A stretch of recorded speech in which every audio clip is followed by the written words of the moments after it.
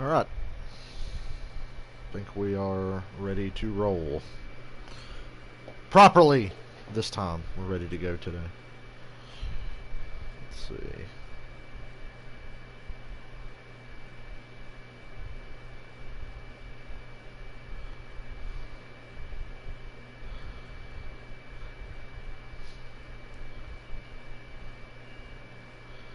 Monday. I do like Monday races. I just wish they'd start a little bit earlier because guess what? There's a threat of rain. Just about an hour and a half after we get rolling, it's almost assuredly going to rain. So, but we got bigger things going on, I guess. Somebody basically, well, you guys heard the news about what was found in the 43 garage stall last night, but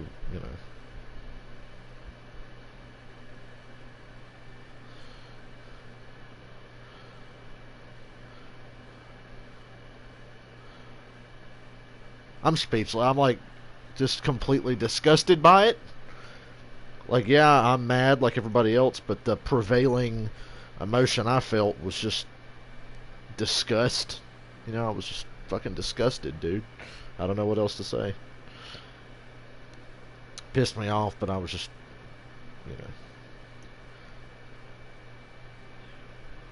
I really don't even know what to say. I'm like tired of having to talk about this kind of thing. Especially when all we want to do is watch a damn race.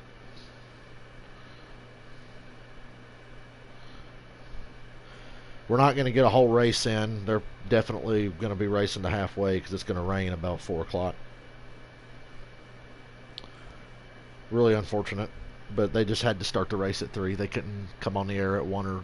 If they came on the air at 1 or noon, they would get the whole race in. But because they want to wait till 3 o'clock for those, storms to roll in. Pretty fucking stupid. Maybe we'll get lucky and we'll dodge them, but I've been saying that for weeks now, and every possible bit of rain that could hit the racetrack is pretty much hit, except for at Martinsville.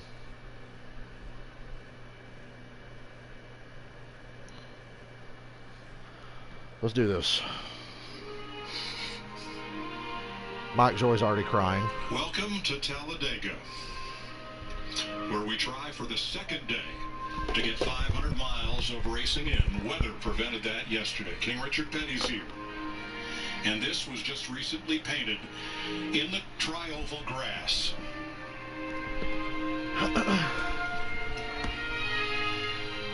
All of NASCAR's drivers have rallied around Bubba Wallace, the NASCAR Cup Series lone black driver, after what happened here yesterday afternoon. The drivers, led by reigning Cup Series champion Kyle Busch in green, and their crews, the entire garage area, has rallied around Bubba Wallace and the number 43 today. Because yesterday afternoon, a noose was found hanging in the garage stall of Bubba's race car. In the NASCAR Cup garage area, a secure area where access is limited to competitors, officials, and track staff. A despicable act by someone flying directly in the face of NASCAR's efforts to build a culture that is diverse, equal, and welcome. It's a fucking hate crime. That's why Richard Petty is here today.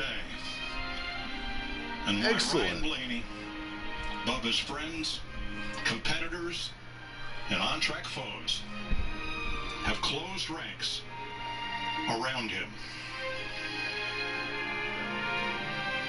You don't fuck with my boy. That's my boy. That's Bubba. That's my man. That goes up later today. Racing is the great equalizer. Everybody's 6'4", 240 pounds. Everybody has 600 horsepower. No one is white, black, brown, or yellow. They are all racers. and they are all our heroes. Offering today's invocation, President and CEO of Motor Racing Outreach, Billy Malden. Let's pray. Gracious God, Heavenly Father, for our country and sport, help us to succeed in our efforts for change as we remain strong and committed. And Lord, may you guide us on the path towards unity and love. As we talk and work together for a better future for all, may we all be slow to wrath and quick to carefully listen. For our leaders, may together they seek wisdom and actions that will truly bring peace and hope to all. Be with our drivers, teams, officials, bless them with a safe day of racing. And as we stand together against racism, by your Holy Spirit, guide us to true liberty and justice for all. In your holy name I pray. Amen. For the 12th Straight Cup race here at Talladega, members of the 313th United States Army Band, citizen soldiers from nearby Birmingham, will perform our national anthem.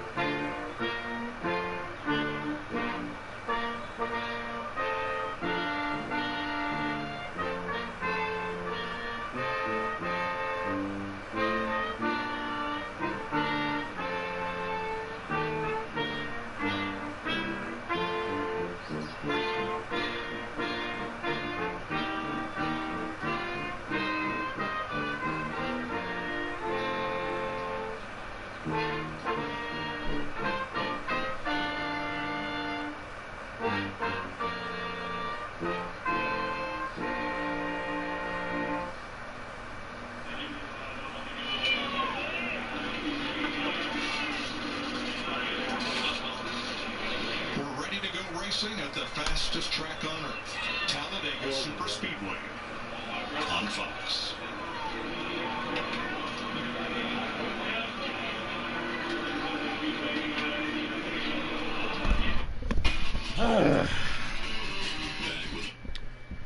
Who left this bowl of onions here?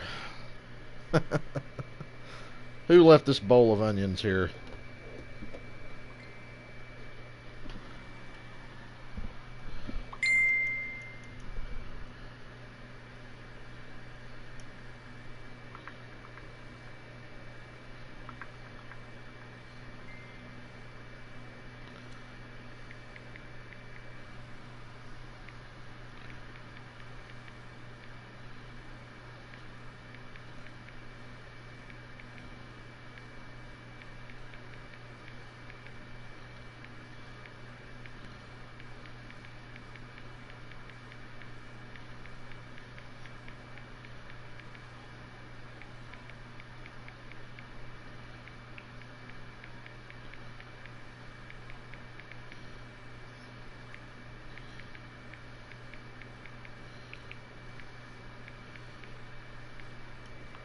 If anybody has a bad thing to say about Bubba Wallace, why don't you just go fuck yourself and get the fuck out?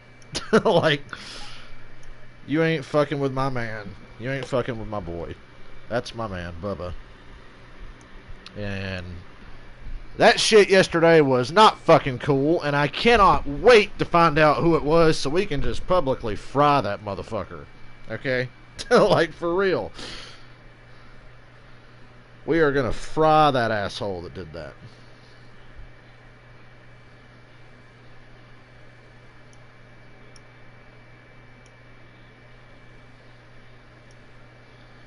I don't even know how I'm gonna, like, concentrate on the race. I mean, once it gets rolling, I'll get into it.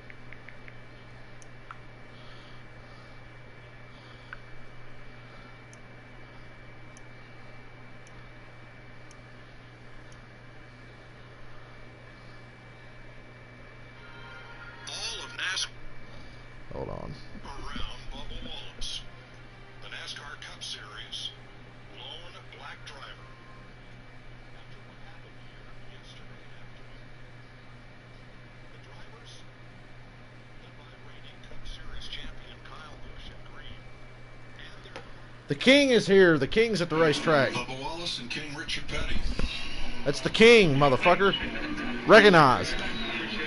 Ready to race in Talladega. Immediately following that national anthem, Jamie Little caught up with Jimmy Johnson. Well, last night we all heard the news regarding Bubba Wallace. And Jimmy, we all heard it together, the news.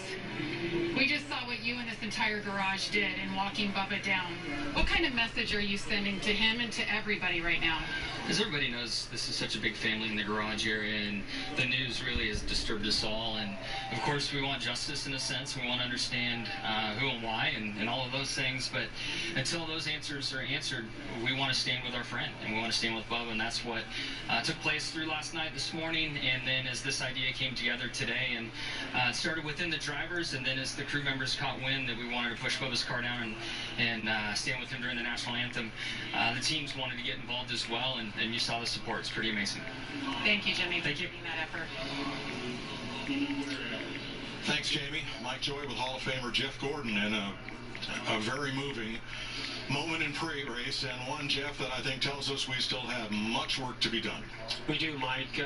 I feel like the sport has come so far in just the last few weeks. I think some of the finest moments the sport has really shown by standing strong for social equality, and I'm just furious. I'm saddened for what Bubba I'm a Wallace Jeff. I'm just is having like to endure disgusted. and the pain You that know? this is causing him and so many others. But I do know this, and we saw this, and that was one of the most powerful emotional moments I've ever had leading into a race, is that this garage area is going to stand together and be strong and stronger than ever as that message continues to get sent. I want to talk about racing. I don't want to talk about race, but it will continue to be part of this conversation. And yes, we will have much to do. That is Denny Hamlin's car. Hamlin visited the National Civil Rights Museum. Denny's car is awesome. Anytime you get a black race car. Looks like it's a satin black finish, not a matte black finish. There is a difference. Know your finishes. For today's race.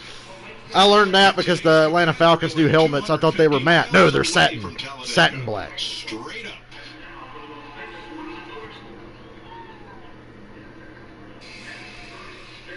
Hello, Talladega Superspeedway fans. I am NASA astronaut Doug Hurley, and I would love to be there with you in person today, but I'm currently aboard the Motherfucker's in outer space talking about how he wants to be at the racetrack.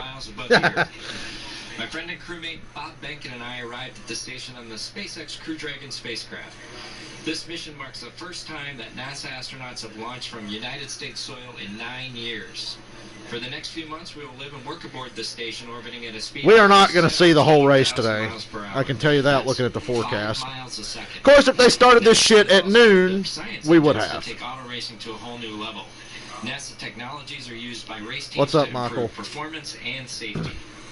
From rockets to race cars, and on behalf of the Because we got to start this race at 3, we're not getting the race in. We're not getting the whole thing.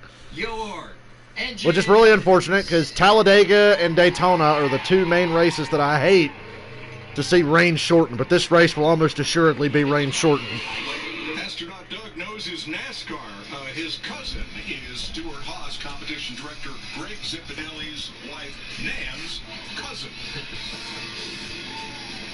A tweet from Bubba Wallace. On the commercial. Anyway, so I was supposed to work today, and I would have been home for the race anyway, but it rained last night again, so I could not work today.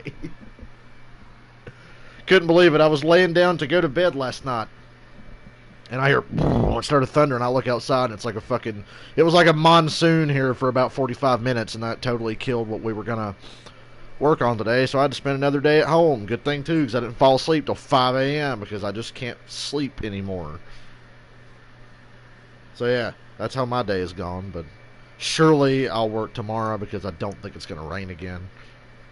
It's going to rain at Talladega, trust me. It's going to rain at the race. So, kind of hard to get excited, all things considered, with what happened yesterday, and knowing the fact that it's going to rain here in about 2 hours.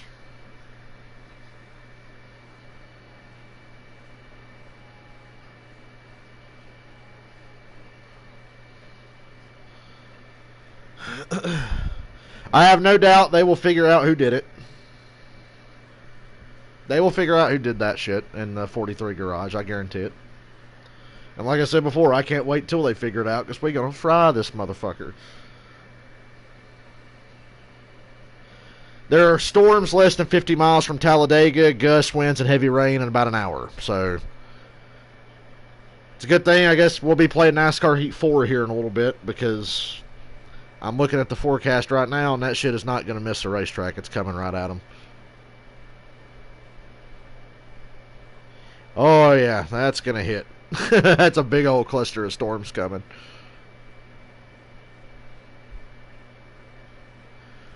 Of course, these dipshits at Fox could have started the race at like 1 o'clock, and this wouldn't be an issue because it's not rained all day, but they wait and ride up until it's about to rain. So, yeah, let's run races in the South in late afternoon, early evening in the summertime. What could possibly go wrong?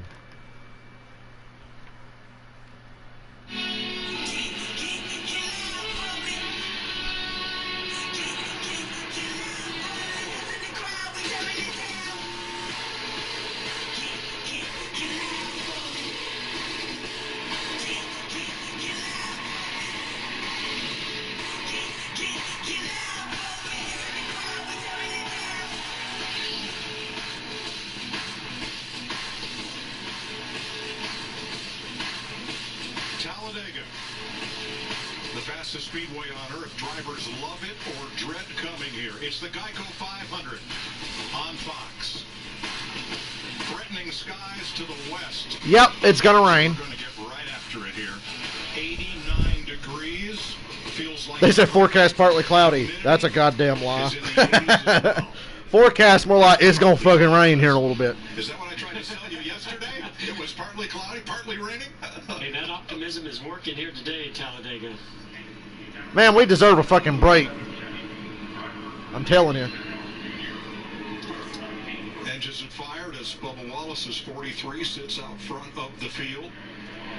He'll line up 24th today. It's 2 o'clock there right now. By 4, we're going to be swamped. Like I said, I'm trying to get excited, but I can't. Too many things pissing me off today. Too many things pissing me off.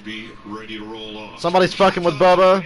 It's going to fucking rain. Ticket buying fans, not invitees, as we had last week Ooh. at Homestead. Let's make today a good day.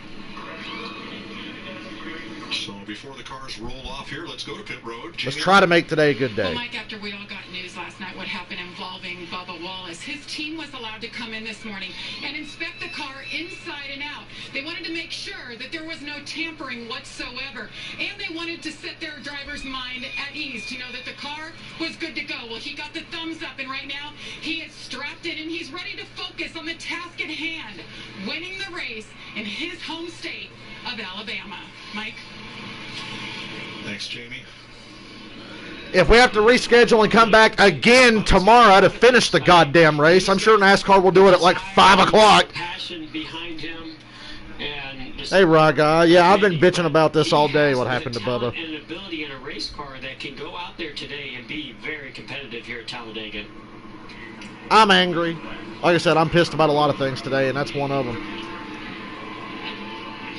The official signals third time by for the green flag, and that will be a welcome sight.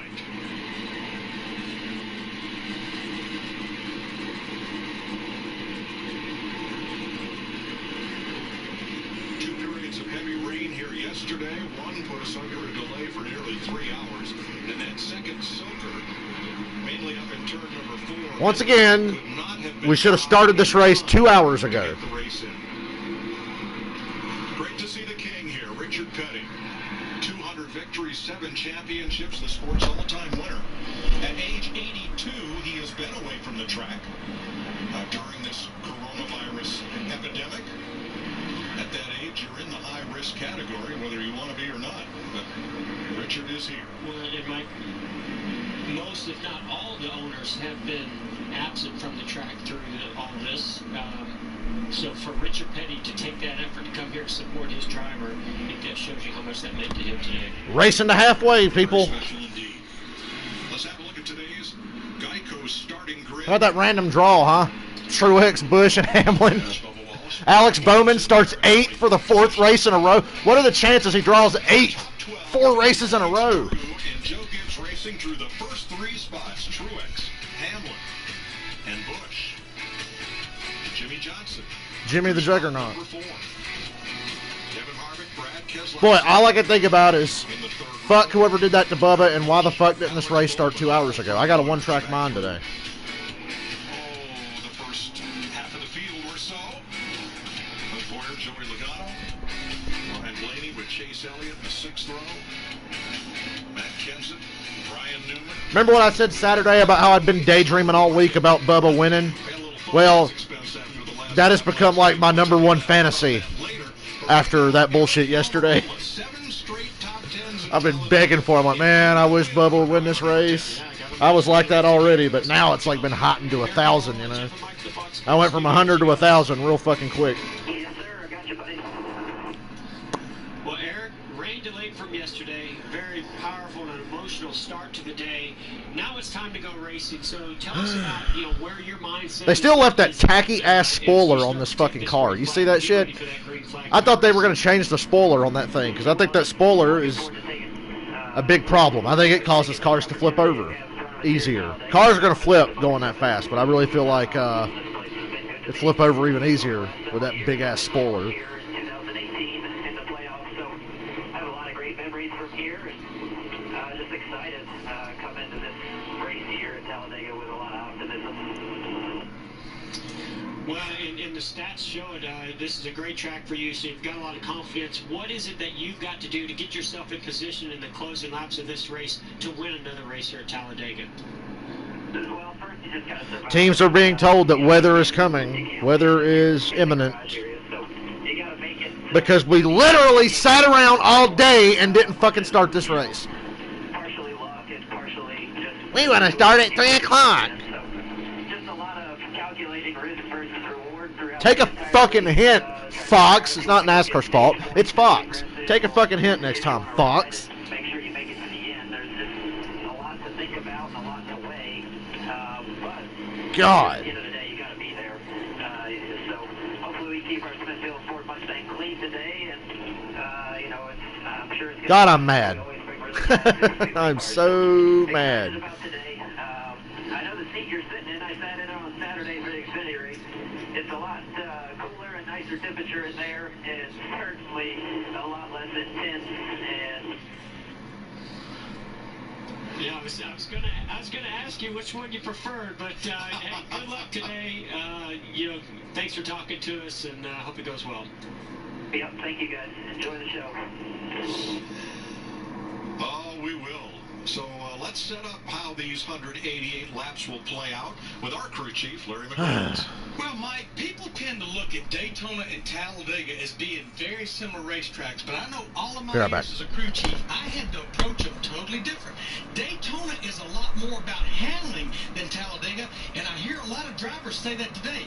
Let me show you one big difference in the tracks at Daytona and Talladega, and it has to do with the corners. You see right there, there's 2 more degrees of banking here at Talladega, 33 degrees versus 31 degrees, but the big difference, 6 feet wider. Now, Daytona, we go up an octave when they're 3 wide. Don't be surprised to see them 4 wide here today. It's a classic case. Pave it, and they will use it. Now, let's take a look at our race analysis. We're going to go 188 laps in 500 miles. The stages are 60, 60, and 68. Look at that pit road speed, 55 miles per hour. In the last 4 races, we've had over 30 pit road speeding penalties. The field window, 40 to 46 laps. A lot depends on whether you're leading or whether you're drafting. And, Mike, we will have a competition cost of about 25, and you cannot fuel the car until that caution. Thanks, Larry. Folks at home, you've got about another lap or so to download the Fox Bet Super 6 app and play today for free. 2 chances to win money. There's the regular Super 6 NASCAR game where you pick the finishes of 6 drivers. And Clint Boyer with a last lap pass last week screwed 3 people out of $90,000. Sorry, Clint. The jackpot rolls over, and now it's up to $100 grand. And there's an additional game with a guaranteed $1,000 in total prize money today. It's free to play. The Fox Bet Super 6 app. Sign up and play. You've got two laps left to do it. And now let's join Vince Welch on pit road. Well, Mike, Martin Truex Jr. has a Cup championship to his credit and 27 career wins on his resume, but he's never won here at Talladega. Over 30, in fact, over 60 on the super speedways. So before he climbed in the car, I asked him, how does he break through and get that win today? And he said, I've tried it every which way I can. Conservative, aggressive. Today I start from the pole. I hope to stay up front and hope they wreck behind me. All right, y'all. So simple, but we all know I'm back. 40 cars in chaos. It's never Newman in a Krispy Kreme car. Is he? I didn't see. I was outside just now. Glad to have you with us today. 6 cars will drop. Okay, let's watch a fucking race. Whatever little bit of a race we do get to watch, let's watch. In the 24, the 78 of Garrett Smithley and the 51 of Joey Gase will also have a pass-through. Let's just watch and see what happens, y'all. 3 other cars that were already starting to work. Castrol car, okay. Yeah, I remember that paint scheme now. I didn't notice it because, like I said, I was outside just now. That's a sexy car. Castrol paint schemes are always sexy. What's a sponsor that has the best looking cars? Castrol, Tide, and Valvoline. Castrol, Tide, Valvoline. And M&M's, let's be real. M&M's. Bass Pro Shop, too. Bass Pro Shops has never had a bad paint scheme. That could be an opportunity here early on, but boy, that is risky on the opening laps of this race. And remember, the signature facet of this super speedway. It's not a good thing that the storms to the south are moving slowly, because when they get to the racetrack, it's going to sit there for a couple hours. So, we're fucked. Home Depot, yeah, Home Depot's had some good ones too. I miss Home Depot. Budweiser had classic paint schemes. Simple, but classic. STP had some great shit too. Alright, let's go. Green flag, here we go. However many laps we get into this shit. It's the green flag.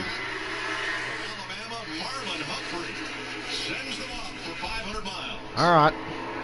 Form your alliances now.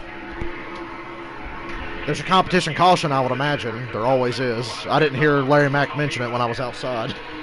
Lowe's, you're right. Power of Pride paint schemes, dude. Lowe's Power of Pride. Sexy. Once again, it comes back to patriotic paint schemes I love. Boy, that's a great camera shot they got there. Boy, Denny Hamlin's car really stands out. It's solid black. I've seen some gaps and some holes and some momentum and some big runs that maybe could have allowed somebody to go 3 wide. A little conservative. These guys are going to take it easy. We probably ain't making it to halfway, so this is just going to be a practice session for tomorrow. Halfway is lap 94. Just treat this as practice for when we come back tomorrow to finish this shit. And hopefully they started at an earlier time. Yeah, Interstate Batteries. I didn't like that watermelon-looking Interstate Batteries car that he's driven the last couple years. But that one he's got right there is nice. But that watermelon-looking shit was ugly. That thing looked good when it was flipped over at Daytona a few years ago. Oh, Jimmy Johnson. Johnson with a peek outside. You squirrely. NASCAR has mandated Teflon slip tape be applied to the bumpers so cars that can do a little bump and go and not. They put slick shit on the front of the cars to keep them from tandeming. NASCAR. Are you for shizzle? Well, that little Caesar's car Chase is driving is nice. I liked that last year, too. We won't really know the changes to the aero package, what effect they're going to have, because these guys are not going to race hard right now, obviously. I doubt you'll see them race hard at all today unless we get right to lap 94. So we really won't know if the changes are going to make a noticeable difference or not. They're just going to chill out, you know. 47 way up high, creating a third groove. Got a little help. Which can make super speedway races a little frustrating. Unfortunately, they're going to need a little bit more help than that. A lot more help. See Willie Byron's peeking up there also, but it's all about... Boy, Stenhouse has a nice paint. Let's talk about paint schemes. That's what we're talking about today. McDonald's has always had nice paint schemes. There's Matt Kenseth. Mountain Dew. Oh, God, give me a Mountain Dew car. I did not like Dale Jr.'s Diet Mountain Dew car. I thought that car was ugly. So they've had one ugly paint scheme. But Chase Elliott's Mountain Dew car is nice. All the rain here yesterday. Does that really mean much at Talladega? Well, I mean, we do see some tire wear here, and the handling might go away a little bit, Mike, if these guys are pushing and shoving. But where it really adds up is the drivers need a period of time to get used to looking in your mirror constantly, hearing your spotter in your ear, telling you all the information, and also knowing what the car's doing. Johnson with a big run. Didn't go anywhere with it because, like I said, they're not going to do anything. Give Stenhouse credit. He's trying. Stenhouse 3 wide in the middle of the pack with about 4 cars behind. Ooh, there's a third line up front. Wow. Oh, Jesus Christ. That was almost bad. 4 wide, 4 wide, 4 wide. Harvick and Johnson have almost wrecked like 3 times in the first 5 laps. Ooh, Denny Hamlin's leading right now.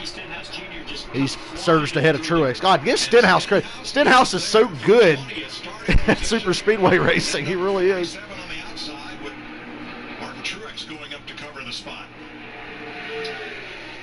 Stenhouse, what are you? Stenhouse is looking to get around Truex and hang him out.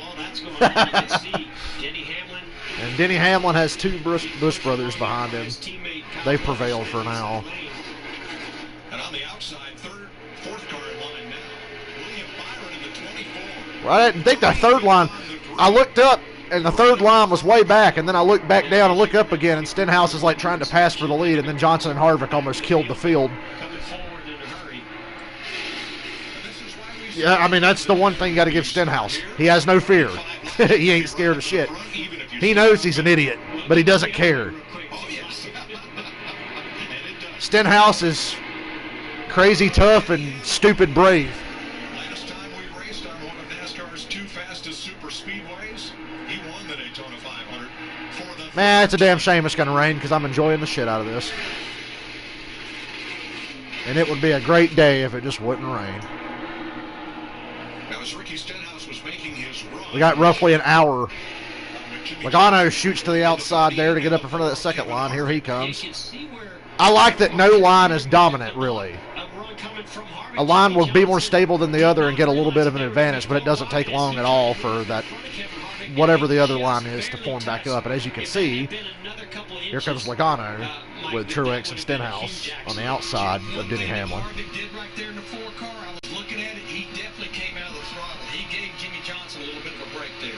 As he should. They were only like 5 laps in when they were about to kill everybody. Alex Bowman's got a new Valvoline paint scheme today. It looks great. Like I said, I'm talking about paint schemes today because we know this ain't going to be the race. Hamlin. Oh, Logano, please hold your fucking line. Boy, Hamlin slowly moved up in front of Logano, and Logano slowly moved up and then cut back down in front of Truex. And, oh, jeez. Jesus. Chris Lambert, or crew chief Chris reminding Denny Hamlin's spotter, Chris Lambert, remember, we've got the different paint scheme this week. Normally it's got that bright white and purple of FedEx. Today it's the all-black car with the National Civil Rights Museum logo on the hood. So real racy up front, though. No train. This ain't the Xfinity Series. You ain't going to see a train for half the damn race. Another third lane forming up with Harvick, DiBenedetto, Buescher. They'll get up to the front if they just stick with it. Byron's going with them. Custer's going with them. Boy, they are not content to just get in line and run. That's good for us. Joey Logano's got the lead now. Surged ahead. Yeah. Oh, Harvick. He kept the lead by being on the front bumper of that 22 for about a half a lap, but he could not. I was wondering where it was back any further. He has a fast race car right now as he's out front. See, here comes that third line. Man, this would be such a good race.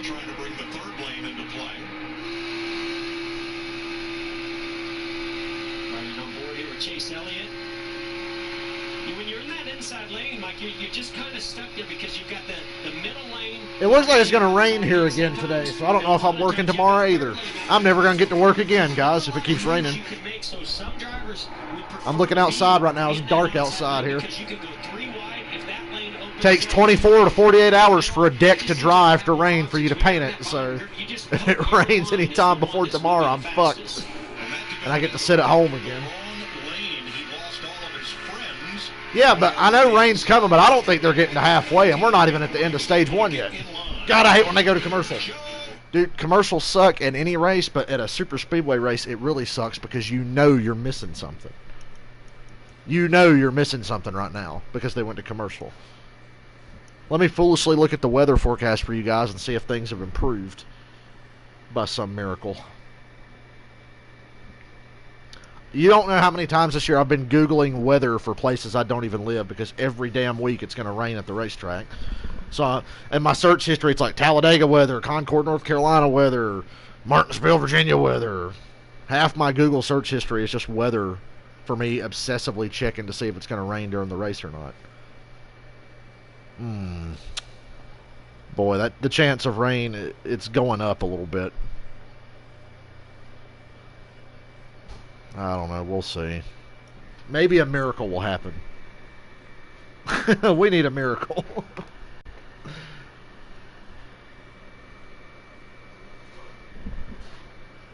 Why was Jimmy Johnson driving like he did on iRacing there? And I'm happy to say so far the rule changes for the aero package has not hurt the racing product. I did not think it would. The aero ducts and all that shit are totally inconsequential. They slowed the cars down by another 40 horsepower, but I'm still pretty sure that they're faster than they were when they had the restrictor plates. Because I think when the restrictor plates were on these cars for these races, they were just under 500. They're at 510 right now with the bigger tapered spacer.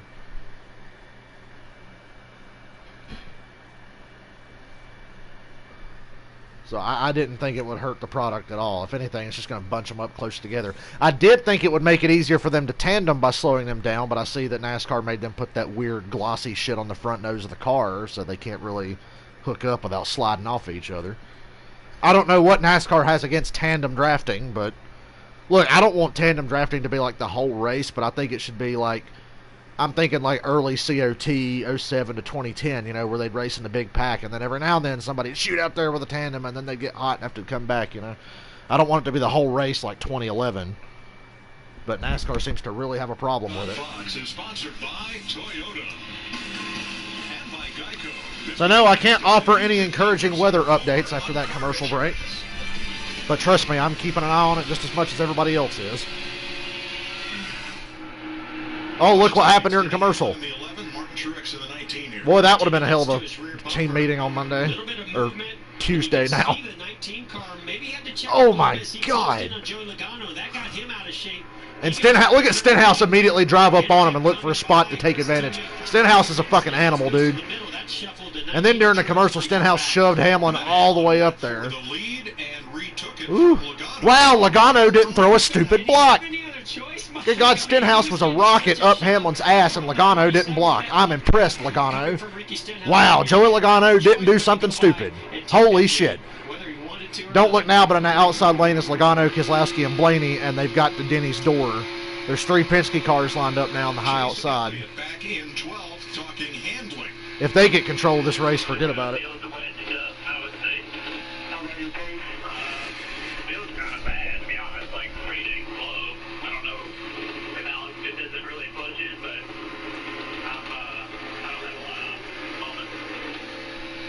Stenhouse is an animal.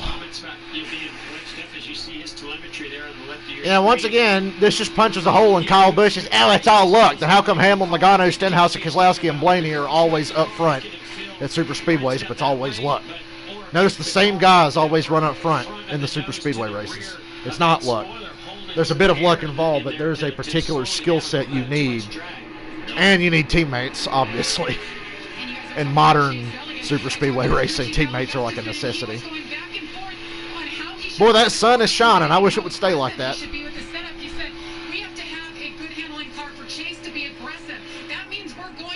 Oh boy, Hamlin, you better get back down to the bottom.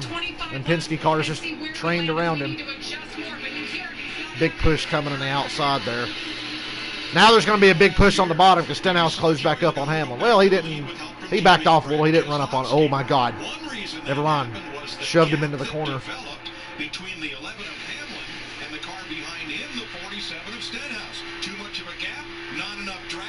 They'll power right on by you. Yeah, as that car gets closer to the rear bumper, it starts lifting the air over that rear spoiler and starts lowering the drag numbers and picking up the speed. Well, if you get too much of a gap from yourself to that car behind you, you're no longer, now you're catching all that air to the rear spoiler, so you're no longer getting the effects of taking the air and lowering the drag on that rear of the car. The Penske Mustangs, 1, 2, 3 on the outside. Martin Truex Jr. was up at the... Well, I think their line just got sabotaged because there's a train of cars that just pulled out of their line. And wow, Truex dropped all the way to the back with Eric Jones. The car is just too loose to take that aggressive of a push, and as he got back in the back of that pack there, thought maybe he had a right rear going down, so they're paying very close attention to how that car feels right now. Third line coming with Cole Custer and Buescher and Harvick. Lap 25 is the competition caution. Yeah, we're going to waste time with the competition caution when there's rain on the way, but whatever. It's a bold strategy, NASCAR. We'll have to see if it pays off. I bet it doesn't. How much do you, if you're Martin Truex Jr., how much do you want to hold on to that loose race car to try to maintain that track position up front? How come when I see the Procore car, I still want to call him De Benedetto, even though it's Christopher Bell now? But when he's in that paint scheme, I think De Benedetto. See Kevin Harvick got down behind the 24, William Byron. Got a nice run, maybe even a push from somebody behind, but he wants to be in that outside lane and get behind rookie Christopher Bell. Stenhouse looks a little squirrely there behind Hamlin. He got a bit of an awkward shove from Kyle Busch, and he went whoop, whoop, whoop back and forth.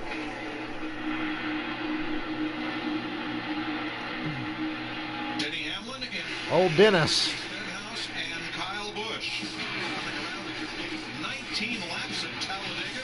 Competition caution is 6 away. Another damn commercial on a super speedway.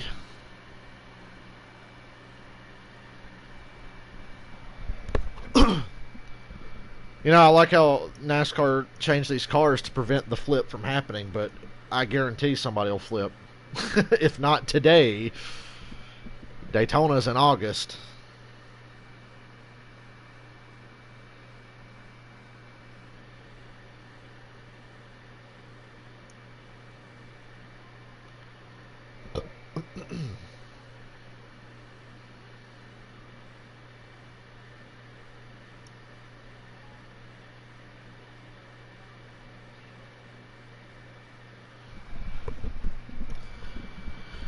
I like what Bubba's doing right now. Just hang out in the back.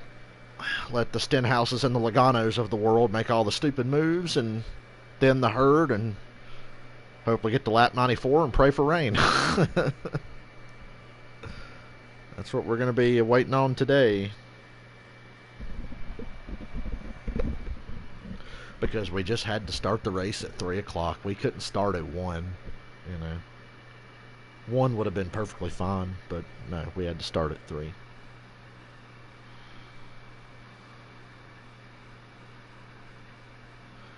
Time for another commercial break weather report, because every time I go to commercial now, I'm going to be looking.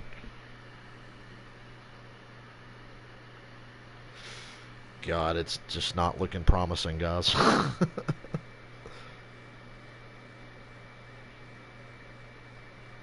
Well, the good news is, guys, by 9 o'clock tonight, the rain will be gone. But Talladega doesn't have lights, so. But hey, by 9 o'clock tonight, it's going to be all good. Fucking unbelievable. What am I supposed to do tomorrow if they put the race at like 10 a.m. or something and I'm at work if it doesn't rain here? Matter of fact, let me start checking the weather in my own damn town. Know if I'm going to have to work tomorrow. Forest City, NC weather.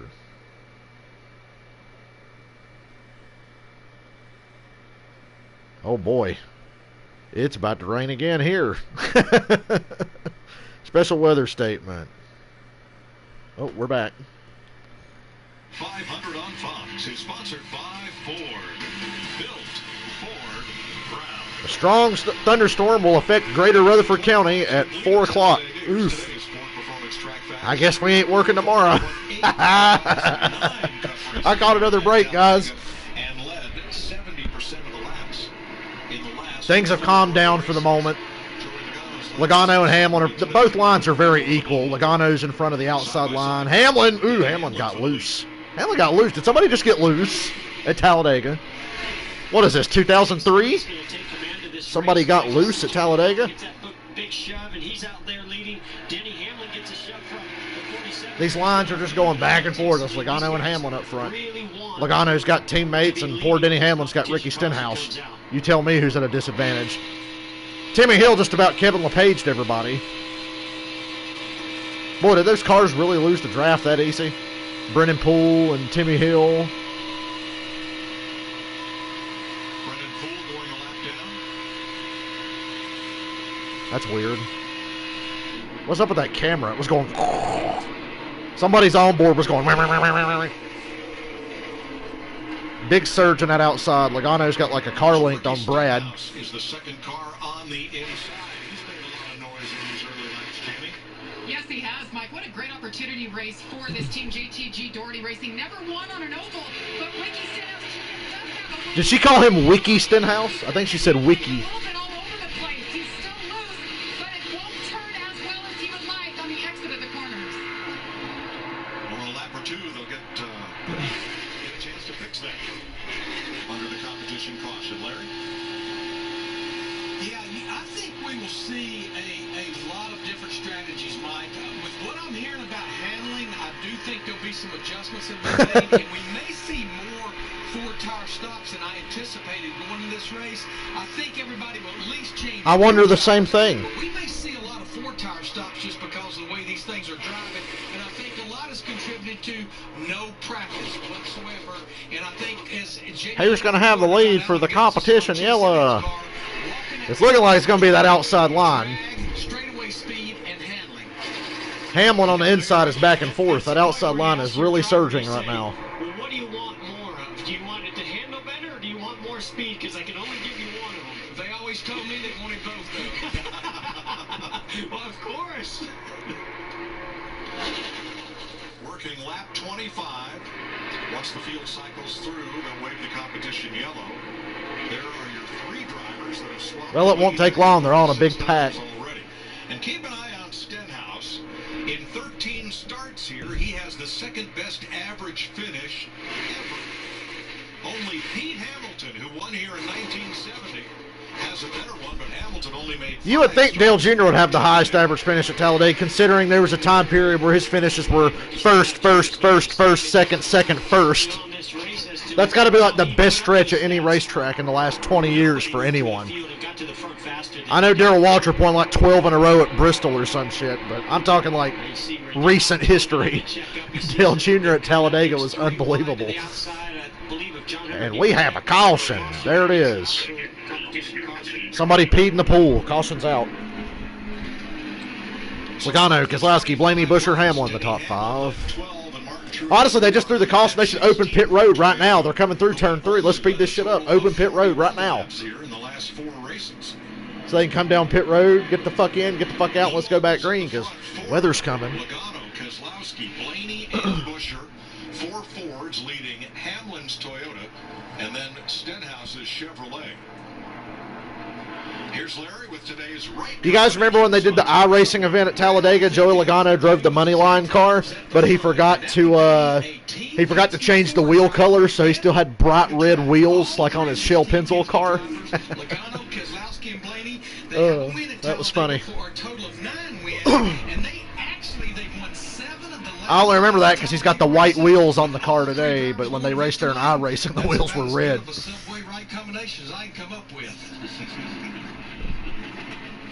Guys, I got some exciting news about NASCAR Heat 5. There's not a lot of new shit in the game, but NASCAR Heat 5 has custom seasons. We can make our own custom season modes.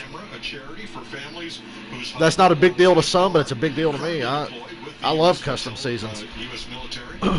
We could copy the fucked up schedule of this season, because obviously we didn't get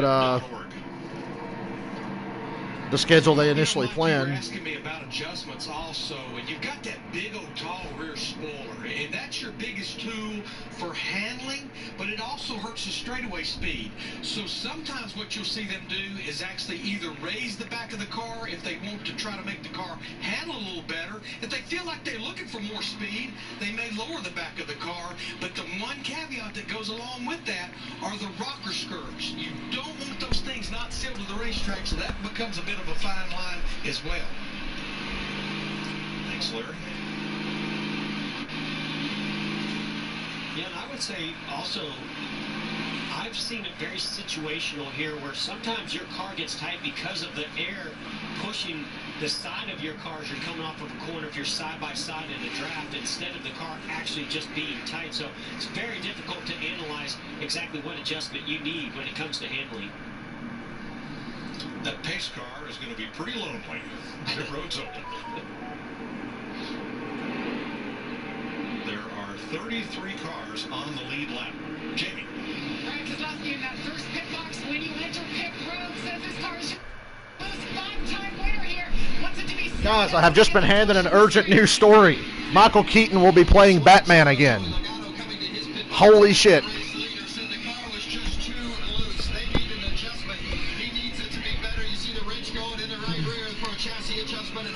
A lot of two-tire stops as standard for Daytona and Talladega. Logano got the lead out. Blaney, Hamlin, Keselowski, Custer, Stenhouse, Kurt Busch, Austin Dillon, Kyle Busch, Jimmy Johnson, the top 10. So Logano's leader. Two tires for every. Well, no, somebody stayed out. Really? Somebody stayed out? Surely not. You can make it to the end of the stage from here. Why would you stay out? Ain't nobody staying out.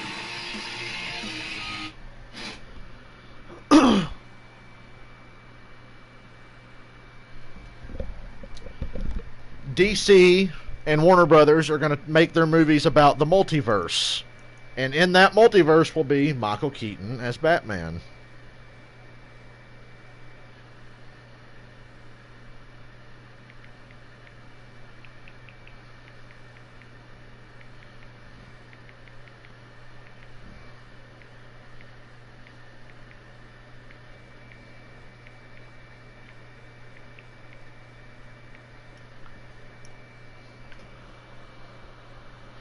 They put, according to what Jeff Gordon said, they put some kind of like tape, some kind of slick tape on the front of the cars.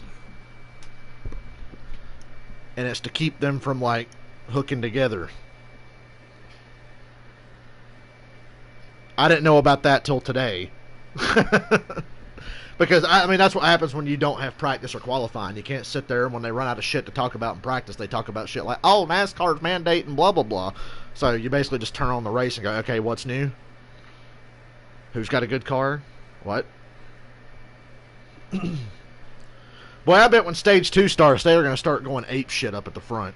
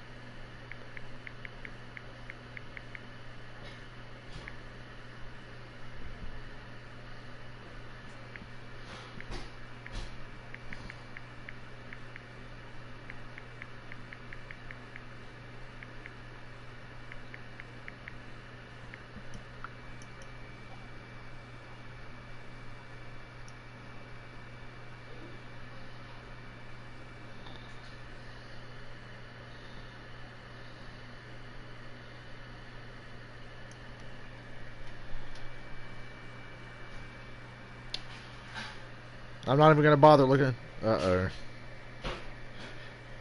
Rain is about 25 to 30 minutes away, according to Denny Hamlin's team. They said that it's already raining out past the tree line at one end of the racetrack, so...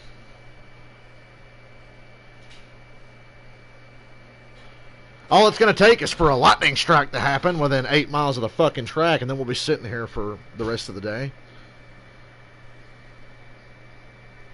I'm secretly hoping they don't get to halfway. I really am. I don't want this fucking race to end halfway. I want a full race, even if we have to come back tomorrow. Because I'm looking outside right now. I ain't going to have anything else to do tomorrow because we're not fucking working tomorrow.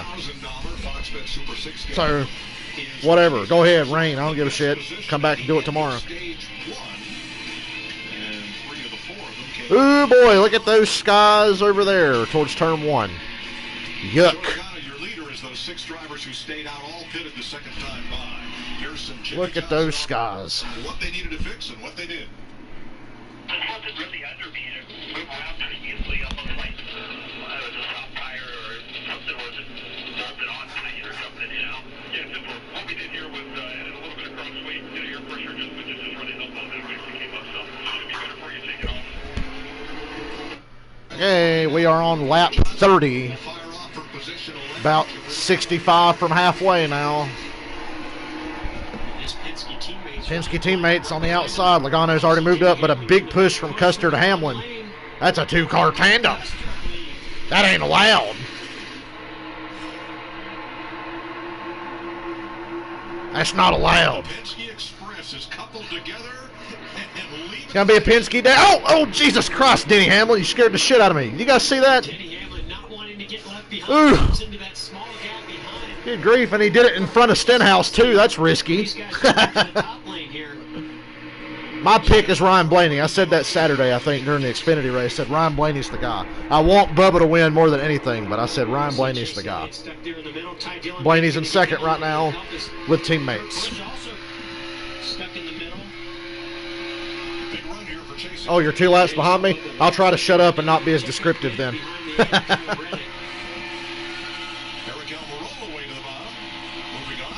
They tried to form that train up on the outside, but there's a big push on the inside coming with Stenhouse and a whole gang of people. So no train racing today. Big shove, Kyle Busch to Custer. Big shove to Stenhouse from Custer. Stenhouse has the lead. He pulls ahead.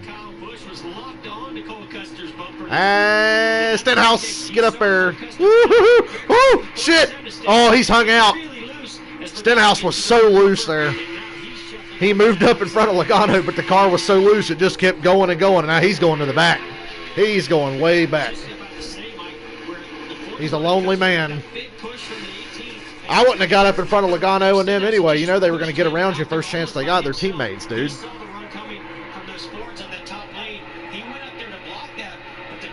Hold on, wait. Ricky Stenhouse had the lead for about as long as it takes to say Ricky Stenhouse has the lead, and he is now back to 20th after that. Well, we saw him come from the back. Please be descriptive.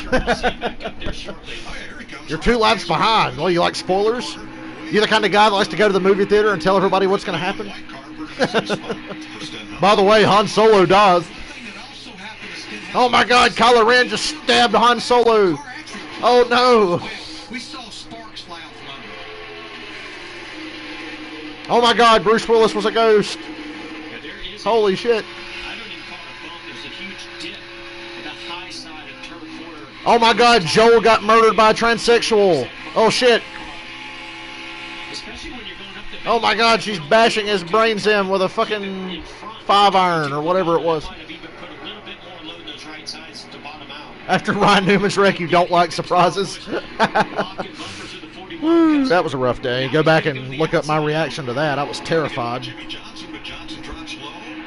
a huge run by Jimmy Johnson. Left Alex Bowman up on the high side. You know, these cars look oddly stable, don't they? I know because they're glued to the fucking ground. That helps. My God, here comes Dale Earnhardt on the outside. Oh, wait, that's Austin Dillon. Same thing.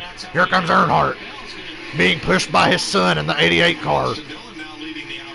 Austin Dillon's going to take a lead. Son of a bitch. Oh, my dear God, Denny Hamlin. Denny Hamlin aggressively side drafting in the middle of turn 2. Now the tables have turned. Now, darkness, the tables have turned because Denny Hamlin's got Kyle Busch. Oh, shit. Ew. Byron moved up in front of the third line and Kyle Busch moved up with him, and I thought they got hooked together. Now all Kyle has is about a car length between him and his brother. Because Logano just told his team a moment ago that he feels like he's got a vibration, and he said it is very Logano's got a vibration. Good pit, you stupid prick. And those Penske cars are still together, but they're on the bottom now, and everybody's 3 wide. How did they all 3 get to the bottom?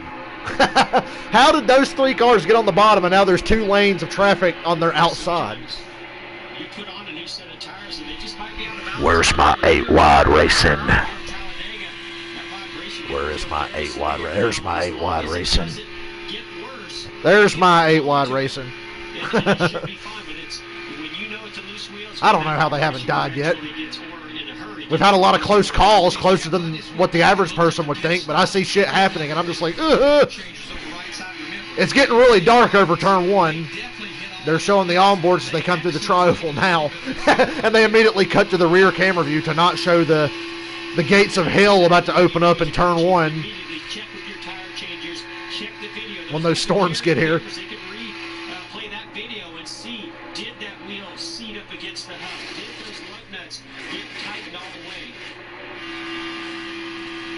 Kyle Busch has the lead now. Well, no, not quite. He's about to have it, though. Big push on the outside. You know, Kyle Busch complains about super speedway races, but if you look at the last bunch of super speedways, he's been in the mix every time. There was a period of time where Kyle Busch was a non-factor in almost every super speedway race. Now, he's up front a lot. So I got to give him credit for that. I can't even keep track of what's going on. It's Busch, Byron, and Austin Dillon, Alex Bowman, Christopher Bell, Stenhouse, and McDowell on the outside. Logano, Blaney, Keselowski on the bottom. Outside's really surging ahead now. 21 cars in this lead pack.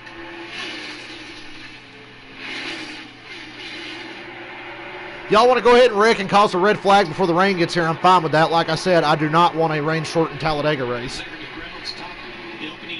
That would be blasphemy.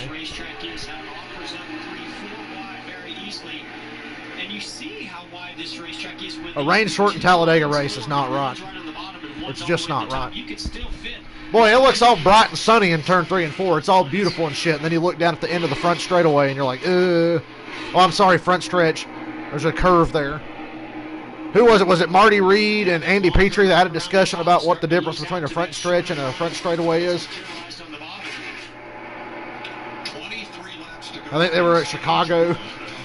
And Marty Reed's like, he's going down the front straightaway, or the back straightaway, and Andy Peters like, well, it's a back stretch. It's not a straightaway. There's a curve in it. God, Andy Petrie was a terrible analyst.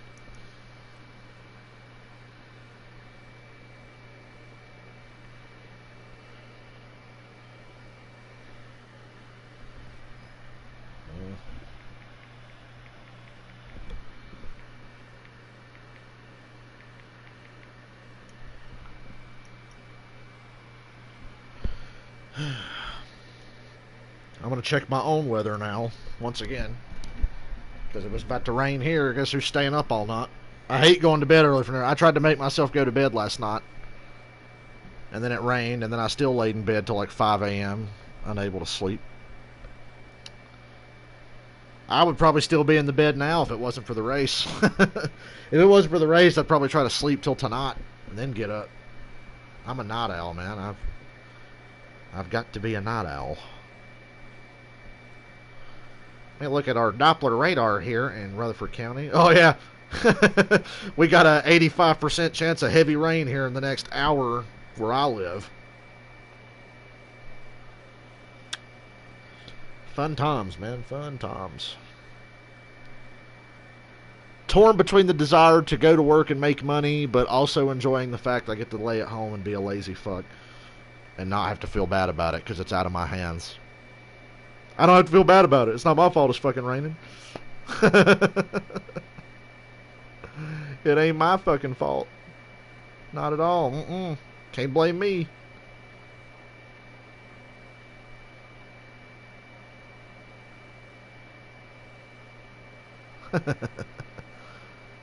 You can't blame me at all. I can't control the weather.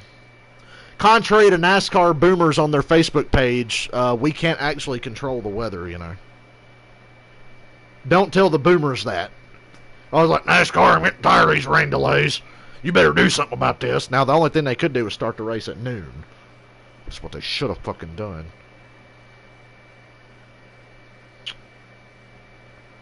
Boy, that forecast is not looking promising at all. It looks worse every time I come back and look at it. There's a weather issue for Birmingham, Alabama, and Talladega County. Look at that shit. Look out the back of that onboard camera when they come back for commercial. Holy balls.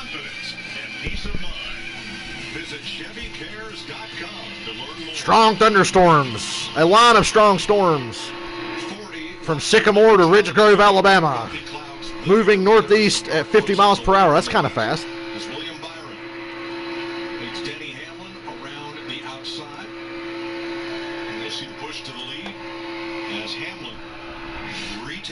Denny Hamlin with Christopher Bell has the lead.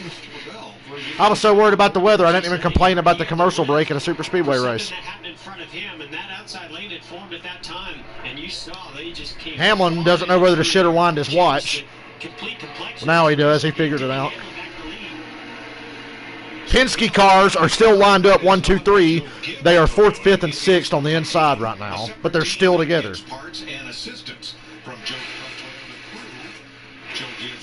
Levine family racing, the 95, running in second. I'd say old Dennis and Joseph are the two guys to beat today. Big run. Joey just pulled out of line and had 3 teammates go with him. And now they've got a 4th guy with them because DiBenedetto is technically their teammate as well. And they're about to gang up on Denny. Here they come. 1, 2, 3. They all get to the inside, and old Denny's going backwards. He's got help, but they all 3 just surge past him with Logano out front. It's remarkable how well they're hooked together. You know, the same thing happened last year with that big line of Chevrolets. You guys remember how Chase Elliott won Talladega last year? There was about 8 or 9 Chevrolets, and for the last, 50 laps of that fucking race, not a single one of them moved. And the guys up front, Logano and them dudes, are racing back and forth, blocking each other, and the whole time on the inside is just a train of Chevrolets with Chase Elliott and Alex Bowman up front. And eventually they just got the lead by just staying together. They didn't even have to make a move for the lead. They just got it. And it's remarkable how well the Penske guys are working together. Hamlin got the lead back, though. God, I'd do anything for that rain to skirt by the racetrack. Stenhouse, Carlo, man. Oh, my God.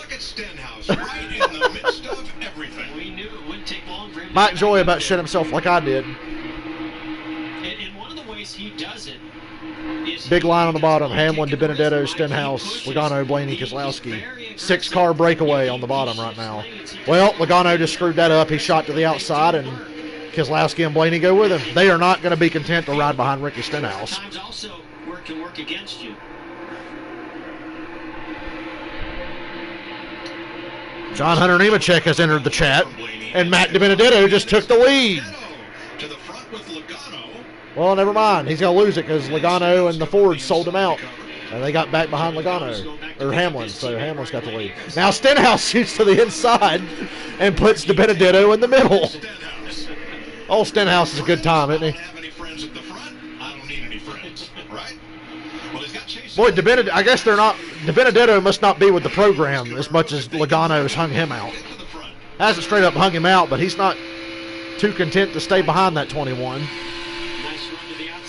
Look, the skies are getting lighter towards turn 2. If that shit could just fuck off and keep going, and we can catch a goddamn break. Just for once.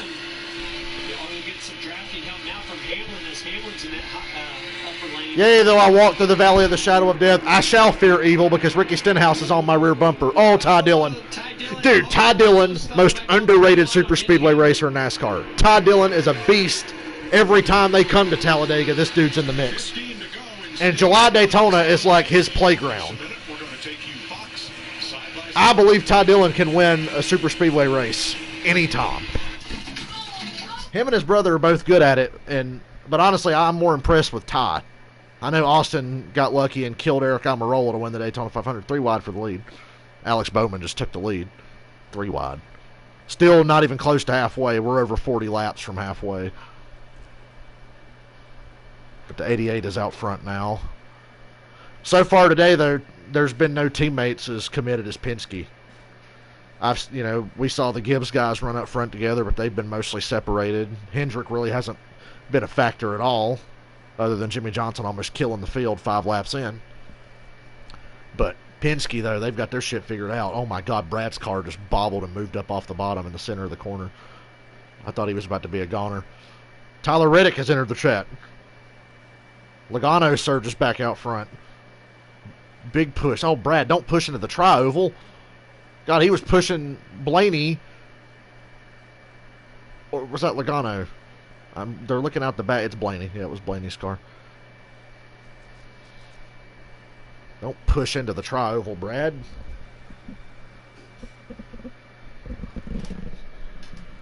I hope if there is a tornado, it kills the guy who hung that noose in Bubba's garage stall. Maybe that'd be the one good thing that would come out of this. Boy, Brad is getting really aggressive with his bump drafting and his pushes. And it's working because, look, Logano, Blaney, Brad back out front again on the bottom. And they got DiBenedetto with them now. So they're pretty well set here. You know they're going to stay together. But I love the fact that it's not like it was a couple years ago where 3 cars could just take over and ruin a whole fucking race, a la 2016 Daytona 500 and 2018 fall Talladega, where it was Stuart Haas all fucking day. You can't do that anymore. You can win a race doing that, but you're not going to get it strung out single file and boring by doing that. I see raindrops on some onboard cameras. Not a lot of raindrops, but I see like a mist of rain. It's not bad enough yet for them to have to stop it, but I see raindrops. But like I said, teammates can really work together and win the race, but they can't take control. You ain't just going to get out there and take over a race. There's going to be big runs coming. That's the one good thing that giant-ass spoiler is good for. It looks tacky as fuck, but it just makes the fucking runs you get massive. Got another big shove from Keselowski. 3-car breakaway at the front. They're 3 wide. Everybody else behind them is 3 wide. God, look how windy it is. Blow that shit away. Blow that weather away. Boy, yeah, if a rainstorm just breaks out on the backstretch or something, this whole field is going to die. The rear bumper on the 88 of Alex Bowman. I mean, we always think these cars are stuck to the racetrack, Mike, until you see a moment like that. Joey Logano. Joseph Logano. 9 races here, and it's his 8th straight race led in. This is your weekly reminder that Joey Logano is a cunt. How come every time we go to this rear Alex Bowman and Jimmy Johnson on the outside there. Couple of teammates. They just don't have the numbers right now. 10 to go in stage 1. We're only 10 laps to go in stage 1. We are not even sniffing halfway yet. Jeff and I talked after the race, and it was odd that Reddick's last lap was 2.5 seconds slower. Could be a Gibbs-Hendrick alliance. And Blaney asked him afterwards, "What happened? I looked up in the mirror with 1 to go, and you were gone." He thought the race was over. He got a little confused over what he was hearing from his spotter. And he thought, So are you telling me Tyler Reddick had one of them NASCAR Heat 4 moments at Homestead where your spotter in NASCAR Heat 4 goes, white flag, next time by? But all I hear when I'm focused on driving is white flag. Why would the spotter ever say, white flag, next time by? Why wouldn't they just say 2 to go? Just say 2 to go. yeah, he took a lot of good-natured ribbing over that one, but it did not cost him a spot. He had a nice gap back to the 4th position or 5th position. 200 miles per hour going into turn 3. Now we're hearing there's more of a headwind. You see those flags standing up. Big headwind on this front straightaway, so that should be a nice tailwind down the back straightaway. White flag. Next time, Bob. Like I said, all my brain is going to think is white flag.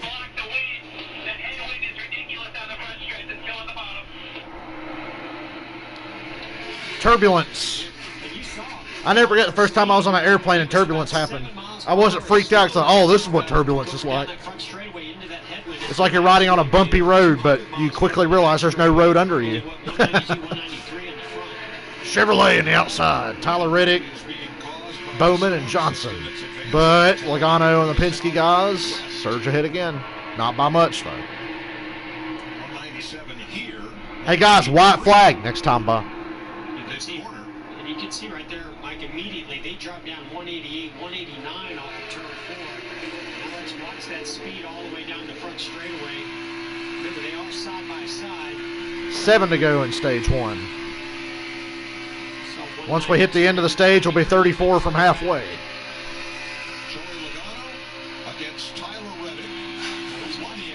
I can't believe it ain't pouring yet. It looks like it's starting to.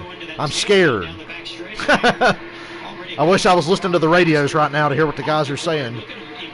Because you know the broadcast is not going to say anything about rain until it actually happens. Because they don't want anybody to tune out. Almost 204 miles per hour. Joey Logano was getting a big push from his teammate Ryan Blaney. You know, I said Denny and Joey are the dominant cars, but Jenny Hamlin. Denny is way back now. And he's not in a good spot. He's 3 wide in the middle of the pack. Ooh, they got some damage on the right rear. That's what happened to Denny. His car must have been looser than Stenhouse's was when he pulled up in front of Logano a while ago. But yeah, Denny's right rear looks a little screwed up.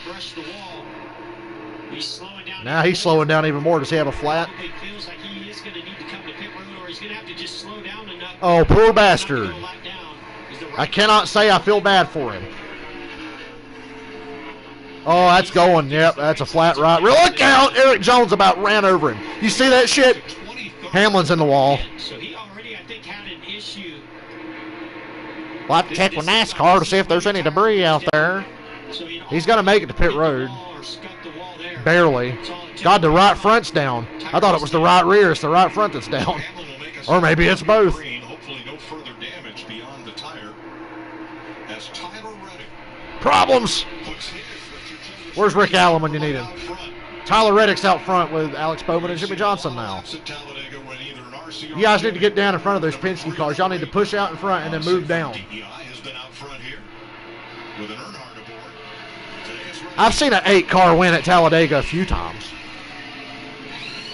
Maybe once or twice. I saw an 8-car win at Talladega. Caution's out. Is it? I hope it's for debris and not what I think. Rain in turn 1. Here we go, people. Settle in. We didn't get to halfway. One end of the speedway to the other, so very easy to have rain at one end of the racetrack while the rest of the speedway is dry. And Denny Hamlin's It's here. It's here. The rain is here. What you've all been waiting for. We're going to be playing NASCAR Heat 4 here in a little bit. Well, I'm going to be eating, but then I'll play NASCAR Heat 4.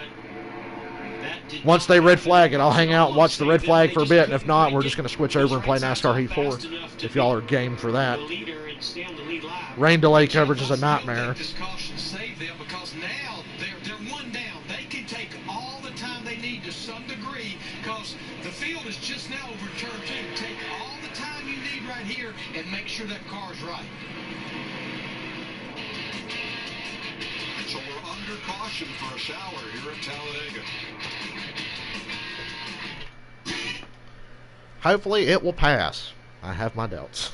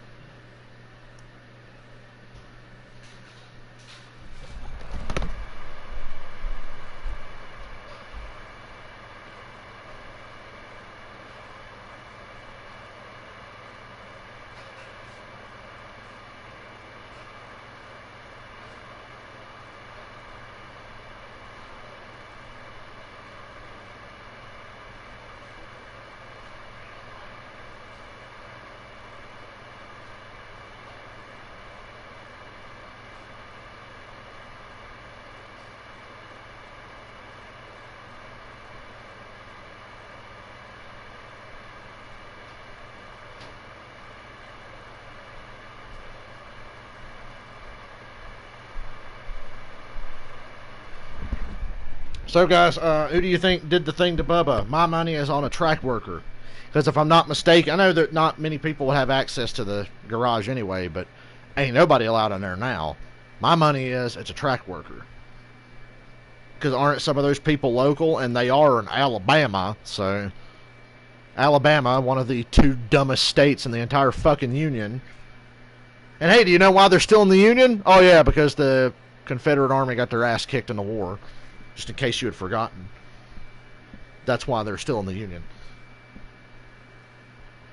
Because they got their shit kicked in and haven't felt good about themselves in a couple of 100 years, which is why they still fly their stupid little flag around.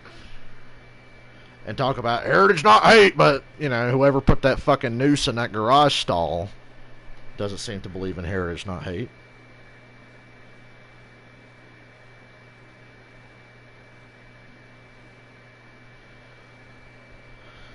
They haven't red flagged it yet. Yet. The stage is probably going to end under yellow if they don't have to red flag it.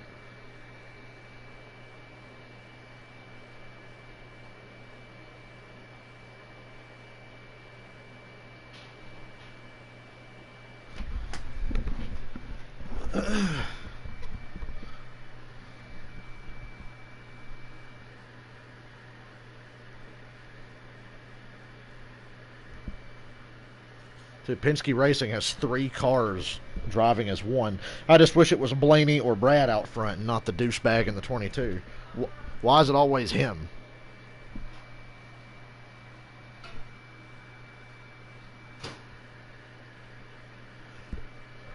And now's a good time to remind you once again that if this race started at 1 o'clock, we would not be worrying about this rain right now. So, just throwing that out there. Race would have probably been over about 15 or 20 minutes ago if we started this thing at noon. But yes, we had to start at 3. Yesterday's Chevy driver profile, Tyler Reddick. What are you gonna do? Xfinity Series champion. I'll be right back. I'm gonna go grab some food. And the spring race winner here last year in the Xfinity Series. Finished a career best 4th at Homestead, Miami last week. And if they run this out under caution, it'll be his first stage win in the Cup Series in this rookie season. I'm afraid this shower has turned into a super soaker. As the rain comes up from the southwest today to bring the cars down pit road.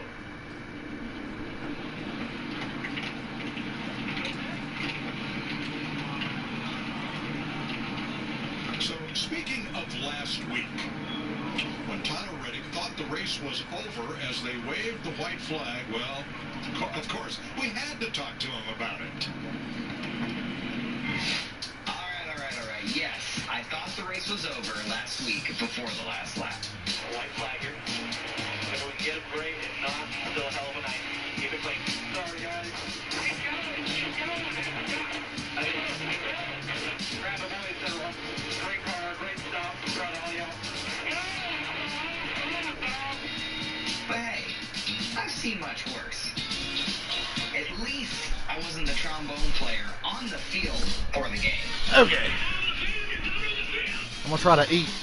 Did we die? No, we didn't die, but it is raining. Red flag is out. The red flag is out. So the good news is you're probably going to see a full-length race tomorrow. I'm afraid to look at the weather for tomorrow. I'm going to watch a little bit of rain delay, and then we'll switch to NASCAR heat. As soon as they cut away, like, we're going to show you 100,000 cameras, I'm going to switch back to fucking NASCAR heat. Yeah, it's raining pretty damn hard. Red flag with 3 to go in stage 1. So we're on lap 57. He is a hot rod, and he has a good time doing it. Yep. And that race was looking like a lot of fun. Oh, 2 days. Thank you very much for watching. See you tomorrow.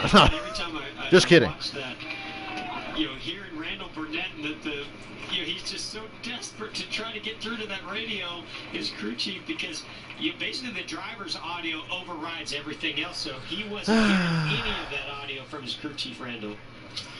So we're under the red flag at Talladega. We want to take you back to where Denny Hamlin, who is now the last car one lap down. Greg Galding will get the free pass from this caution.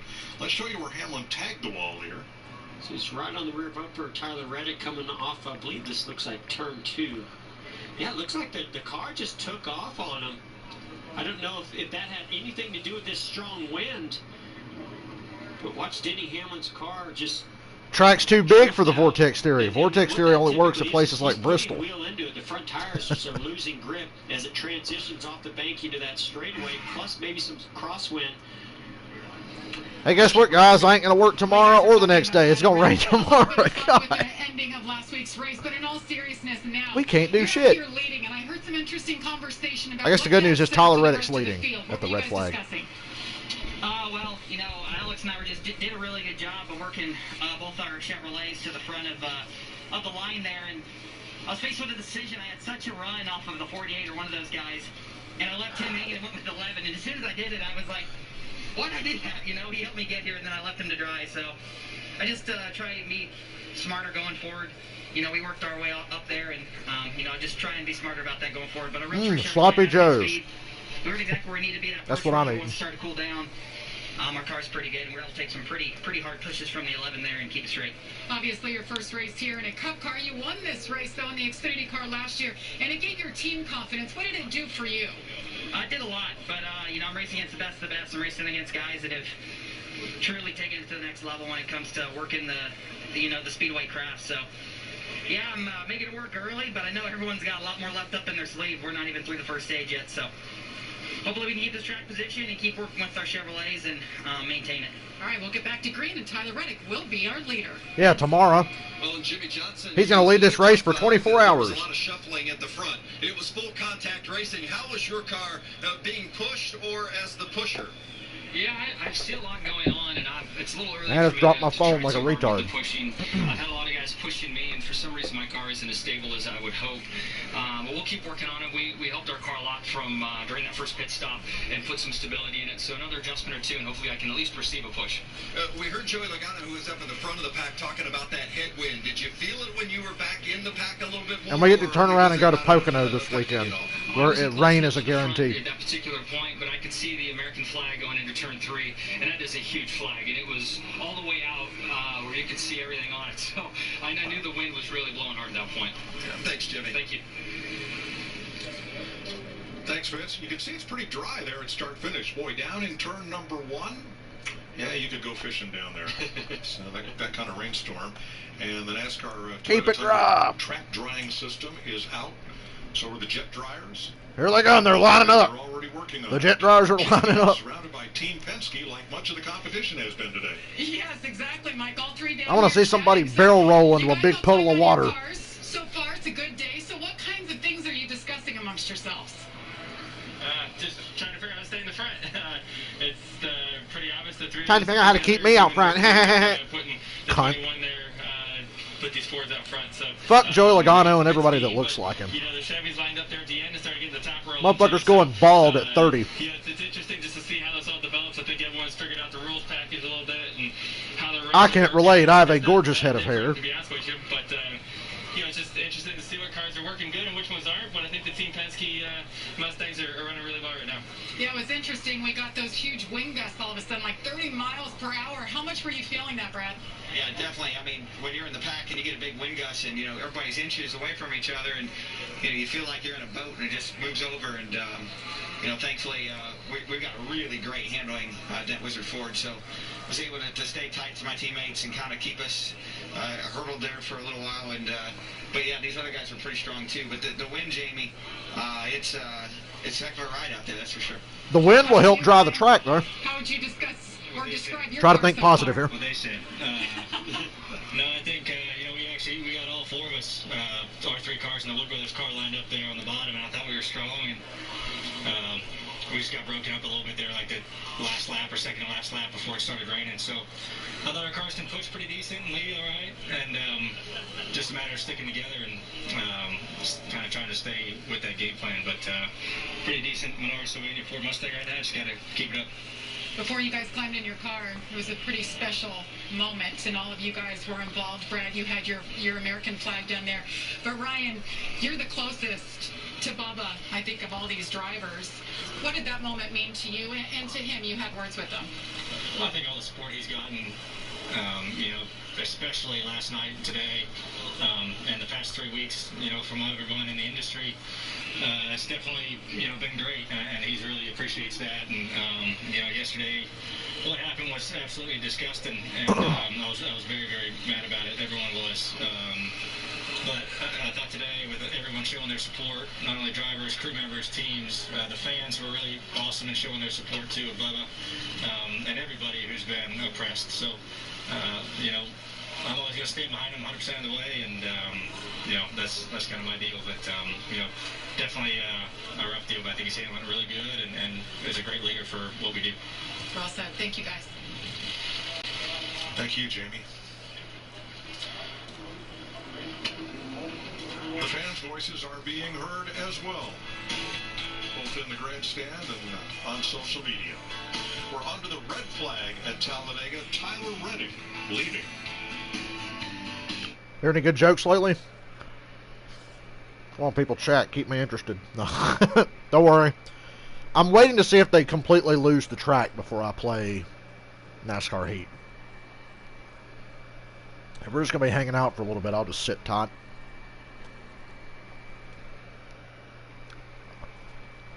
Be right back. Be right back.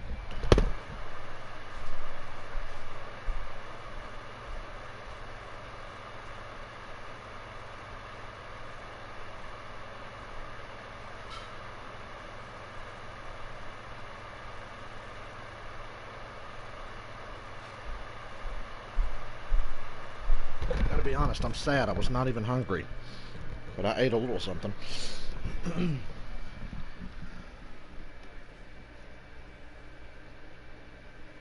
Hold on a second. Let me look outside.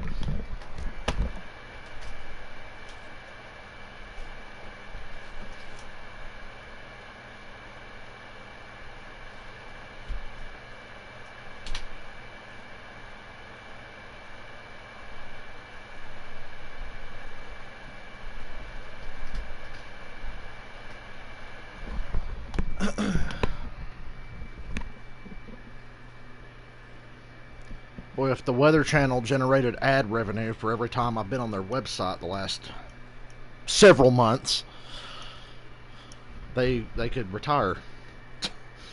They really could.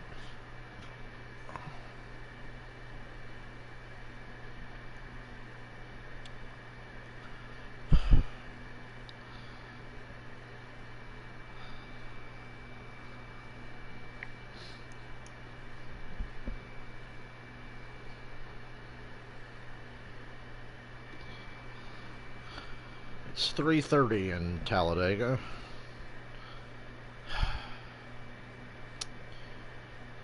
I really don't think they're going to get it started back.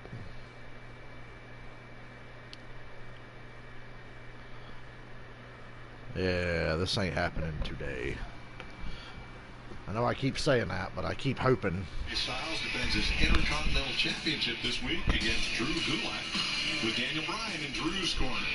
Yeah, I'm still streaming. Gonna wait out this rain delay. Probably play some NASCAR Heat. And whenever they call everything, whenever they say the race is tomorrow, I'll get the hell off here. But I'm gonna hang out right now. Rain and lightning. Oh boy, the lightning's here, guys. Coming up from the southwest, Tyler Reddick and Alex Bowman. Ooh, giddy. Out front. We have rain and lightning. Ford in third, Jimmy Johnson, Chevy fourth. Kyle Busch's backstretch looks dry, but it don't matter if there's lightning in the area. Cars, and they'll be joined by Gray Galding, the free pass car, when we get going once again. With 57 laps complete, caution will probably take us to the end of stage number 1 of 3 stages at lap 60. The stage lengths today, 60, 60, and 68. Why are they randomly showing NASCAR race view? Miles. With heavy rain in turn number 1, we're going to step away from Talladega for a while you enjoy Unrivaled. All right, guys, hold on a second. I'm going to go to the bathroom. And when I come back, we'll just play something. We'll play NASCAR Heat. Give me a minute. I'm fine, yeah. And Mark. Quiet, please. Quiet. A rivalry is a competition that turns into hatred. It makes everything in the room, in the arena, at the racetrack feel bigger. It's a subplot. It's about anger. It's about frustration. It's about trying to prove yourself. It intensifies everything around it. They sort of satisfy the primal need. One entity in competition with another. Equally matched opponents. The good guy, they need the bad guy. It makes people who don't care desperately care. Redskins, Cowboys, Tar Heels, Blue Devils, Beatles and the Rolling Stones, Celtics, Lakers, Alabama, Auburn, the Yankees and the Red Sox. No. You have no idea. Dale Earnhardt, Jeff Gordon made NASCAR Black Sabbath versus Deep Purple. entertainment avenue in the world. Dad thought he was supposed to be winning, but so did Jeff. Some rivalries throughout sport just have more juice, and there's never been one that had more juice than Dale Earnhardt, Jeff Gordon. That's really nice, fellers, but you know, I can sit here and watch this. I've seen that documentary about Dale Earnhardt and Jeff Gordon before, and it's amazing. One moment, I gotta switch controllers.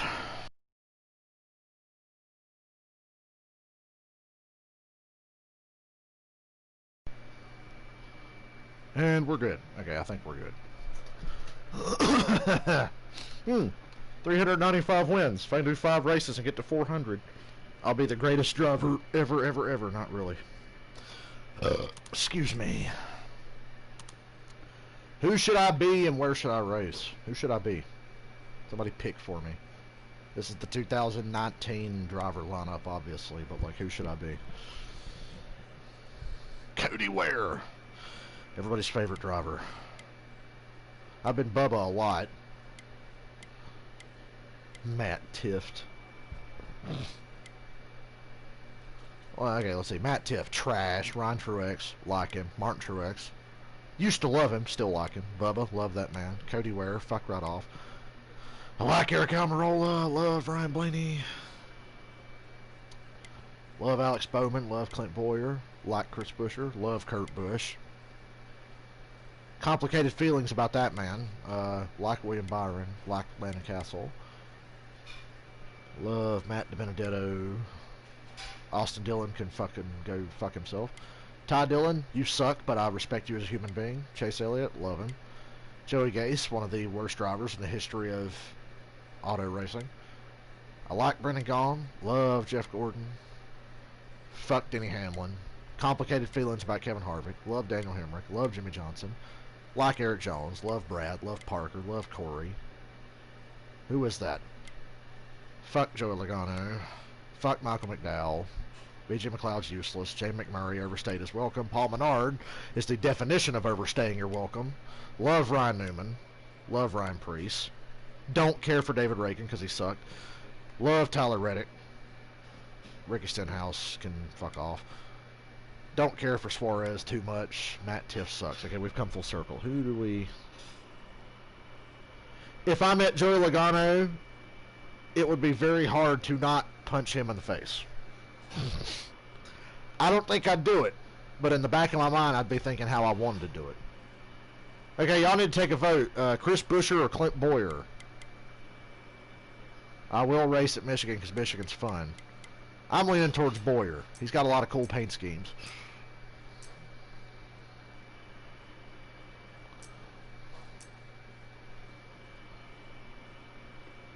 Yeah, that's even worse. I don't really respect Logano as a racer either. I don't respect Logano as a racer.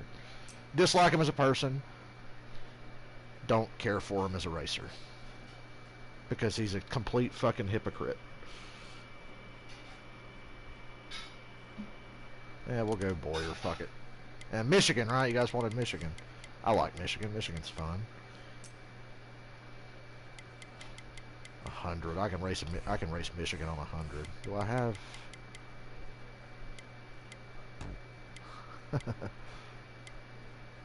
Narrow, speedway normal, blah blah blah. I haven't checked those options in a while. I just wanted to make sure they were still run. Yeah, Michigan, why not?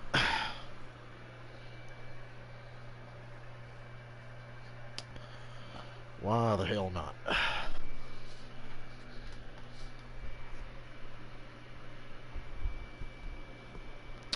Should have made the race longer. No reason not to. We're gonna be here a while. We got to see about 57 laps of a good race before I get stuck doing this.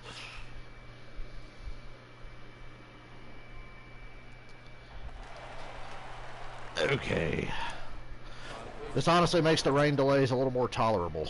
Yeah, we'll qualify. We'll qualify like 20th, but we'll qualify. Time to go now. Okay, Clint Boyer. Let's see how bad we qualify. I don't do custom setup, so I always qualify bad. The key to qualifying is a custom setup. But I don't know how to set up a car. I'm not a fucking mechanic. And anytime I put somebody else's custom setup in, it always makes my car undrivably fucking loose. Of course, that does have to do with the fact that I fucking suck. I recognize that I suck. I'm like such a casual gamer with NASCAR stuff. Alright. Qualify. Make it count here.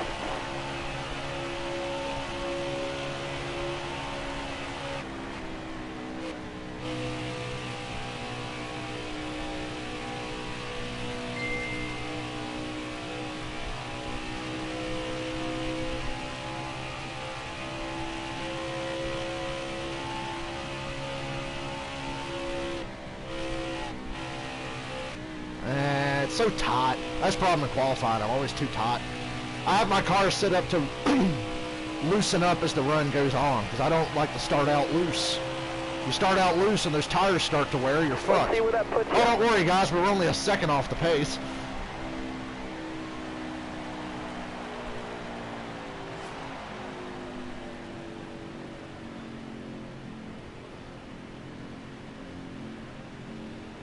.19th. I bet you we finished better than 19th. I'm gonna go out here and kick some ass. Coming to the green. Alright. Be ready. Let's race. Ready. Green flag, green flag. Should have made this race a little longer, but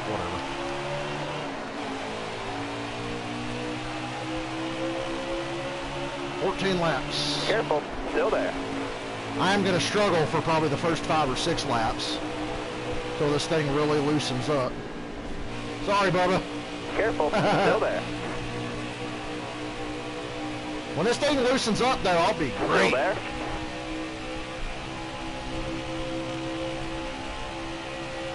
Till then, I'm going to struggle a little bit. Stay low. Especially on, like, corner exit. Clear all around. Because look how tight this thing... Oh, I got it pretty good that time. I nailed that corner. Got one peeking outside. 3 wide in the middle. Woohoo. Clear low. Who's that guy on my outside? Who is that? Careful. Still there.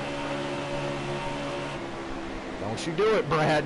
Careful. God damn it, Brad, you made me drive it in and my car got tight. Because I didn't want you to cut down in front of me. And you're still just going to fucking clear me any damn way. So I should have just let you do it. Careful. Push. Still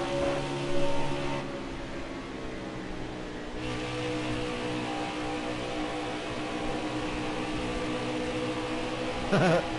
Careful. Still there. You side draft me.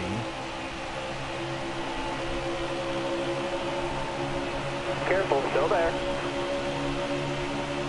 All right. You're clear there. Don't you side draft me. If I just get like a half-assed run off the corner and stay in their draft, I can get them going down the back into turn 3.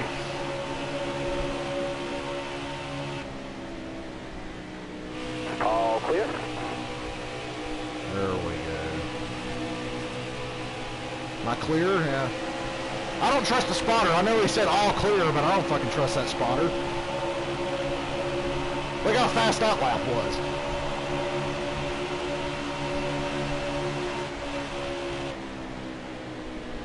Drove it in a little too deep. If I can't hook that yellow line, I'm not doing good.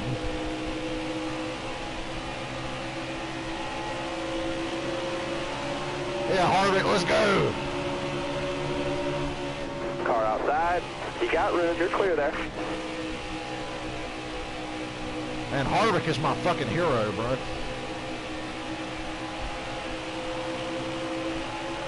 He really is.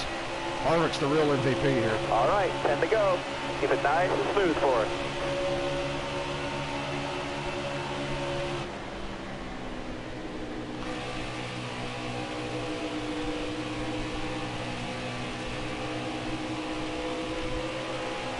Ooh, I caught that draft, motherfucker. You done now.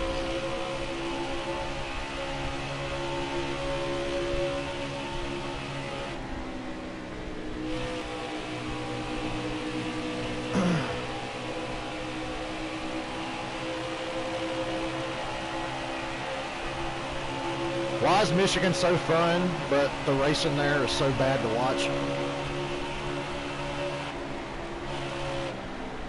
Careful, still there.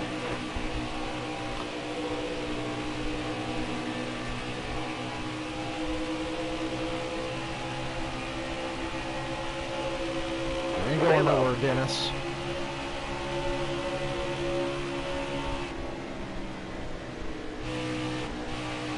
Ooh, push me, Dennis, let's go. I'm in this quarter panel. Yeah. Careful, still there. All right, you're clear there. Look at me, mama. I'm leading. Now I got to figure out how I want to drive this thing as it gets looser and the tires wear. I can definitely feel a change in the car.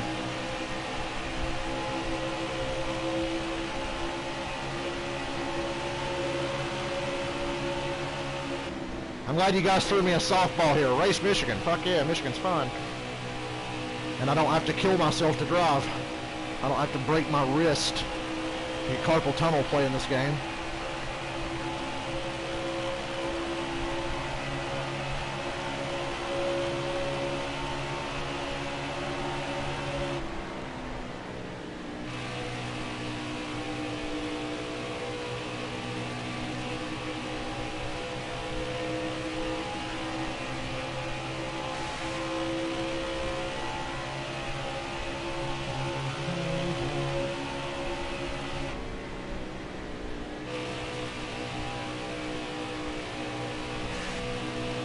God, Michigan is such a 1.5 groove racetrack now.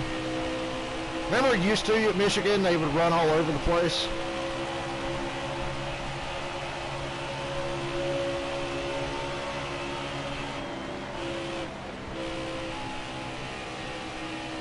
Oh God, look how tight it still is. It feels loose, but look how fucking tight we were in that corner. That just killed me. That's like inexcusable to be that tight for as much wedge as I took out of this thing. Like, you gotta be fucking kidding me. I should not be that tight.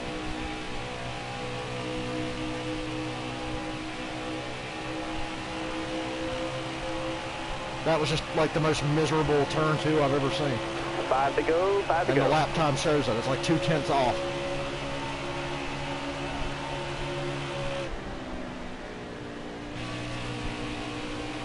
Are you happy now? Have to lift way more than everybody else? And don't get a run off the corner worth fuck?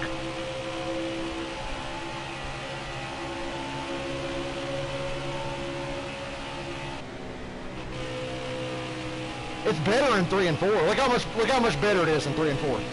Barely had to lift out of the gas. Just barely.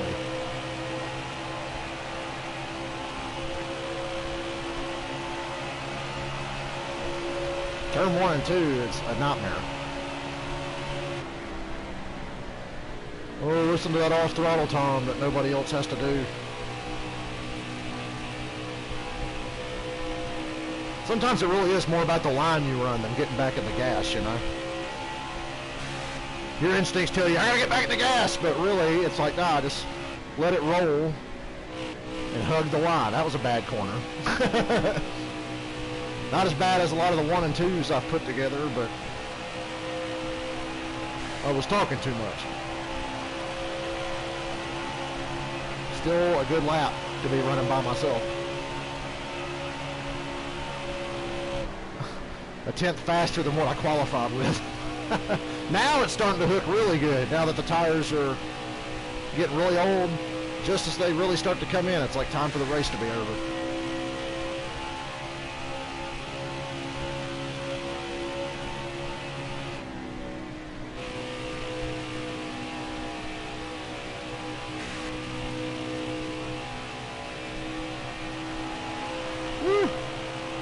I wanted to float up off the corner, but I did a little too much. 2 to go, driver. Ooh, that was a good lap. 39.6. Jeez. Oh, yeah, it's come in real nice now. Oh, it's just hooking the bottom. That's nice. That feels good. Great time to drive away when it's the end of the race.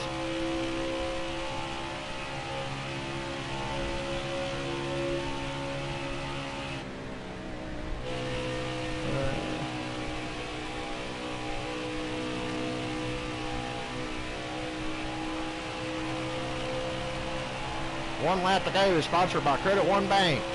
White flag, dig, driver. Wow, he didn't say white flag next time by with 2 to go, or if he did, I didn't hear him. It's okay. Drove off and left him. The race, it's under red flag right now. Yeah, it rained. Red flag as we speak. And even if it wasn't raining, there's lightning in the area, so we're fucked. We're fucked and we know it.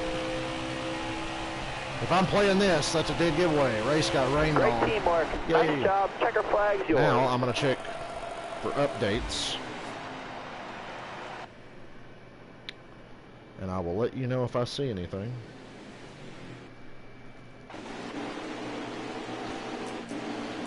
Let you watch the replay while I check weather. First, I'm checking my own weather.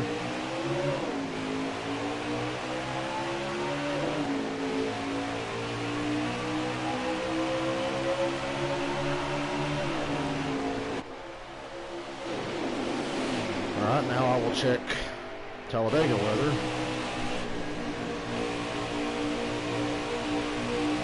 If my phone will let me.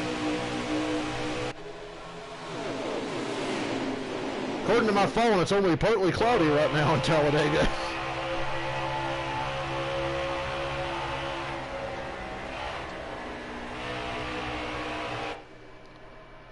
But guys, after 9 o'clock, it's not going to rain anymore.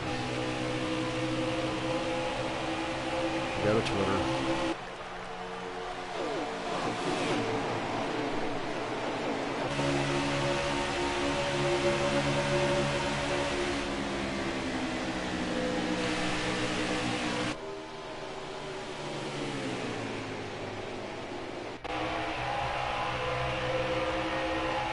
Nine minutes ago, Steve O'Donnell, track dry equipment is out. We're trying to get us back quickly. More rain is in the area. We will do our best to get a race today. Well, do your best all you fucking want.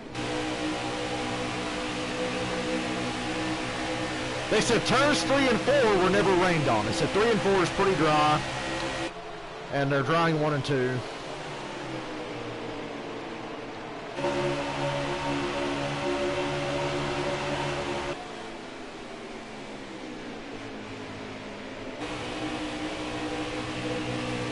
So get this, guys. If this race does not happen today, they can't come back until next week.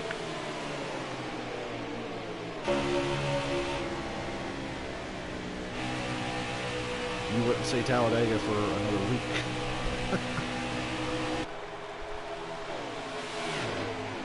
That's what I just read here.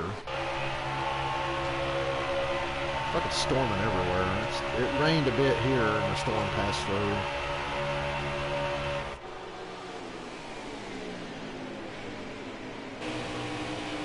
Okay, now they're arguing. Is it tomorrow or next week? Now I'm hearing tomorrow. Next week wouldn't have surprised me.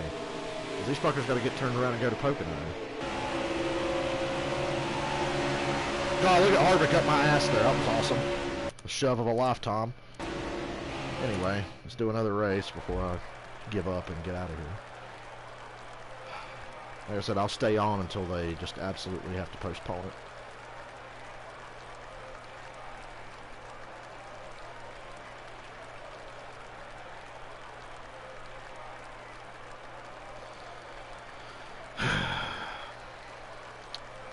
What a shitty year this has been. For everything. It's just been a shitty year. Now where am I racing? And who am I being? Who am I going to be? What am I driving? Who am I driving as? And where am I racing? Y'all decide. Somebody give me a suggestion.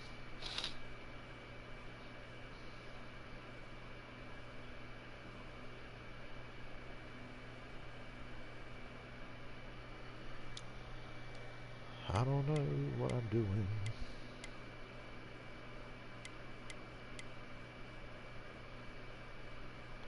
Hold on, let me check.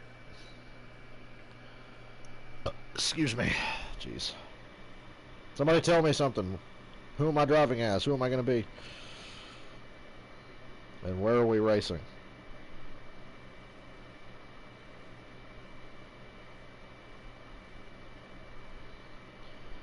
Here we go again on my... Oh, remember that Clint Boyer commercial where he's singing that? Going down the on the road. I really know. 5-hour interview when you got to get stuff done. Fuck it, I'll pick. Who am I driving as? Could be old No Neck. Look how slim Ryan Newman is now. Paul Menard. I could be this asswap. Look at his face. Doesn't he just look like a dipshit? Just look at Joey Logano's face. Oh boy. Could be Corey. Might just be Brad, because he's got that one really awesome paint scheme.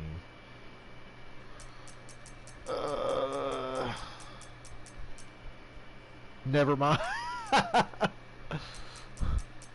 Oh, god damn it, now I gotta cycle all the way back through to get to the frickin' paint scheme I want. There it is. Just pretend I'm old crusty squall ass. I mean Rusty Wallace. Now where are we going? Where are we going? Where do we go now? How's my speed rating? Only a 98 at Homestead, but I race on like 100. Iowa would be fun. Iowa could be fun. Yeah, fuck it, we'll do Iowa.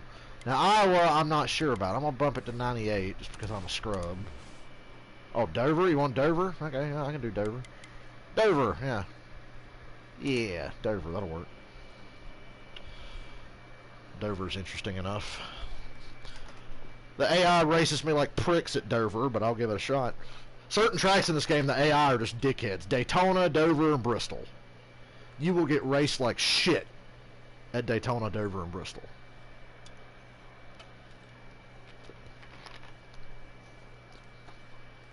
Maybe it's just because Daytona's narrow.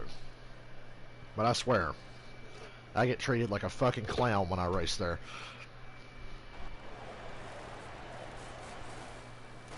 Okay, kiddies. Oh, okay, next we'll do Martinsville, and then next we'll do Gateway after that. So yeah, Martinsville and Gateway will be the next two races. Matter of fact, we'll do Gateway next, then Martinsville. All right, dig, driver.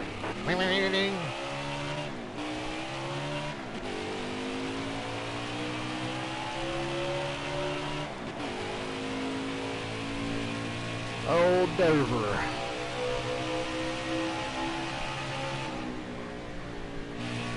I ain't raced here in a while, so I'm trying to like quickly remember what I do here. Oh God. Woo! Okay, fast lap here.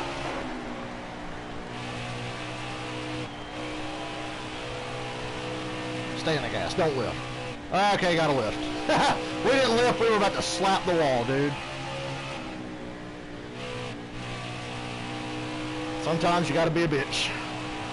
You gotta be a bitch and lift. Let's see where that puts you. That wasn't very good. 14th. Yuck. It's because I had to lift off a 2 to prevent from just killing myself. Should have probably qualified in the top 10 if I didn't have to do that. Notice I don't take much wedge out of the car at Dover, because when you drive on old tires at Dover, you're probably going to die. So unfortunately I have to suffer with an ill-handling top pile of shit car for like half the race. Inside. And Blaney's going to send it in. Whoa, what the fuck? They just checked up massively. And I'm really glad that I'm the only one that had to pay the price for it. Why the fuck did they check up so much? Jesus Christ, that was unexpected. Careful, still there. Got a car high now. Get out of the fucking way. At the bottom here. Why did they check up so much? Top 3, use it if you need it. And why is my shit that tight? It should not be that tight. For as slow as I was in that corner, it should not be that damn tight. Told you, man, they race you like a bitch at Dover. You get no fucking respect. Alright, you're clear there. Rodney Dangerfield. I get no respect. Or they wish it was this easy to pass at Dover. Alright, you're clear there.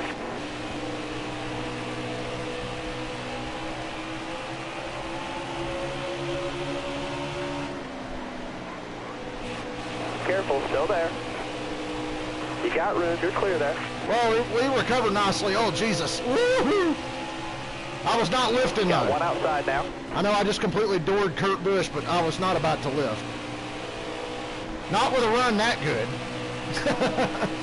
He shouldn't have been in the fucking way. Hold on, got a message. What do you want, boy?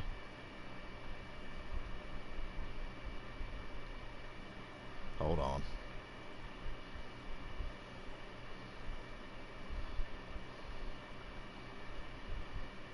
It's Cameron.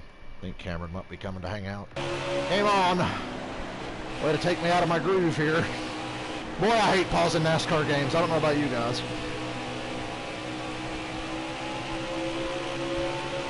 Pausing a NASCAR game is miserable.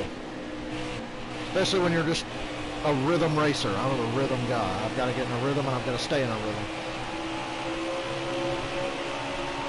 Boy, if I could have run that lap and qualifying, we'd have started in like the top 5.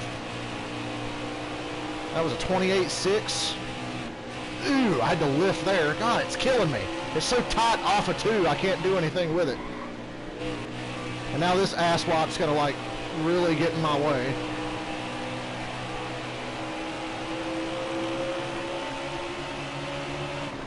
Careful, still there.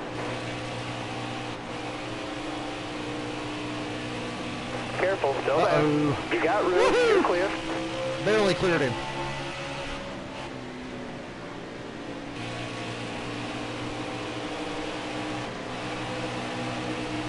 Got a car low now. You got room, you're clear there. That was just a terrible fucking lap. How come there's always one car that just drives away? Clear. I can always get to like second, but then there's one car that's always like, nah, I'm gone, see you later. He's probably the one who stacked up the whole field for no reason at the start of the race. And now I ain't gonna be able to catch him. This car is ass.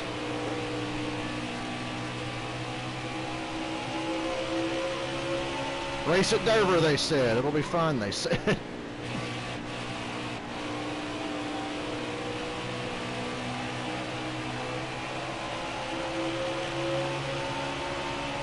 That's more like it.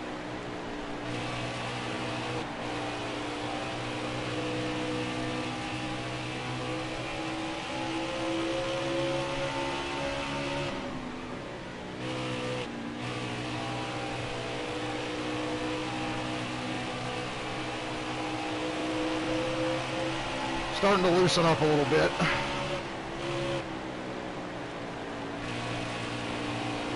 It's loosening up so well I can get back in the gas a hell of a lot quicker.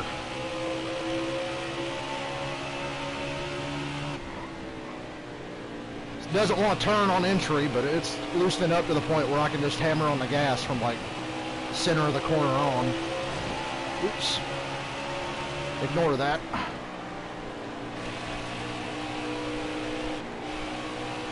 I had to lift a little there, but we're gaining. We'll get there. Look at it doesn't feel like it wants to turn on entry, but it's sliding into the corner. The ass into the car's coming around. Oh, jeez.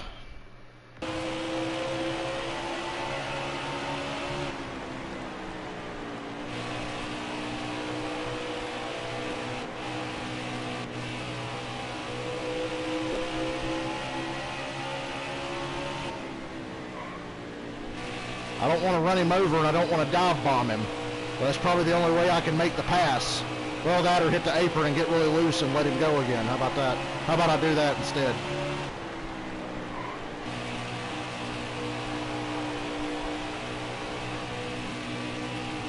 Hold that line, driver. Clear high, bud.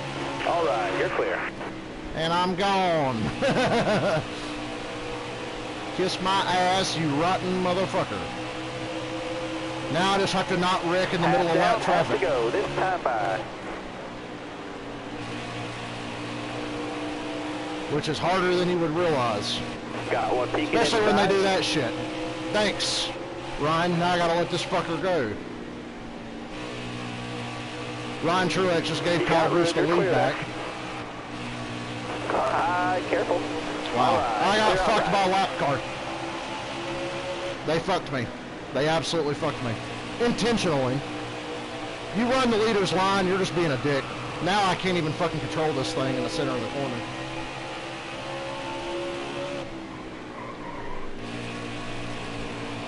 Come on, Kyle, what's the hold up? What's the hold up? You're all clear up top there.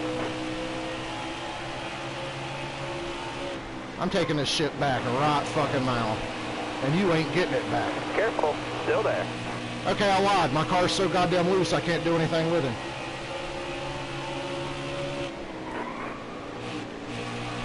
Car outside. I hate Dover. All clear. Clear high, bud. This place is a fucking nightmare. And the lat traffic just kills you. And they do it on fucking purpose. Look how hard I sent it into the corner to make sure he couldn't get to the bottom and block me. And help Kyle Busch get the lead back. It's fucking ridiculous. I have to send it. Clear outside. Or they're just going to chop down and make me run over him. This car is undrivable. I need 10 more solid laps. Maybe I just don't need to take any wedge out at Dover. I know the car will be a miserable, slow piece of ass, but look how loose it is. We're so loose we're not making any good time whatsoever. Careful. Then I get Still shit there. like McMurray there. All right, you're clear there. Got a car coming inside now. I gotta let him go. Still there. Gotta let him go. Can't hold him off. Ah, it's so bullshit. It's like his tires are not even wearing. It's really like his fucking tires don't wear.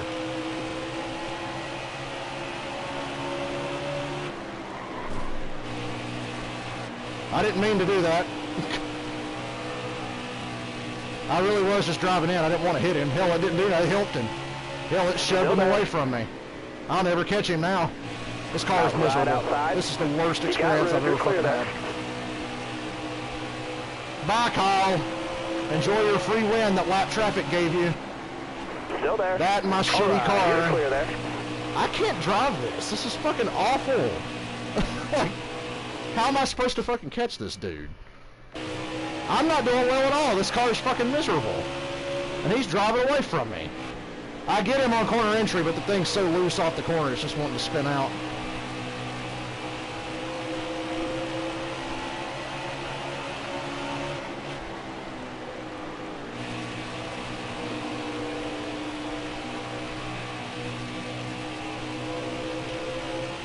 Clear high, bud.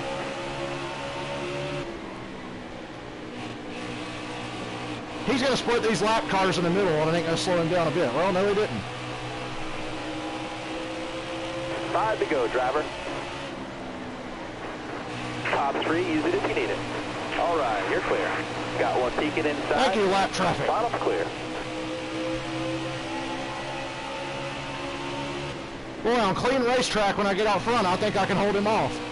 But I'm going to catch a lap car in the center of the fucking corner or coming off, and it's just going to kill me. Hold your line. Got one outside. You got room. You're clear there.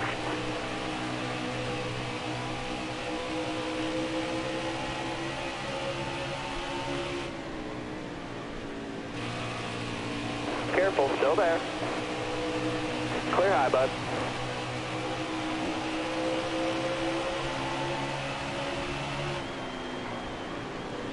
Careful, still there. I'm really glad tire wear's not affected the 18's handling. I'm really glad.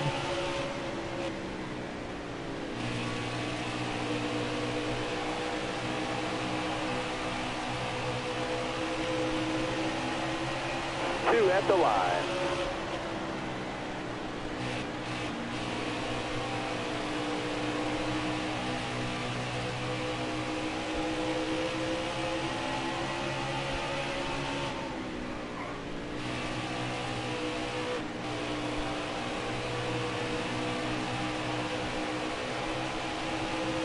Hate Dover. You got one to go. Why'd y'all make me race Dover? I hate it here. Y'all ain't right. You fucked up in the head. You earned that checker. I hate Dover. Hold up, I want to do something really fast. Hold up. Okay, I'm not going to lie, I actually had fun there. I was just a little stressed out.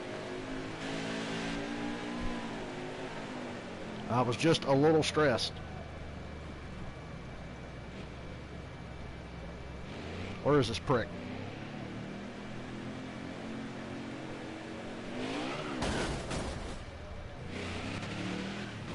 That's what I think of you. And where's the bastard that nearly cost me the race?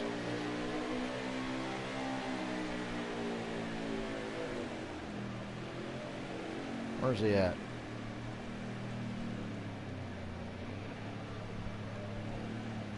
There he is. Fucker. Alright, now let me check Twitter for an update. Good to do that after every race. In the meantime, while I'm checking Twitter, I'll just turn on the replay there. Give me a second. Yeah, that was a good race, I guess. I didn't expect it to be that stressful. But once I figured out, I figured something out with about 4 to go. Different approach. Changed a little bit of what I was doing on, like, corner entry and shit like that. That big checkup at the start of the race, I don't know what that was about. That really hurt us. Because then I had to spend the whole time trying to run the leader down when I would have caught him way faster if they didn't just stop on the front stretch for no damn reason. Holy shit, drivers in their cars. Hold on, what am I missing? What am I missing? Hold on. Hold the phone. Drivers to their cars? Let me turn my damn cable back on. God damn it, why is my TV being a dick right now? We might not get to race Gateway in Martinsville. There appears to be a window for them to get to halfway. So let me switch back to NASCAR Heat and go back to the main menu and bring the blue screen back up. And hopefully we can at least get to halfway. I guess at this point I should just hope for them to get to halfway. I don't know. But yeah, that was a good race for the old Rowdy. I'm sure he's not happy with me at all because I drove it in one time and accidentally hit him. I swear I didn't mean to hit Kyle that one time I drove into the corner deep. Damn, a 23.598. That's pretty fast. Pretty damn fast. I was, at my best, I was running 23.6s. Yeah, drivers are strapped in the cars. We about to switch back over. Alright. Well, that was fun.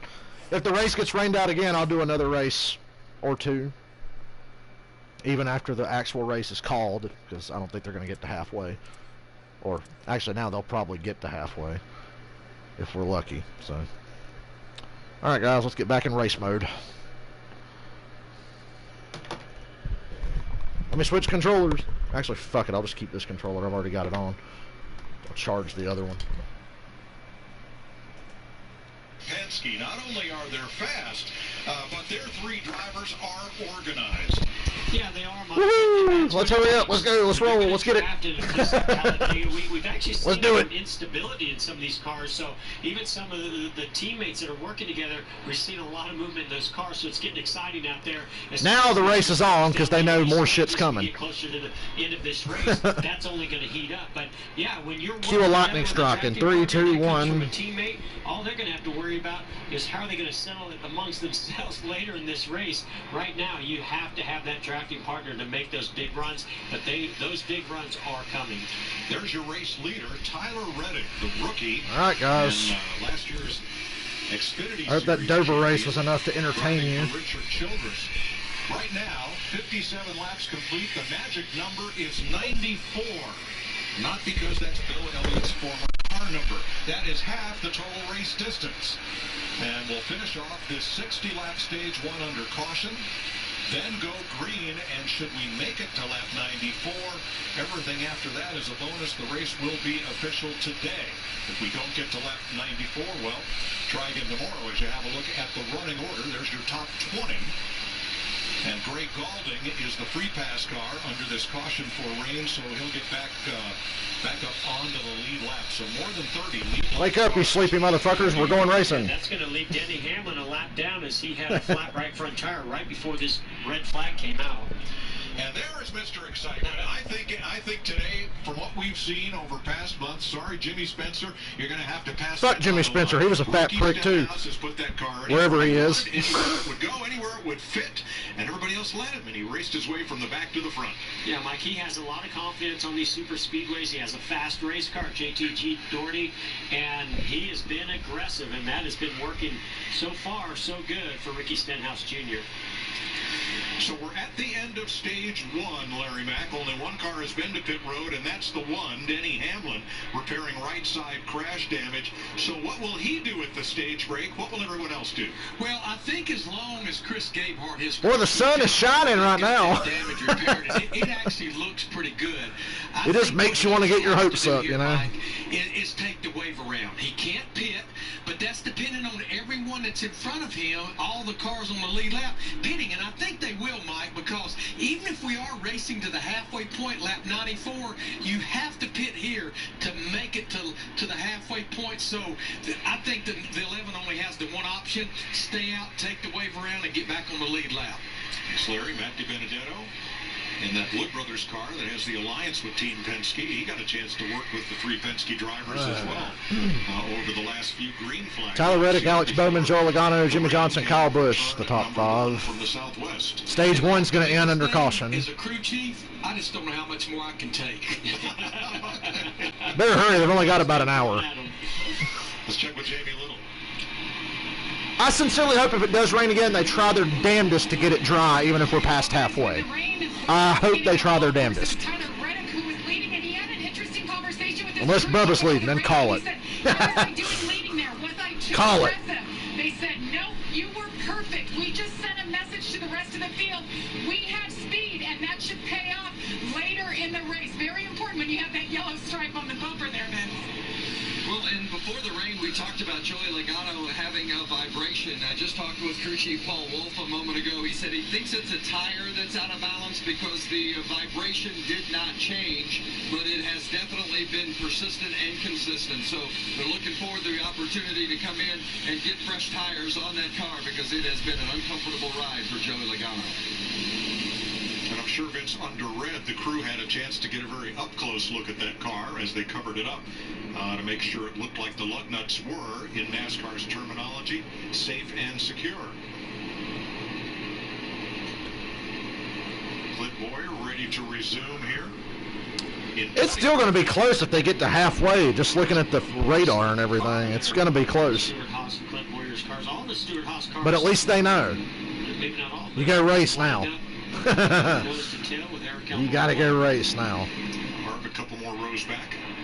And there's the Hunt Brothers Pizza Cam on Kevin Harvick's car. Playing the end game here, Mike, right now with Stewart Haas Racing. You know, they know this race can unfold a lot of different ways. They saw a lot of aggressive drafting and bump drafting going on, and that maybe being more towards the back is the safer route. Well, playing the end game, Jeff, but when will the end come? Mother Nature may dictate that. Jamie? That's exactly right. And Jeff, what you're saying is exactly what that team just told me about Kevin Harvick. They came in and pitted a lap later. They said things are getting a little crazy, so we were just going to ride. Let's drop to the back. Let's watch it all sort out. So Kevin Harvick was riding by himself. So was Matt Kenseth. So they were watching things unfold. And guys, I saw Rodney Childers. Oh, yeah, Matt Kenseth is still racing in 2020. I kind of forgot after the last few runs he's had. I love Matt Kenseth. I want to see him do well. There's a look at Matt Kenseth's Camaro for Chip Ganassi Racing. 34 cars will restart on the lead lap when we go back to green. You saw that shot there of the nose. Okay, so rain is about 25 minutes away, and we're just going to sit here on pit road and wait for it to get here. Talk about trying to get these front bumpers. They've only got about 25 to 30 minutes to get this done. And we're just going to sit here, aren't We we? saw Chevrolets lining up and coming to the front with Tyler Reddick, followed by Alex Bowman. Jimmy Johnson was back there, too. And they're rolling. All right, finally, fucking cross. I think play a big factor in how this race plays. Now we're going to ride around under caution until the rain gets here, because we got to end the stage, and then we got to pit, and then we got to have a fucking caution for the stage break. The flag has been lifted after just under an hour delay for rain in turn 1. Again, it's more than a mile from one end of this track to the other, so very easy to have rain in one area. What a waste of time.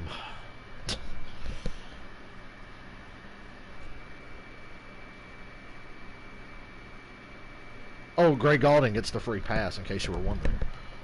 I thought they were going to commercial. That's why I muted my shit. Until you understand a weather situation like this, Mike. So 2 to go in the stage, and this will be the end of stage 1 at 60 laps. Now, talking about how big is Talladega, Larry knows. Well, Mike, it's amazing. We're going to go 188 laps in 5 No, we're not. minutes. Listen to Larry Mack lying to us. It's not in the middle of the trial like it would be at Daytona. Hey, did you guys know that? The start-finish line at Talladega is not in the trial. Wow. Did you guys know that? I bet you didn't know that. You fucking learned something today, didn't you? We saw it in 1981 when rookie Ron Bouchard beat Terry Labonte and Darrell Walker. That's amazing. We saw it in 2009. Brad Keselowski, Carl Edwards, 2010. Brad Keselowski won this race.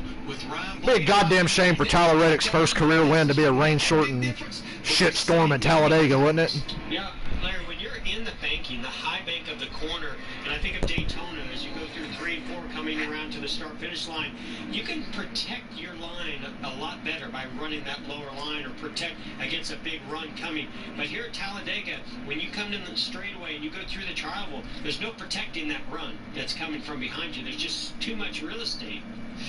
You can't block them all, right? Chase Elliott running number 9 in the 9th position in this summer. Mountain Dew kicks off the Do-United States campaign. Do-United States. Fans can collect limited edition bottles. You live in the Do-United States of America? And each bottle gives fans a chance to enter to win $1 million. So collect your home state bottle today. Ooh, Dr. Evil. And you know Chase Elliott's going to stock up on Georgia, and you can score Alabama. All right, here at Talladega.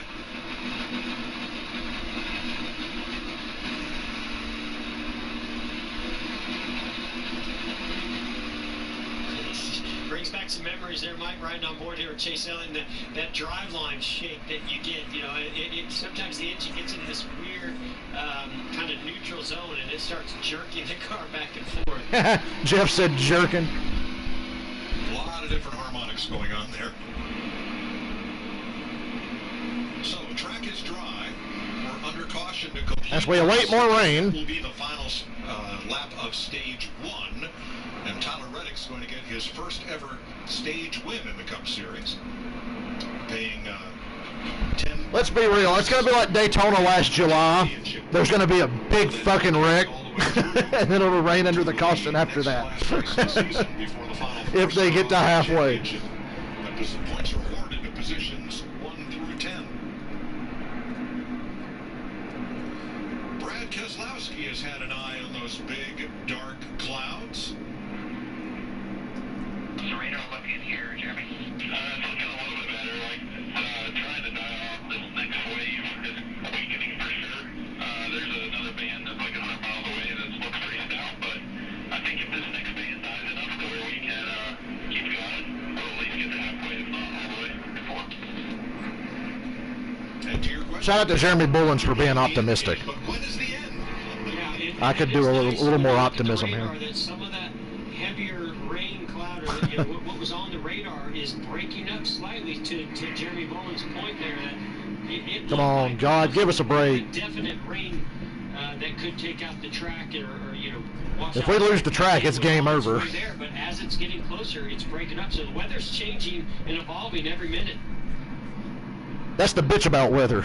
Shit changes. So our Fox If it stayed the same all the time, life would be boring. But then again, racing would be a lot better off. Next to what would be our announcement. Tyler Reddick wins stage 1 under caution. Pictures here from the entrance to And I hope they open pit road next time. We don't need to ride around an extra bunch of laps signifying the end just for the shits of it. when they make it back down past the pit exit and to the start-finish line.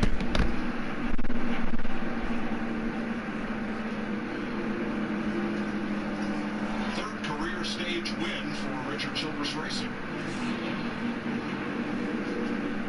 And driver Tyler Reddick.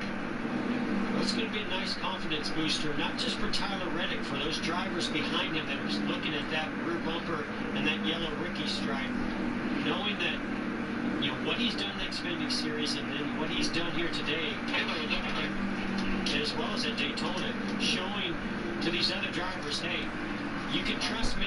I can be your partner, I can be your friend, and I can lead the field. And as we learned earlier, he's got a pretty good sense of humor.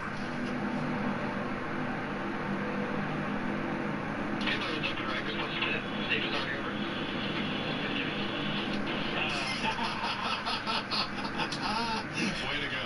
That's great.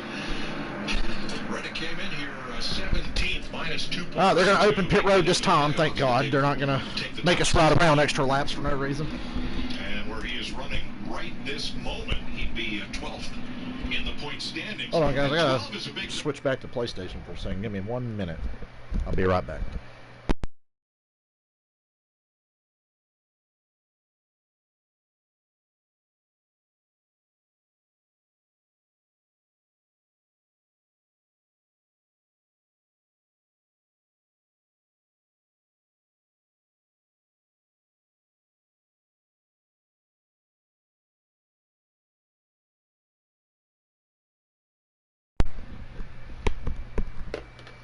Okay, I think I'm back. I think. I guess, Jeff, the first 5 or 6 races, you go, points. Points will take care of themselves. And then about, as Larry says, about this time, you need to take care of your points. Hey, have you seen those points? Yeah, right. So Tyler Reddick is the stage winner. Yellowwood. What the fuck is Yellowwood? It's the sponsor on the wall. Stage win slides into his box. Wants a little bit more security, a little too loose for that ink machine. Joey Logano in that 22 car. The 22 and 12 pit signs are the same color combination, and Logano almost drove past his pit box on the first stop of the day. So he had the team make sure to wave that sign at him, so he did.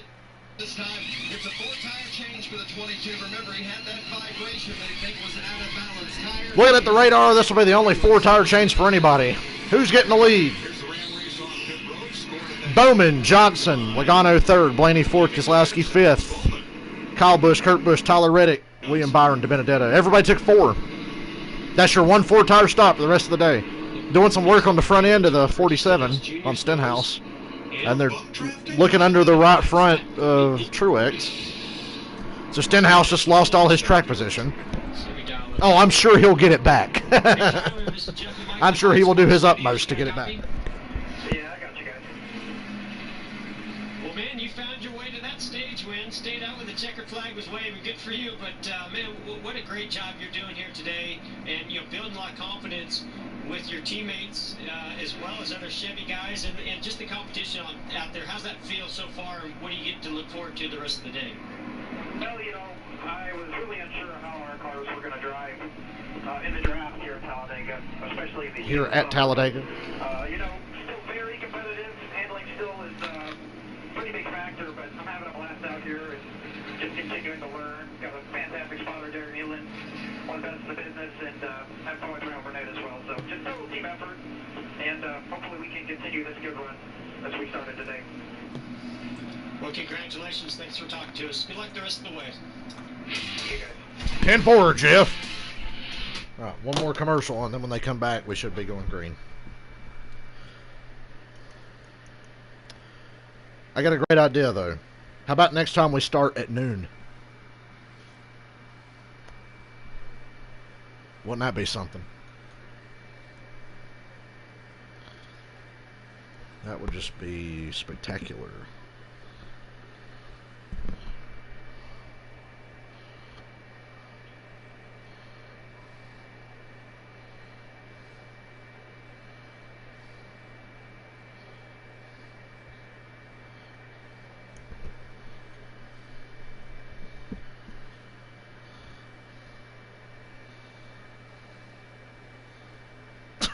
I like what this guy said on Twitter. Can't wait for them to take 10 minutes to finish the stage under caution, then another 10 minutes to get ready for stage 2, and then it'll immediately start raining. Good for Tyler Reddick. That would be his first career stage win. I like how he's already showing just how much better than Austin Dillon he is. Red flag was 58 minutes and 18 seconds. So under an hour. That's not bad. That's really not bad at all for a red flag at a super speedway.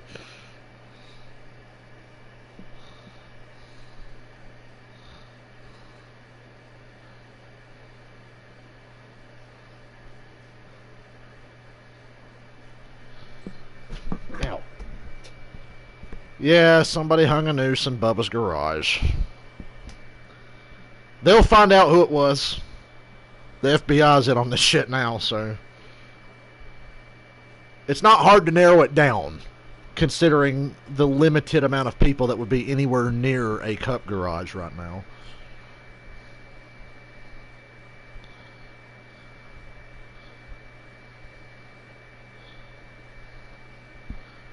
Don't you almost wish NASCAR would just say, all right, lap 94 is the final lap? Just so we know for sure. But like they said, some of that rain in front of them is weakening, but there's more coming behind it, obviously.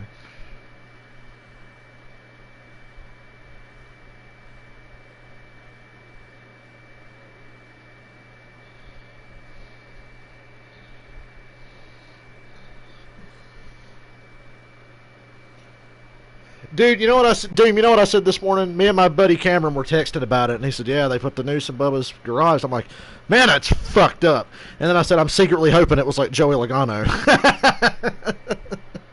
I was like, "I hope it was like Joey Logano or Denny Hamlin that did it." Oh man, that's about the only humor I could find in a situation like this, because there's nothing funny about it, but just the thought of it being somebody like Denny Hamlin or Joey Logano. Or Austin Dillon.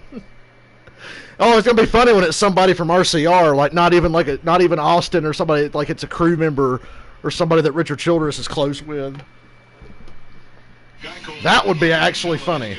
They'd be like, all right, we're gonna fry your ass. Here's one of the questions in the $1,000 Foxbet Super 6 game. It was Joey Logano. No, I'm kidding. But if it was, it would make me look like the smartest man alive after all the shit I talk about him every week. For the restart, Bowman and Johnson, then 3 Fords, the Penske cars of Logano, Blaney, Keselowski. Well, we had a nice red flag, did a little bit of racing ourselves. Pitted an extra time just now to top off the tanks, and they'll restart out back. All right. It's 5:32 on the East Coast, 4:32 at Talladega.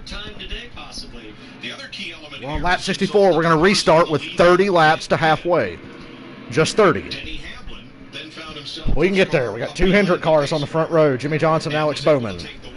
Johnson's got on the bottom. Well, Bowman picked the outside. Johnson's on the bottom. I would imagine Johnson's going to let the 88 get in front of him. So let's do this. Jimmy the Juggernaut. Going to win again. Nobody else has that many this year. Tyler Reddick, just the second rookie ever to win a stage. Daniel Suarez won one at Watkins Glen in his rookie season. So the Ford Shelby GT500 that has the field in tow is about to make that hard left turn. And when they come out of the tri-oval, all right, 30 to go till halfway. They'll be facing for Bubba watchers like myself, he's 15th. Been chilling in the back all day, but I imagine the heat's about to get turned up in this bitch. Here they come to the Geico restart zone. Let's do it. Lap 65.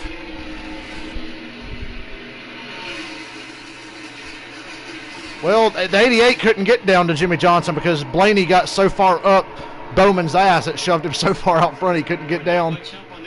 Blaney to the inside going for the lead. Shoved the 88 out there and then ditched him, but now Kyle Busch pulls up on the 88 and that'll push the 88 back out front. Yeah, oh wow, Kyle Busch just straight up tandeming, shoving the 88 out front. Blaney made a nice move. You can see when they lock bumpers like that, how they increase speed, but then when they separate, how they slow down and allow. Yeah, that's the thing, you can't lock together. You can push and hook up for like a straightaway, and then you have to break apart and you just get sucked back into the pack. Now that third line is developing. That's going to. Here comes the third line. DiBenedetto's leading the third line. Blaney and Bowman are equal for the lead right now. Kyle Busch shifts up to the third line. The 88 has no help. Well, help's coming, but he's going to lose some ground here. Blaney pulls ahead with Johnson in second. With Logano pushing aggressively in the center of the corner. Reddick was getting a push from Alex Bowman to get that stage win. Now he's able to give a little 3 wide for second. About to be 3 wide for the lead here. My man Blaney, my pick, I told you. He's leading. Although I prefer Jimmy Johnson to win. Bubba's doing all right. Like I said, Bubba's been laying low today. A lot of guys were in the first half of the race. Jimmy Johnson's got the lead now. Nice push from the middle line, surged ahead there. We're 3 wide. He's up to 7th in the outside lane. +8 since the restart. There's Ricky. 3 lanes, all strong. I know there's only 40 cars, but each lane looks like they've got about 20 cars in it.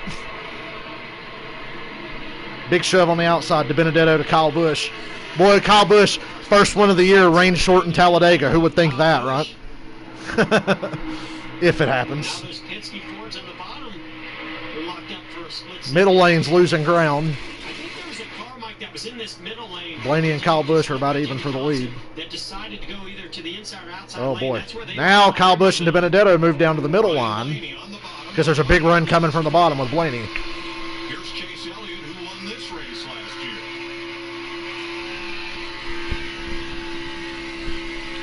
year. The first big run on the inside. Kyle Busch pulls ahead. Are covered by 1 second on the racetrack. And you see here, Kyle Busch was all the way in that outside lane. He moved down to the center lane, was able to get the lead, moved down to that bottom lane. He wants to be in front of those strong Fords on the inside lane by Ryan Blaney. Don't look now, but the 3 Penske cars have magically found each other. The inside line's pulling ahead with Busch, but it's Blaney, Logano, and Brad behind him. Let's just see what a good teammate Joey Logano is. Because now Blaney is the front Penske car in line. Let's see if Joey Logano is a good teammate. I bet he's not. I bet you he's not. He's going with him right now. And Brad is too, and DiBenedetto. But my man Blaney's got the lead. We're going to learn a lot about Joey Logano today. Lap 69. Nice. They're perfectly positioned exactly where they want to be. Really formed up on the outside now. The very outside. They're 3 wide from like 5th on back, but that outside line is looking stout. And they've got 4 Fords leading it. But at least a good one is in the lead. And we're going to commercial. Oh, they're going side by side. Sweet. Sweet. I was about to go, you can't do that now. Not now. I was going to sound like JR. Not now. Not now.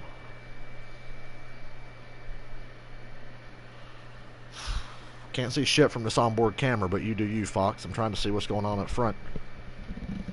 Chase Elliott's been quiet today. They're on his onboard right now. You know, I'm hoping that row... Ooh, they're stacking up in the top. I just saw them check up. They were on Chase's onboard, and guys started stacking up a little bit. Ooh.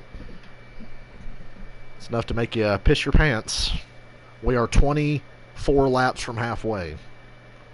Oh, they're stacking up again in that outside. Jesus Christ, what is causing that? I can't believe they haven't wrecked. Ooh. Oh, good move by Johnson. He broke up. Well, he didn't break up the 3 Penske cars, but he shuffled DiBenedetto out of line. Kurt Busch has pushed Kyle Busch to the lead. It's the Busch brothers up front on the bottom with William Byron and Cole Custer behind him. I had to look because Custer's car is like unrecognizable from all his other paint schemes, so I'm like struggling to figure out who it is. Boy, if I was Johnson, my mission would be, how do I split up the 12, the 22, and the 2? Because they've got this shit pretty well covered. They're surging back to the front now on the outside of the Busch brothers.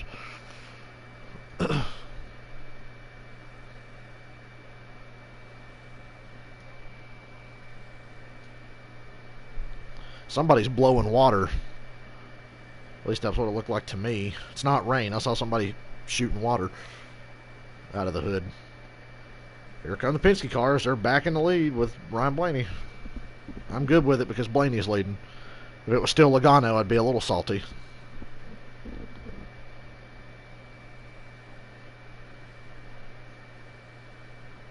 Here comes that third lane. They're 3 wide all the way back again. DiBenedetto and Chase Elliott are on that very, very outside lane, and they're coming. Logano gave Blaney a huge shove into 3 there. He's up his ass. Now he's backing off a little bit. He doesn't want to back off too much, honestly. They'll get sucked into the big hole there. In the sucker hole. There's a lot of help in the sucker hole right now, because like I said, they're 3 wide all the way back. Logano tandeming Blaney through the tri-oval. That's bold. Wow. Damn, Joey pushed Blaney a mile ahead. He really wanted to clear that inside line. If I was him, I'd have to get down now. They did, and Brad went with him.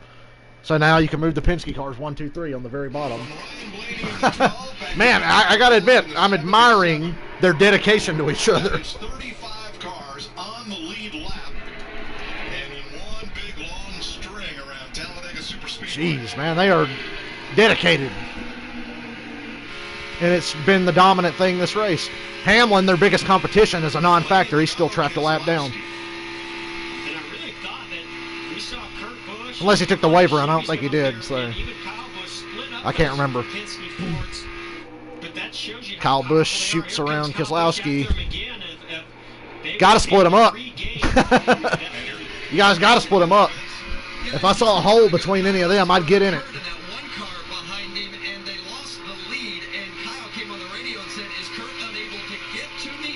They lapped Timmy Hill. We are 21 laps from halfway. Kurt Busch. Oh, Kyle Busch just threw a mean block on Blaney. Kurt Busch has been in and out of the top 10. He's 8th right now. Kurt Busch is right there in the lead pack. What? Matt Kenseth's up there. Hey, Matt Kenseth's an underrated super speedway racer. Kyle Busch leads now. The 3 Penske cars are still ass to ass on the bottom behind Kyle Busch. Can't make a move, though. There's too many cars on their outside. If Blaney shot up to get around Kyle, Logano couldn't go with him because they're 3 wide from 3rd on back. And now Blaney's just tandeming Kyle Busch out front. I think he's setting him up. He's pushing him way out front, and watch him. He's going to lay off here, and when Logano gets to him, they're going to go around him. They're coming off of 2 now, and there they go. Oh, nope, Kyle blocked. He was clear, though. Now Kurt Busch is diving under the Penske cars. Now Kurt Busch is leading the inside lane. And Logano's shoving Blaney around Kyle. They got shuffled out, though. They're split up a little bit. Here comes Brad. Don't worry, he's catching back up. They're still together. It looked like Brad was about to lose them and get sucked into the pack, but no. question. I think that's why they're Blaney and Joey made the exact move I thought they'd make. And they're still, all three of them, hooked together. Blaney led that lap. It's hard to tell you where guys are running because positions are changing so frequently, which is what's great about this kind of racing. Across one another. The brothers Busch have hooked up once again on the inside. Busch brothers are working together. Logano is being really aggressive with his pushes. In the first stage, I felt that Keselowski was the one really shoving people. But right now, every time Joey gets to Blaney, he shoves him way out front. That time a little too far, I think. They kind of got separated. But there's no run coming on the bottom. The bottom lane's broke up. 4 cars are about to surge out front. 5, actually. It's Blaney, Logano, Keselowski, De Benedetto, and Almirola. We're almost to halfway, goddammit. We're getting there. I feel like it's going to be really anticlimactic, though, whenever the rain does come and we lose the race. That's what's going to suck. I don't want it to be anticlimactic. I want a big blaze of glory photo finish or something. There's Denny. Hey, so Denny is on the lead lap. He did take the wave around under the caution previously, so Denny is on the lead lap. He's back in the top 10. The 17 of Busch are just in front of his. Denny Hamlin's car is so black you can see it from space. Spinal Tap would be jealous of that car. It looks like Smell the Glove. If you've never seen This Is Spinal Tap, you need to watch it.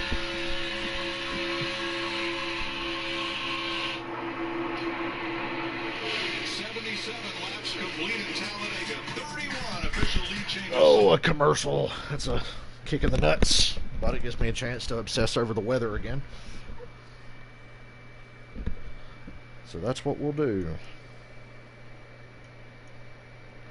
I think there's a chance we might work tomorrow. It didn't rain that much here, but I don't know how much it rained where we're going tomorrow. Because a big old storm just rolled through here. Most of it missed where I live directly, but where I live directly is not where we're going tomorrow. I'm going to have to check back with him before he goes to sleep and make sure, so I know if I can stay up tonight.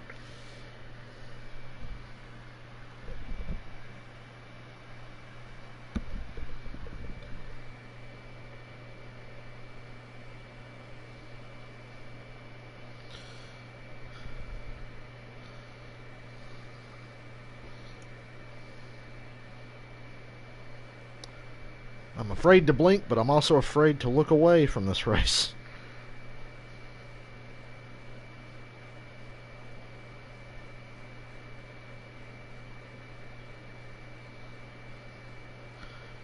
I actually think the tweaks they've made to this aero package for this have made it just a little bit better and a little more stable, because they are a little slower. I think in the draft at Daytona they were going like 212. I saw just now they were like 205. They're just only slightly slower, but it feels like they're a little more stable. The lead is changing every other lap too, so it's hard to argue with it.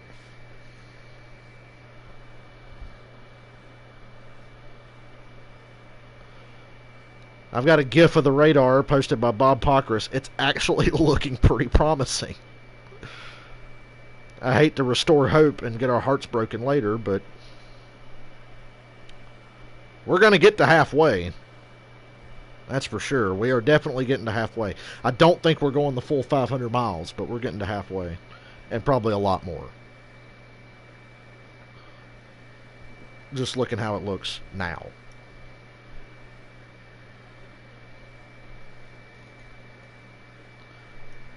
So this has been your weather update. You need a fucking meteorologist. If you're going to be a NASCAR fan, you need to befriend a meteorologist so you don't have to fucking wonder and worry. We're back. They're strong right on the bottom. Blaney's leading with Logano, Keselowski, and De Benedetto right behind him. And Kyle Busch just rocked the boat. He shot up into the outside lane to pick up Jimmy Johnson. But they are going to struggle to deal with those 5 Fords on the bottom. There's 5 of them. Cole Custer's attached to them. Matt Kenseth's the first Chevrolet behind them. I've got the weather apps going in here. Larry Mack is feeling my pain right now. Better about this race getting to the halfway point, at least in the end of stage 2.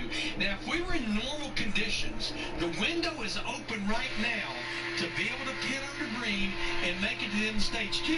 And that's normally what you want. Just what we're going to need, a rainstorm during green flag pit stops to really fuck this race in the ass. Yeah, I'd run this thing out of gas out here right now just trying to get to... We're only 12 laps from halfway. We are 12 from halfway. The window's open now, and I think we start to see some drivers peel off. And Larry, on top of that, I'll add one more. These guys, the bump drafting is getting more and more aggressive as they try to get up there and battle with those... Something bad could literally happen at any time right now, the way they're pushing and shoving each other. You can also bring, can come out and change that strategy. And the reason they're getting aggressive... Nobody competitive is out. There's 34 cars on the lead lap, maybe 35. Oh my God! Logano and Blaney. Ooh, Brad, let him in, please. Fuck. Logano was pushing through the tri-oval again, and him and Blaney got really squirrely coming out of the tri-oval. Hey, remember a couple years ago when every Hendrick car would just suddenly float away and spin out at Talladega for no fucking reason at all? You remember that? Good times, huh? Alex Bowman could have won Talladega filling in for Dale Jr., but his car just magically looped around in the tri-oval that one time. I'm glad that doesn't happen anymore, but I'm really glad they waited till Junior retired to get that shit worked out. Right in front of Jimmy Johnson at this point. You know, he used to race here in trucks and in Xfinity. Didn't like this style of racing, but he really worked with his crew chief, Jerry Baxter, to change that attitude and embrace this style of pack racing. He likes it now, and so far right now, car is pretty good. They've adjusted on it a little loose earlier. Matt Kenseth moving up into that outside lane with Ricky Stenhouse behind him. Stenhouse is back. Outside lane is Matt Kenseth, Ricky Stenhouse, and the Busch brothers. They're about 5 cars back, though. That inside line's really pulled ahead. It'll form back up, though. It won't last long. We're only 10 laps from halfway. We're only 10 from halfway.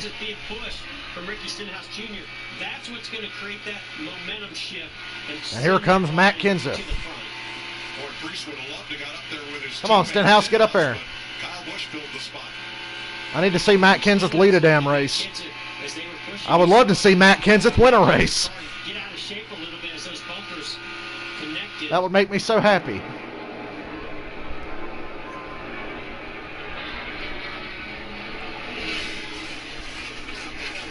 Just really hard to battle those four Fords that are so disciplined and so well connected, and when you stay that... It's anybody's race. Well, I would say that, but those Fords have definitely taken control.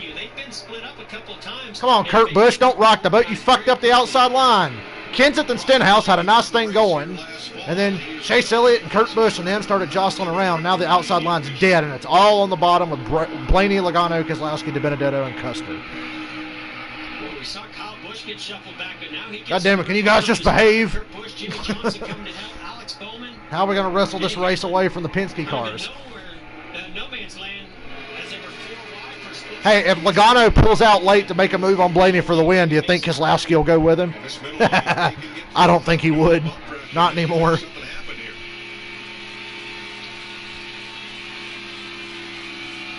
One of my favorite things about this kind of racing is you start to daydream all the fucked up scenarios because there's so many possible winners.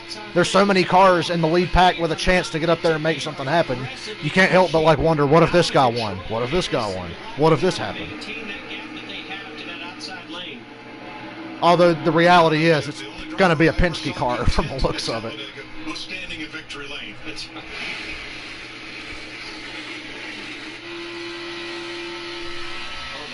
Gets shuffled to the outside lane. Yeah, that's not going to work well, is it? See you later, Priest. Hung out to dry. God damn, his onboard camera is going to give me a headache.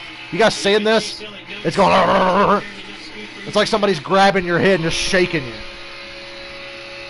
So please don't show his onboard anymore. It's giving me a headache.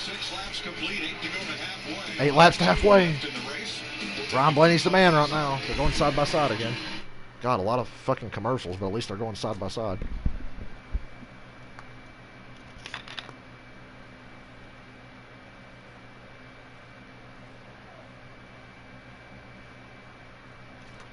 Now, honestly, if I'm way back in the pack, Whoa, Bubba.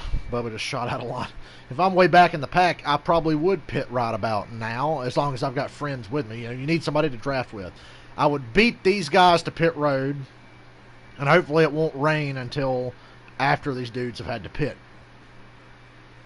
I'd have to do something if I'm back there. If I'm in, like, right about where Alex Bowman and Matt Kenseth are running way back there now. Now Ty Dillon and Bubba Wallace are coming to the front in the outside line. Yeah, here comes Bubba. He's pushing his buddy Ty. Remember, they have an alliance. The 13, the 43, and the RCR cars are in an alliance. Did Ty just get shuffled out of line? I can't tell. They're showing the worst possible fucking camera angles right now, so I can't tell. Yes, we know. 4 Penske guys up front. Yeah, Ty Dillon got shuffled out. Bubba's now leading the top line. Boy, you know I'm praying for some rain now if he gets up there. They'll say it was rigged, even though we can't control the weather.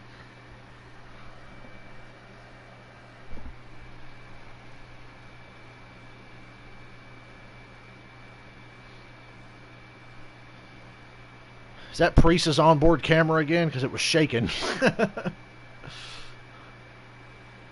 Oh my God, Logano, stay in line. Logano feels like his handling's like going away or something. That's what it looks like to me. He looks so unstable. He's not holding the bottom as well as Blaney and Keselowski are.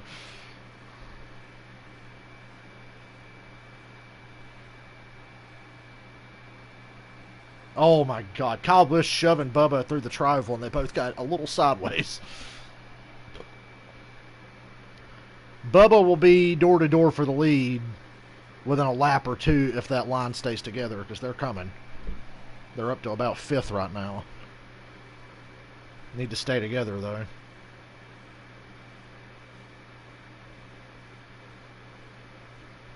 It'll piss the boomers off just to see Bubba leading the race when he gets up here. Look out, boomers. He's coming. Penske 1 through 4 on the inside lane in Mustangs. Here comes the Camaro of Bubba Wallace. Leading that train up the outside. He's got Kyle Busch, probably the fastest single car here from the moves that he's shown us. And 7-time champion. Yeah, Kyle Busch has a really good car. He just doesn't have teammates to help. They push that 43 to the front. I can tell you, Bubba Wallace's grip on his steering wheel has just gotten a lot tighter. Some of the pushes that he's been getting from that 18 of Kyle Busch have been extremely strong. So he's got the right help there, and they're lined up behind him. Here comes again.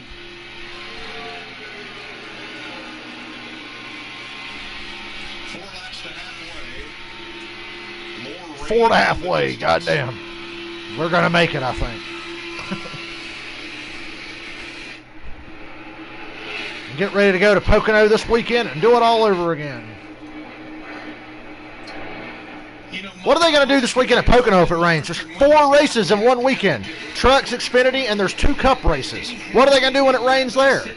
How are you going to slot all these races in? Because he took the wave around, but by my calculations, he can only run about another 6, 7, maybe 8 laps on fuel, because remember, he didn't pit the last time. But what I am seeing, he's rolling out of the throttle a lot because of where he's running on the racetrack. That outside line stalled out at about 5th.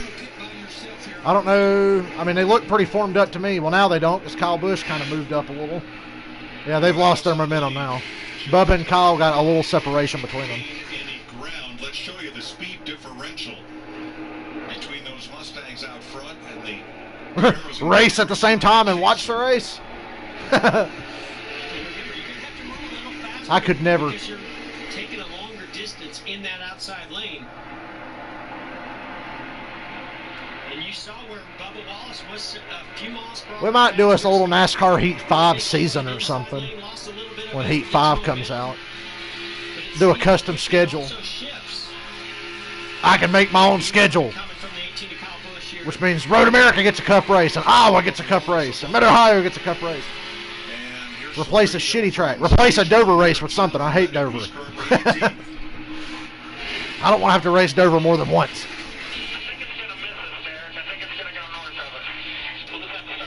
Randall Burnett just told Tyler Reddick he thinks all the rain's going to miss to the north. They've got to pit sooner or later. They don't have to pit just yet, but we're getting to that point. Pit stops within the next Pit stops are imminent.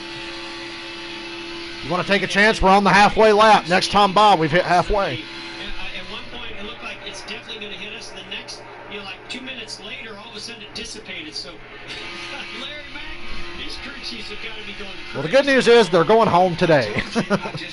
We are halfway this time by. You saw the dark clouds off the corner there. The will of Mother Nature. Pretty early into this one.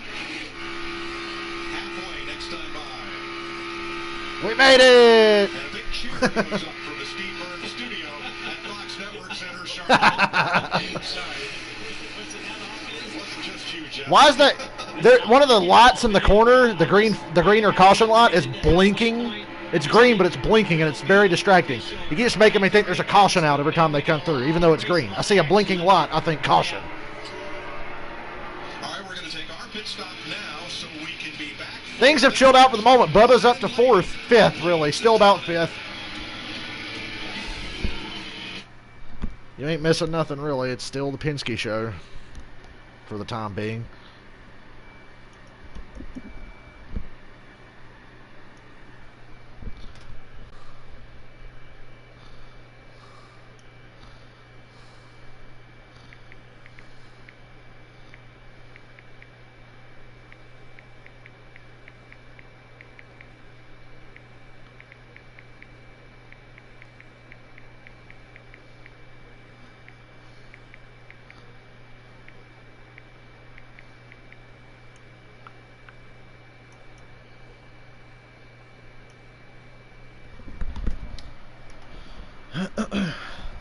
Just told Cameron, I'm like, Bubba's leading the outside line in the top 5, and there's a chance of rain. I think Cameron's at work.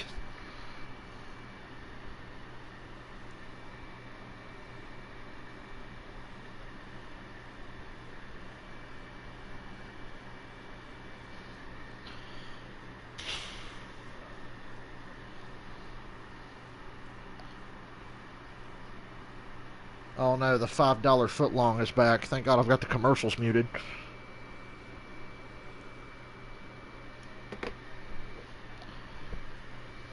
I swear if there's a big one during the commercial, I'm going to kick somebody in the balls. I'm a kid. Caution on the front stretch. What happened?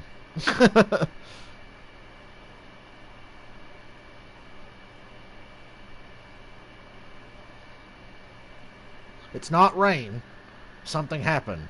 You know, Apocris, I wish you would share a little more details other than caution front stretch. What the fuck happened? John Hunter Nemechek spun coming out of turn 4. Yeah, John Hunter, single car spin. Okay, we're good. No big one. Caution's out just past halfway. Everybody can pit now. And I imagine they're just going to go like hell, even though it looks like the rain is starting to fuck off a bit. Going to be close. This has the potential to break up that Penske stranglehold, but I'm sure they'll find each other again shortly after the restart. Credit One Bank, the official credit card of NASCAR. Perfect for race fans. Under caution at Talladega with 96 complete. The fuck is that stuck in the front of John Hunter Nemechek? An issue coming off turn 4. He's the black car just in front of Austin Dillon. No contact. Oh, he didn't take out Austin Dillon? Let's see if something flies off Nemechek's car here. Yeah, everything seems to be fine right here. Right there, you see a piece of debris or a piece of rubber fly. Oh, he had a flat. Piece, and this God, that could have been bad. Austin Dillon barely missed him. And then he almost turned back up into traffic. Oh, man, that would have killed a lot of guys. That car wanted to brake right and go right up into traffic, but he swerved it and spun it out down to the bottom. For an on-track incident. And there you see that left rear tire Man. down. It's a left rear flat.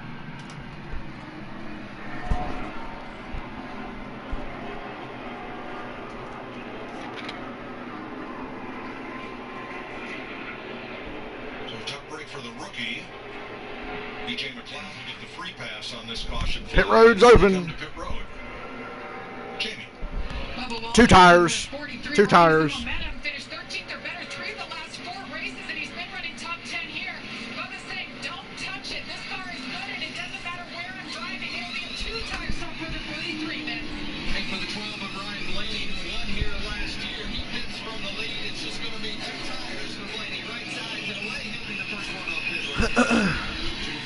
Ryan Blaney keeps the lead. Keselowski, Logano, and Custer and DiBenedetto are the top 5. Track position strategy right now, except for the 11 of Denny Hamlin. Denny Hamlin took 4 tires. Could pay off, might not, I don't know. I will be right back.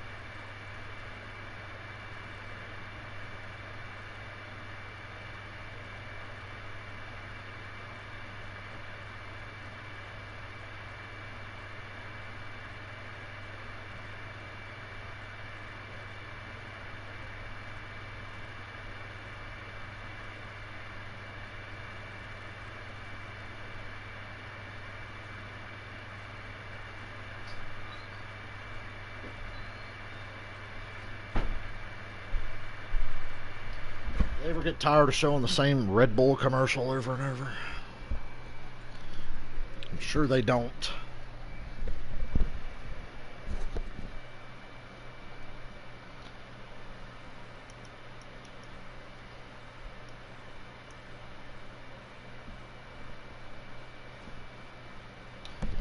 Guys, I'm happy to tell you that the chance of rain has drastically gone down to about 20%.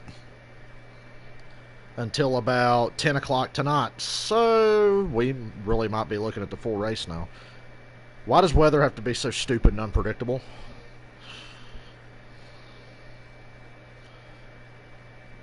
It has been a roller coaster of emotions today. For a lot of reasons. Yeah, that shit's gonna miss them.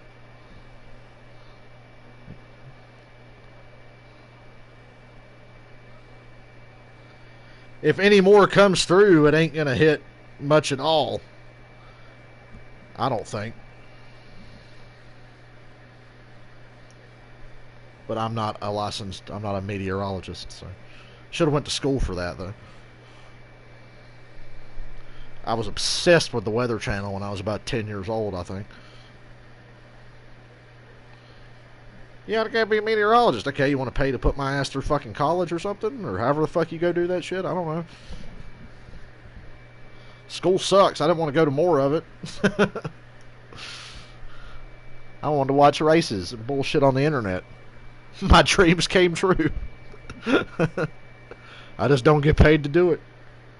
Yo, John Hunter Nemechek is the real MVP, though. John Hunter Nemechek saved about $10 million in damages by spinning that car to the inside and not swooping back up onto the racetrack. 90 laps to go in the Geico 500. Note the Fox monitor on board with Dylan there. It's 104 degrees inside that car. That's a cool day. It's only 103 in there. It's usually like 130. Is below that, and that heart rate was down in the 90s until he started coming onto the front straightaway, getting ready for this restart. You can see it starting to build. Guys, they brought back the heart monitor gimmick. The heart monitor gimmick's back. In stage 2 as we approach Fox loves that kind of shit. zone, Blaney and Keselowski on the front row. Okay. All 3 Penske cars are about to be lined up because Blaney's on the outside, and lined up on the bottom is Brad and Joey. So here we go. And Blaney immediately moves down, and DiBenedetto's behind them. So we're right back to our regularly scheduled programming. But I'm happy to say Logano is now 3rd in line, and that it's Ryan Blaney and Brad Keselowski out front. Now, selfishly, as a Junior fan, I do not want Brad Keselowski to win this race. Junior has 6 wins at Talladega. Brad has 5. I don't need Brad winning at Talladega anymore. That's Josh Williams, Ryan Blaney's spotter, and look at God, they've got such a stranglehold on this race. They've just been in sync all day long, haven't they? Here we go. One more time. Restart right there to get Blaney in the inside. Jeff Gordon said they were in sync. Which member of NSYNC is Joey Logano? Who's the biggest asshole in the band? Were there any assholes? They all seem like nice dudes.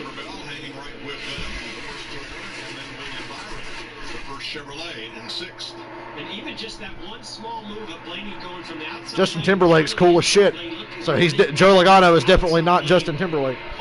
That'd be Ryan Blaney. God, that inside line is the strongest it's been all day. 9 cars back before you get to another 2-wide situation.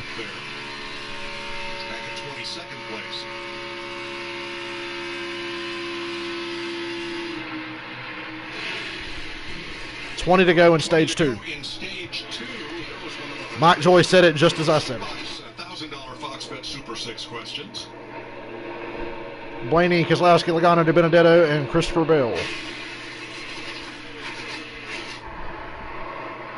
Outside line starting to form up really good, though. They're coming. Kyle Busch, Cole Custer, Jimmy Johnson, and Bubba. Stenhouse pulls up to get in front of them. Here comes Stenhouse. He's now leading the outside lane. They're up to about 6th place.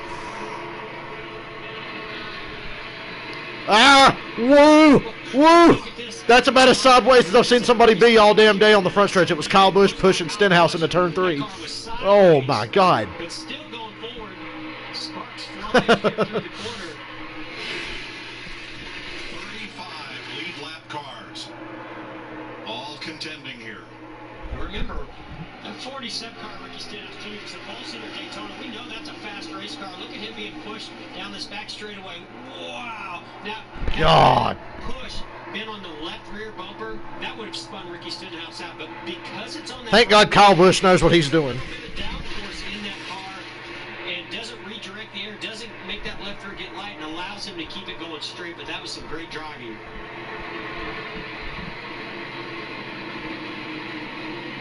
Cole Custer nestles up against the bumper of Kyle Busch with help from Jimmy Johnson.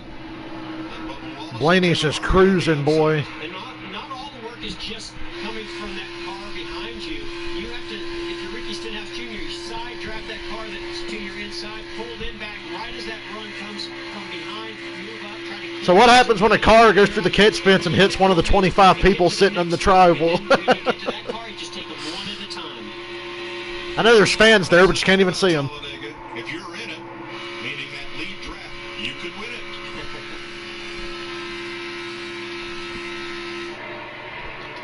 Outside lines up to about 3rd place now with Stenhouse, Kyle Busch, and Custer. But they just don't have enough momentum to get further than that. They get up to like 3rd or 4th and then they just drop. We'll see what they can do now. I was working with Dale Earnhardt Sr. in the late 90s, and I saw him do this, and I had no idea what he was accomplishing. So let's use our Ford cutaway car to show. Ooh, the Ford cutaway car. Approaching on the left rear. He's going to move against that car he's trying to pass. And it looks What's a side draft? Speed up, but it's not. It's stacking air on the rear. Here's Stenhouse. Stenhouse is up to about 2nd now, and they're stalling out. They did take advantage because Logano's a little off of Keselowski's bumper right now. And it works the same way on the right side of the car as we're seeing that outside lane do on those Fords on the inside. 16 to go in stage 2. Nemechek just spun out, and he's already back in the top 10. In fact, if you look at the first 12 cars right now, only 2 of them have been in victory lane this year, and that's Keselowski and Logano. Not even Kyle Busch has won this year. Stenhouse is going for the lead. Oh my God, Logano and Brad almost spun out in the trioval. Almost. We've had a lot of almost today. Stenhouse is coming for that lead. There he is. He's a big push from Kyle Busch. Here comes Stenhouse. New leader, Ricky Stenhouse. How long can he hold it, though? He's door to door. Slight advantage to Stenhouse. Big advantage. The 2 cars way off of Blaney, and Stenhouse has cleared them. Here comes a big push from Keselowski and Logano, though. And here comes a 3rd lane on the very outside. Bubba Wallace, Kevin Harvick, Tyler Reddick. I think they're stalling out, but God, they look like they were coming in a hurry. Stenhouse and Blaney are side by side.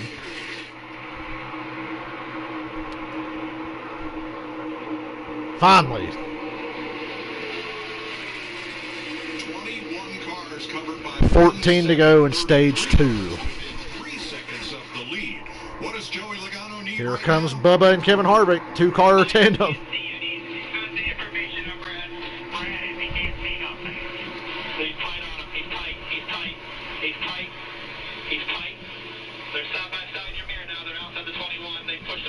Stenhouse and Blaney racing hard, but they better not look to their outside. Here comes Bubba. Push, Harvick. Push. Push. Bubba's going for the lead. Oh, nah. Blaney, Keselowski just pushed Blaney way ahead. Looked like Bubba was going to get it coming out of 4. Run stalled out, and Keselowski got up Blaney's ass and shoved him on by. Boy, the outside line was coming and then stalled out. Bubba looked like he was about to have the lead. Oh, my God.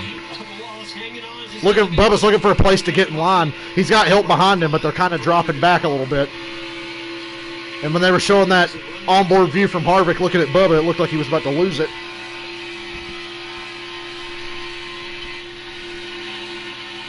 Bubba's making another run at it.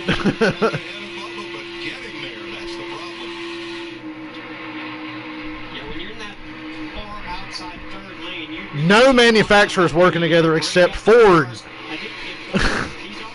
It's amazing. He might need to get a little more aggressive with the side drafting to break those guys up in that middle lane. Chase Elliott just went past 12 to go in stage 2. Now big run. Stenhouse takes the lead again. But he shouldn't get down in front of them because they're just going to snake around him if he does. So you're stuck. You have to stay in the outside line and basically concede the lead, because if you don't, yeah, you could get down in front of Blaney, but then Blaney's just going to snake around you, and he's going to bring about 4 cars with him. And then you're going to be stuck in the middle.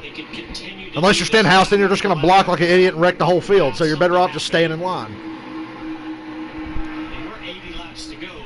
It's a long way. And the weather's clearing, so this is no longer a race to the halfway point. Don't think I can hold my breath for 80 laps. Might have to. Chase Elliott got all the way to the top. Blaney surges back ahead again. No surprise. Chase Elliott's going to the back. He's in a 3rd lane that is now morphed into a 2nd lane. So he's by himself. Man, Kyle Busch is really strong today. If Kyle Busch just had some help. You see how aggressive Brad Keselowski's being. And I know it's killing Kyle to have to push the 47 because I know he hates Stenhouse. Sure, it just makes him want to throw up or something, but...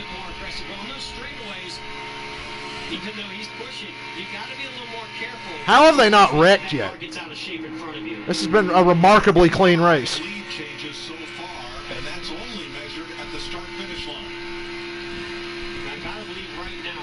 35 lead changes. And like Mike said, that's only guys who led laps. Oh, shit! Oh, my God. He needs to just go to the back. DiBenedetto got moved up off the bottom.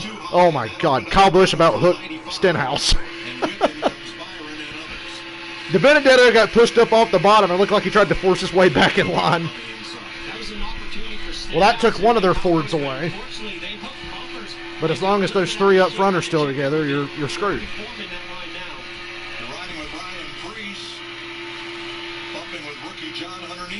John Hunter in the top 10 after just spinning out. Who's he think he is? They are 2nd and 3rd on the outside, led by Johnson. Watch the green car, Kyle Busch. He is coming hard. Kyle Busch is coming hard on Stenhouse. He said it. Kyle Busch is coming hard on Stenhouse.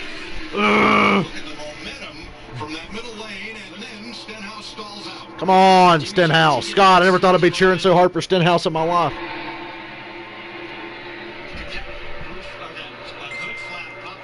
Oh, Stenhouse. Big surge. Come on, Busch. Kyle and Ricky need to get down in front of Blaney and Brad right now. And they did. Nice. Stenhouse and Kyle Busch cleared the Penske cars and got down in front of them.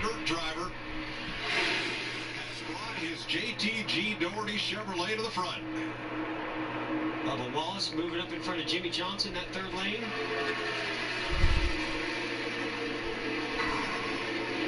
There'll be 8 to go in the stage. Stenhouse going to block like a motherfucker now. He ain't giving up that lead. Now here's the problem. Those 2 outside lines have stalled out. It's Stenhouse and Kyle Busch on the bottom, but Blaney, Keselowski, and Logano have enough room to move up if they want. And they'll just go right here. They go. They're moving up right now. Block! Stenhouse, block! And he did. Now they're going to have to go even higher if they want to get around Stenhouse. I told you exactly what they were going to do, and they did it right on cue. When that out now, oh, Blaney! Dude, Blaney was about gone.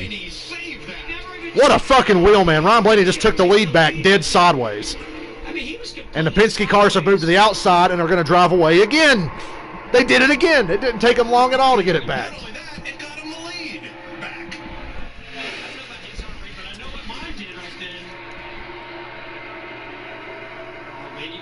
He just jumped out to go around Ricky Stenhouse Jr., but at the same time he was getting a big push from Brad Keselowski. But Jeff, you're right. He never came out of the throttle. Now, he was busy with the steering wheel, but he didn't go off the throttle. Well, luckily he runs those bright colored... 3 wide. Here comes Bubba again. Bubba's back up front. He's up to 3rd. Bubba Wallace to the outside. Stenhouse has gotten between Blaney and Logano and Keselowski. Blaney's out front by himself now. He's on the inside with Stenhouse and Kyle Busch.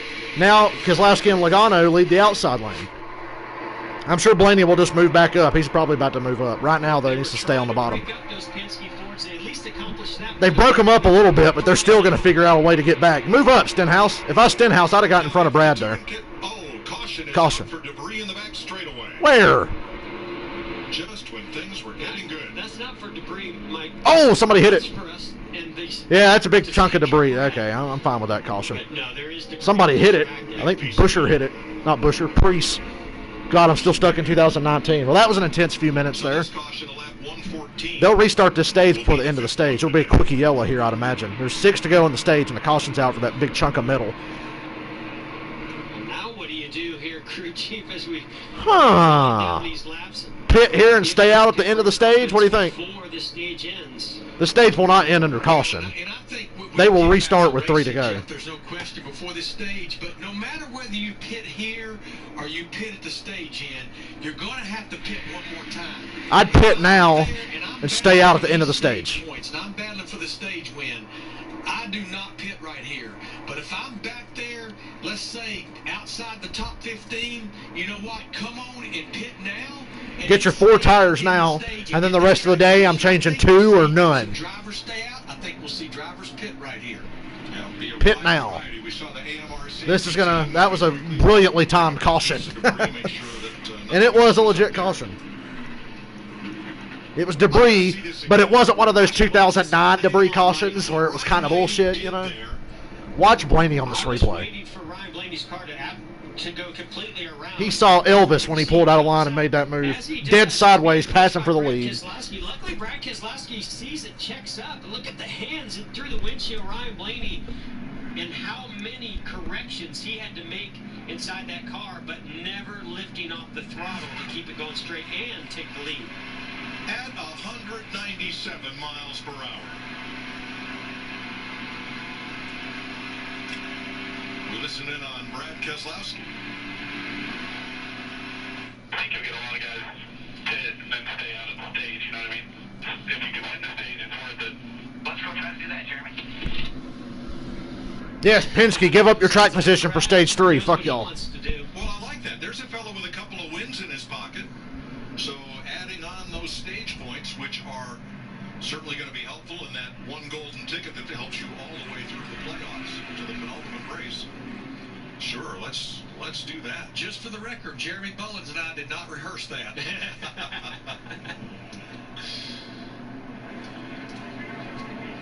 Joey Gase, 2 laps down. He is the first car not on the lead lap, so he will get the... Who's coming in? Who's the first car to come in? Wow, a lot of guys stayed out.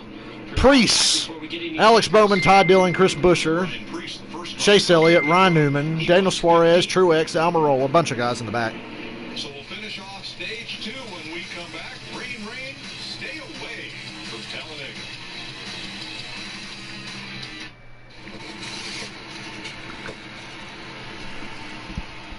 Oh, commercial. Gotta mute during commercials. They play a lot of licensed music during commercials.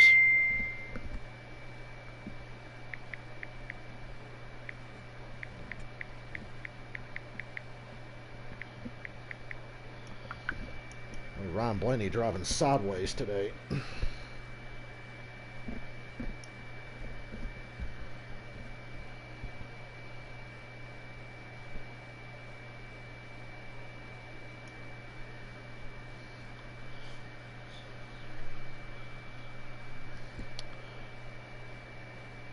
Shout out to the lucky fuckers that are at this race right now. Joseph Lombard, I see you on Twitter.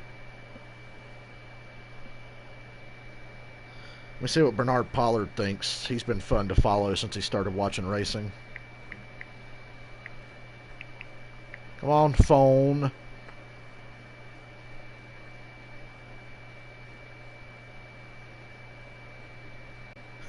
He's asking, I'm seeing guys bump each other. Are these get out of my way, let me help you out, or screw you bumps?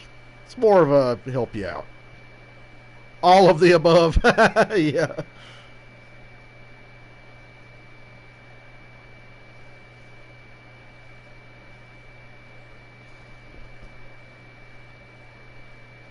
Sasha Banks is trending. Uh-oh. Did she Me Too somebody? I love Sasha Banks. It's about her and Sammy Guevara. I ain't getting into all that shit. I'm glad I stopped watching wrestling. Can't take that shit anymore.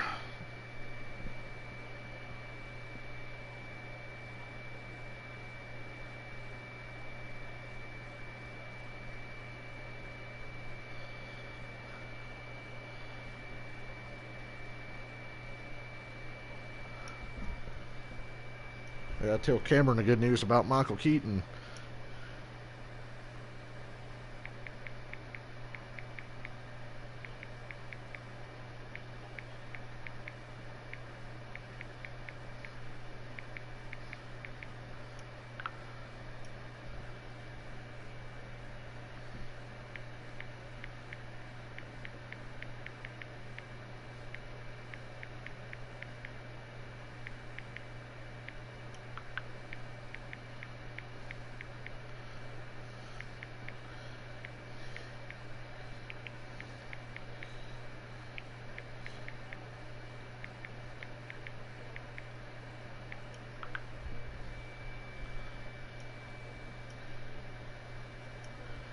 Okay, let me shut this fucking phone off for a second and concentrate. Save when you bundle auto, home, or motorcycle insurance.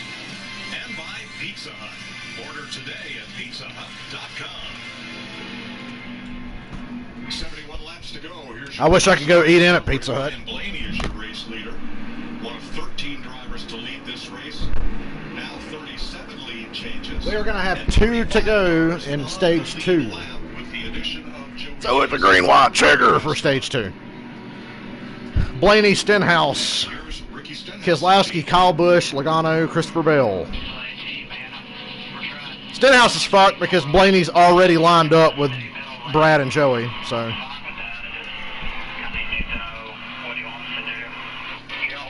Stenhouse is out to redeem himself, though. You know this. They're going to go. They're already lined up, ready to go with each other. Stenhouse has to rely on Kyle Busch. Well, they're going to stick together. An unholy alliance, indeed. Every chance they get. An unlikely alliance as well. 2 laps in stage 2.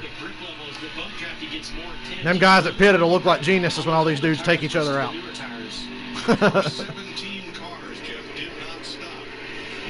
Top 17 stayed out, so all the way back to Craig Gaulding, they all stayed out. I expected more to pit. Less pitting is good for the guys who did pit, though. Got Brad lazed back on them restarts, and then he just surges into 1 and 2 and shoves Blaney out front. Not as strong that time because Kyle Busch is just as much up Stenhouse's ass as Keselowski is up Blaney's ass.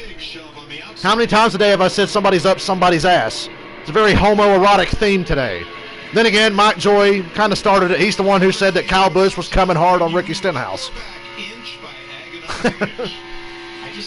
This stream is brought to you by the LGBTQ community. Blaney way out front now. A little too far. Here comes a run from Stenhouse.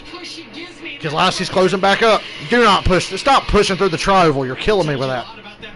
Stenhouse has the lead. One to go on the stage. Moves up in front of William Byron. Where the fuck did William Byron and Tyler Reddick come from? Oh, they're fucked. They're fucked. Stenhouse lost his help, but that side draft is pulling Blaney back. I think William Byron might win the stage here. Yeah, William Byron's way out front now. God, Byron, you should have swooped down to the bottom. He should have went down to the bottom as soon as he got clear of Blaney. They're going to be 3 wide for the lead here coming out of 4. Lost a little bit of drafting help. And Blaney's got the advantage. And here they come. Blaney moves up to block. He decides to stay in line. Uh-oh. Who's going to win the stage? It's going to be Stenhouse. Stenhouse has got the run. Stenhouse wins stage 2. Wow. When I say he got to Blaney's quarter panel and pulled him back, and Kyle Busch never lifted, and Stenhouse won the stage. Another couple of football fields down toward turn 1. It was definitely different in the middle of the tri-oval, Mike. Wow. Photo finish for stage 2. Oh, man. Who knows what's going to happen at the end of the race. When they came through the tri-oval, I knew, oh, here comes Stenhouse. Going down the back, I was thinking, oh, man, William Byron.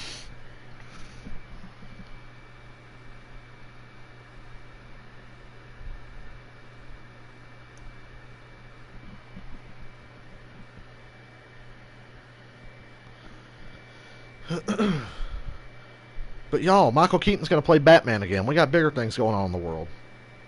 Well, Ricky Stenhouse and Kyle Busch may be the most dynamic duo since Batman and Robin, based on the way they're running together. I never thought I'd see Kyle Busch and Ricky Stenhouse and Kyle Busch work together so much.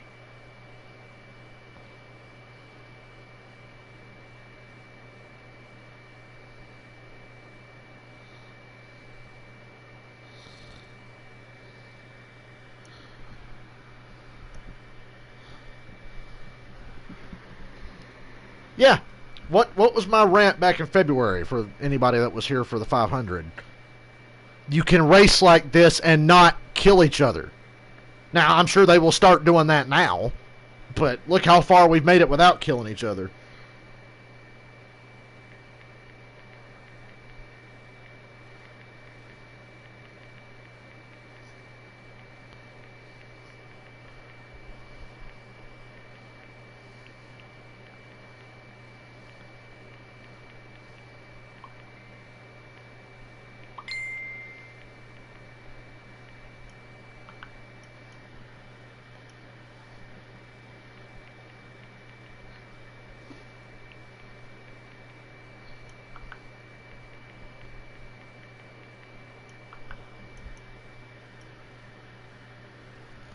Whew. I'm out of breath.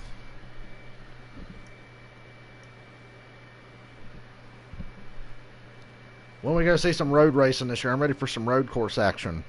It's coming up in the Xfinity Series, I would imagine, if the schedule stays the same.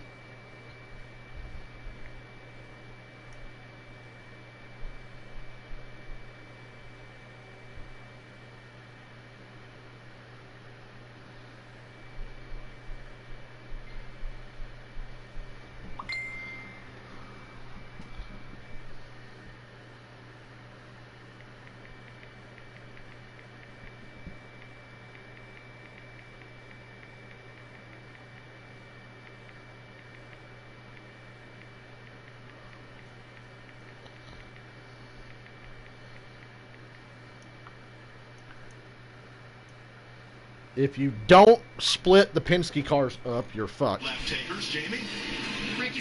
Now the running order is going to be completely flip-flopped, upside down. Kyle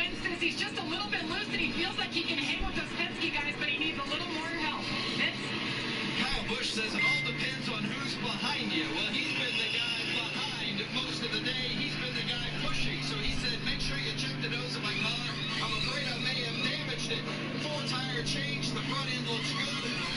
Wow, the Penske cars are going to be way in the back. Oofa.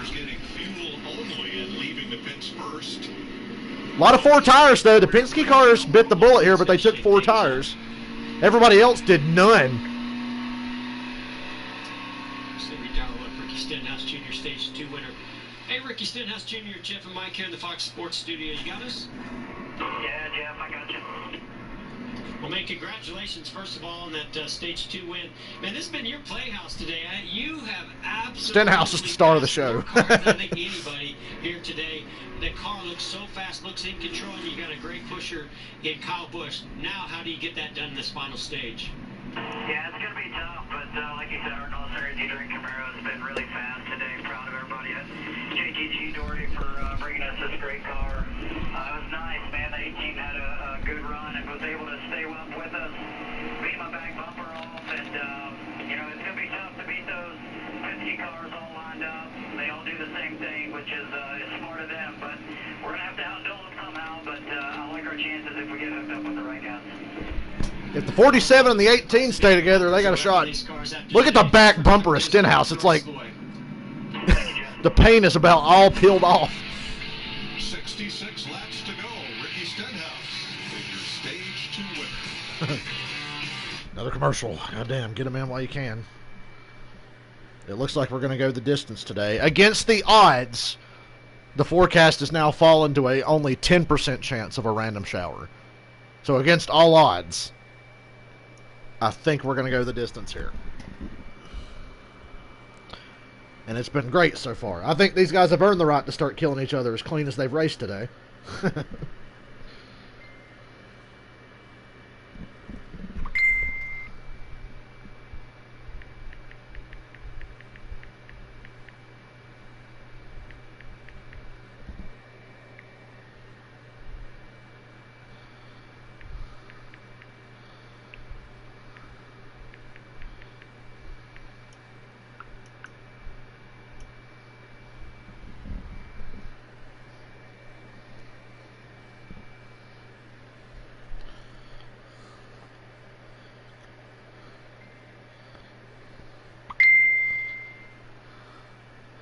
If guys stayed out there, I know some of the guys that pitted under the previous caution came back in and topped off there, or potentially made an adjustment.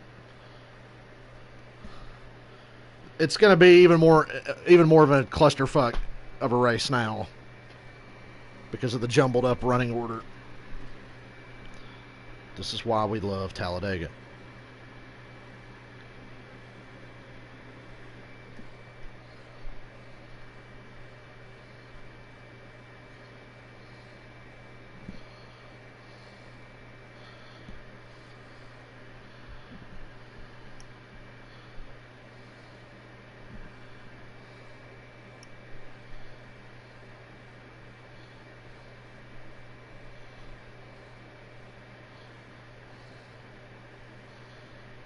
Blaney, when he was passing Stenhouse back for that lead there a little while ago, he looked like me at Dover earlier.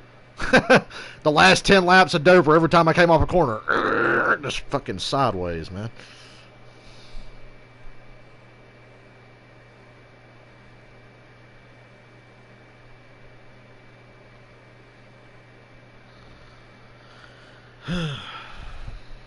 Some of the best super speedway racing we've ever seen.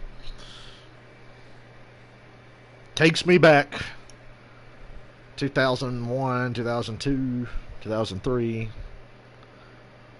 Why was the 2004 Daytona 500 so weird? I know there was like a really big wreck in that race, but that race was kind of lame. Like the Dale Jr. Tony Stewart show, but like literally nobody else had a chance in hell after the big wreck happened. I love when I just randomly remember a race from forever ago. Oh, look! Pocono starts at 3:30 Sunday. A track with no lights that is very prone to rain. It's Saturday at 3, and then Sunday at 4? They're starting Pocono at 4? That's even worse. Whatever, what do I know? How many times we got to teach you this lesson, old man? It looks like we're going the distance. What's your credible.com race strategy? Assuming we will go to the end of this thing and we go green, we know we have one more pit stop, so do not speed on pit road, especially during that green flag pit stop. Up front, it's Hamlin, Buescher, Kurt Busch, Kevin Harvick. Is that Brennan Gaughan with Matt Kenseth? I know that ain't Brennan Gaughan up there. It's not if we'll have the big one, Mike, but when we will have it. Last time I saw Brennan Gaughan that close to the front, he was doing a barrel roll. Now, we talk about pushing cause and effect. Remember that slip tape that was on Stenhouse's bumper to start the race? Well, that's what Kyle Busch did to that. Can we call that grip tape now? It might be, just the residue left there. Meanwhile, Kyle spent a lot of time in the pits on this caution, Vince.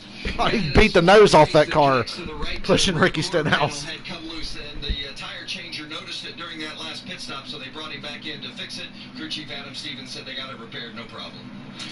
All right, the first 6 cars did not stop under this caution flag. Yeah, 6 cars stayed out. The Penske cars are 12th, 13th, and 14th. Blaney, Keselowski, Logano.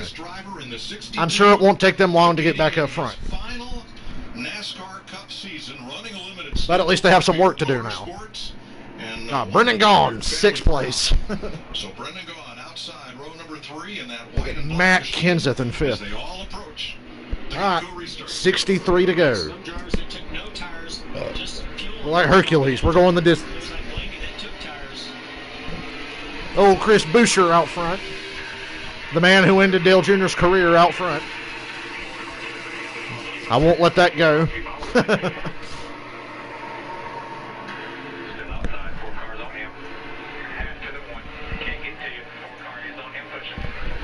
The Penske cars still split up for now. 2 of them are together, but Brad's kind of pigeonholed on the bottom. Look at Chase Elliott shooting to the middle, hanging out Brennan Gaughan. Chase Elliott said it's go time, dude. Big run from Chase Elliott and Ryan Preece. Big run coming here. Do they go with it? They do. They go to the outside. Harvick and Buescher go to the bottom to cover Hamlin. But Chase Elliott is starting to turn up the heat, I think. Finally. Like I said, he's been a ghost all day. Oh, Buescher. Buescher in the middle. Hung out. Nobody went with Buescher. Chase Elliott and Harvick out front now, side by side. Buescher is fading to the back. The only thing separating the 3 Penske cars now is Austin Dillon. Blaney and Logano and Keselowski are on the outside line together, but Austin Dillon's in the middle of them. I'm keeping an eye on them because you just know they're going to have something to say at the end of this. Whoa, Matt Kenseth's got a problem. Matt Kenseth, he pulled off the track. He got the hell out of the way. He's got a problem.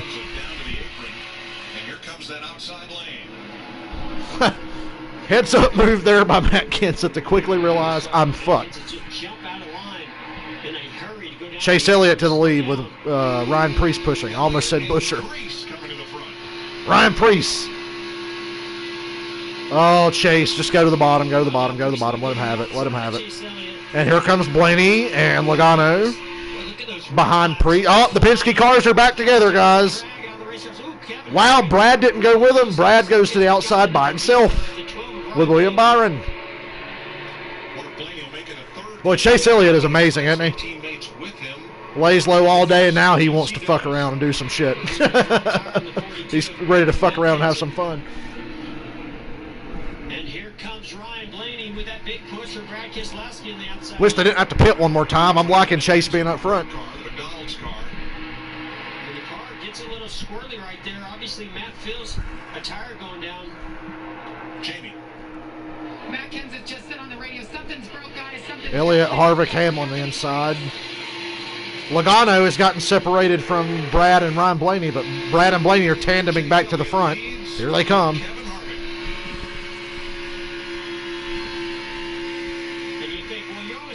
I can't wait to see how many total lead changes we have at the end of the day. Yes, you do, because there's times when you have a big run, just like Kevin Harvick does at the rear bumper of Chase Elliott. Yeah, you can lift the throttle, but sometimes you got to use those brakes. Preece is between Keselowski and Logano behind Hamlin in the outside lane. The Penske parade in the middle lane is now Blaney, Keselowski, then Ryan Preece before Joey Logano. Well, sparks flying out of that 9 of Chase Elliott. That car's really down. Blaney and Elliott, the 2 best young guys in the sport. These 2 guys are unreal. Blaney just needs to start getting some good luck. He needs to catch some breaks and he'll be right there with Chase. Chase needs some brakes too. He's had some shitty luck. They find their way to the front.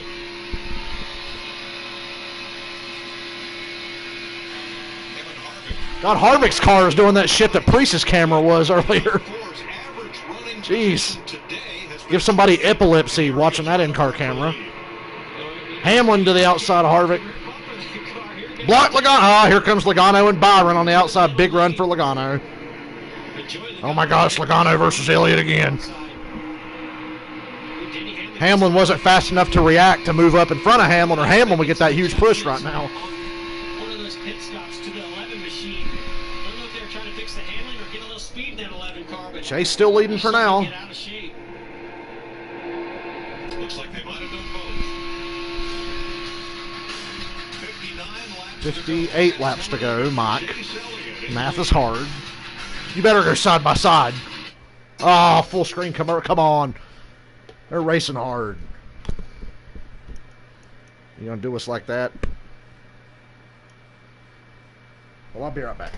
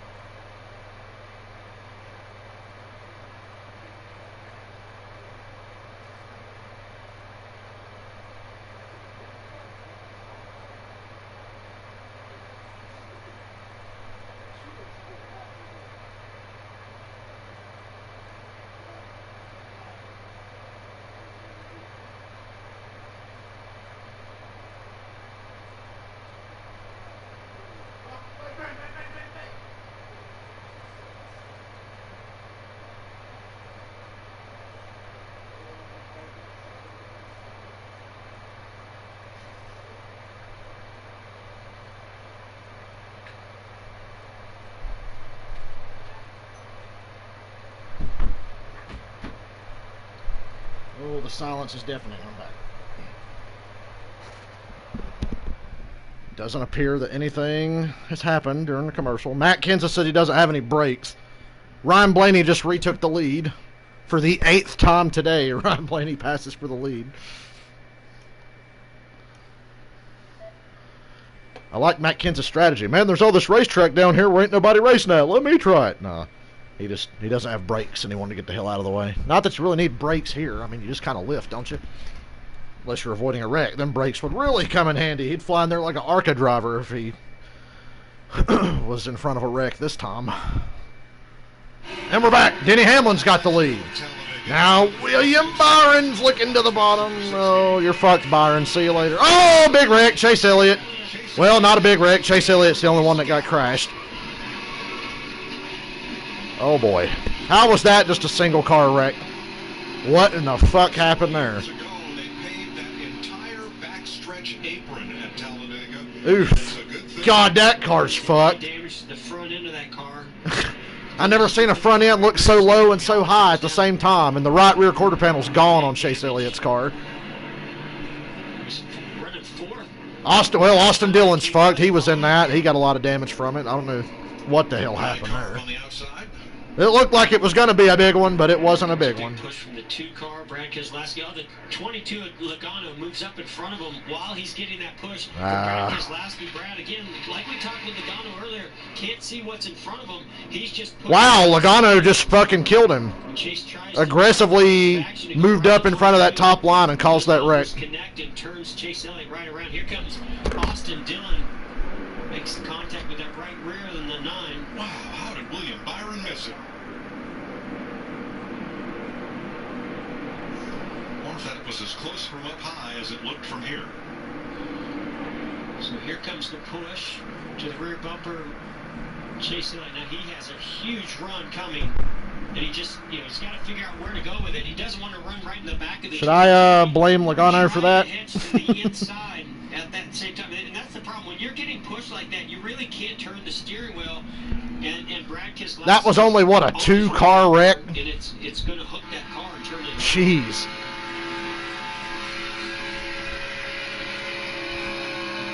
Chase got sandwiched between 2 idiots and taken out. That's what happened. That's what sent Chase Elliott around as he tried to go to the inside of the 22. And here's audio from Brad Keselowski. And I've got a problem here. Hold on, I need to check my PlayStation. I'm afraid I got booted off the air. I can't see if I'm still on because I can't see comments.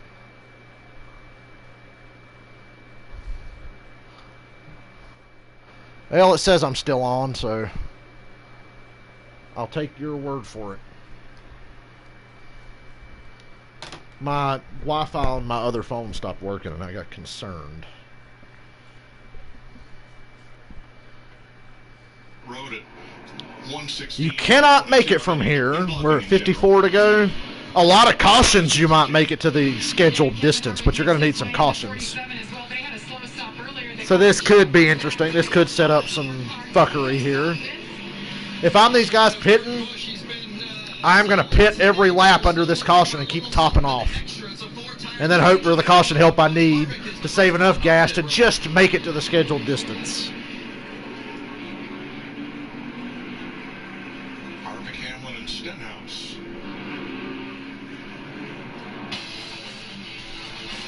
Oh, what a tangled web we weave. How is this not a multi-car accident? What? Joe Logano throwing a stupid block triggered a wreck? Oh, never seen that before. Oh, go figure. What? Brad Keselowski ran over somebody after his dumbass teammate threw a stupid block. Oh, yeah. It's amazing. Funny how that always happens. It sure is funny. Very interesting. Yeah, I guess I'm going to have to use YouTube on my actual phone, because this shit ain't working for me right now.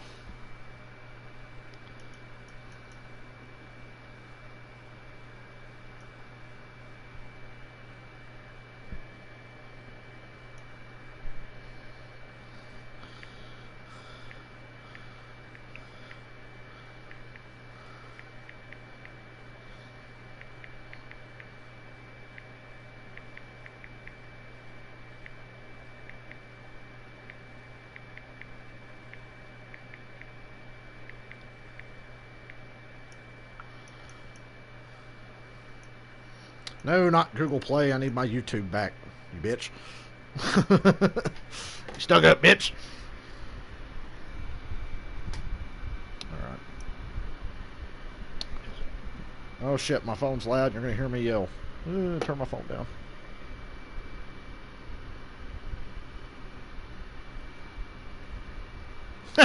Oh great, now everybody's going to hate Logano. Alright, they already did. Yeah.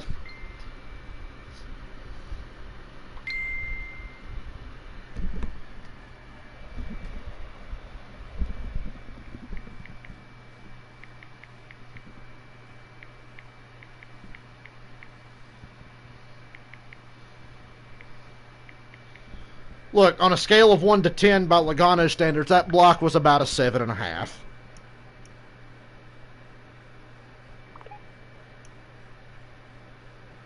I've seen worse.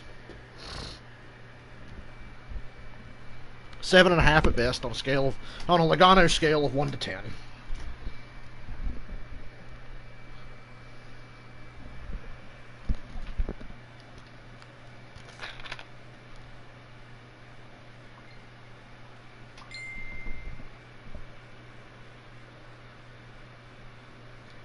Then again, I guess I can be equally annoyed with Chase because he's always too damn conservative.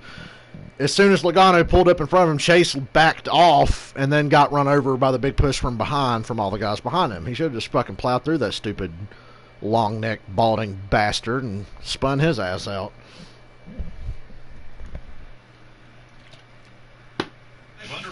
Just a fucking Rogaine, Joey. Joey was too busy looking in the mirror to see his receding hairline to notice that he was about to trigger a wreck behind him.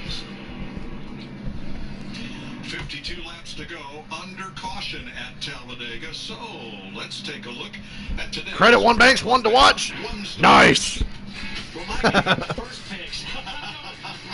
That's who I picked at the start of the race, Ryan Blaney. He's led 4 laps today. He's led a bunch of laps here in 2020 without a win. I think that win comes today. Well, Jeff, not only is Joey Logano one to watch, he's fun to watch. I mean, nobody probably pushes better than Joey Logano. He has 3 wins, top 5s in 4 of his last 5 Talladega races, but he might have to beat his teammates. Started out as a very emotional day for Bubba as everybody came together to support him, but he put his helmet on and went to racing. He was running up in the top 5 at one point. He's mid-pack now, but remember, he almost won the Daytona 500 2 years ago. Keep your eye on the 43. I really wanted to take Brennan Poole, but Kyle Busch has won at every track on the circuit except the Charlotte Roval since he last won here at Talladega in 2008. I think he is the best car on the track right now that is not a Penske Mustang. Those are your Credit One Bank ones to watch.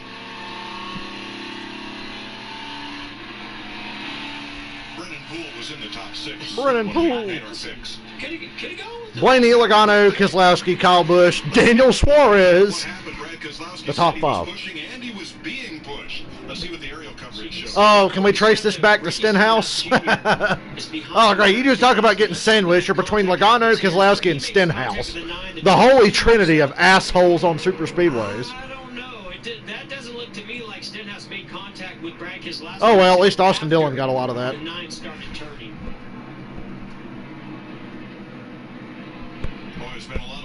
We're going to restart with 50 laps to go.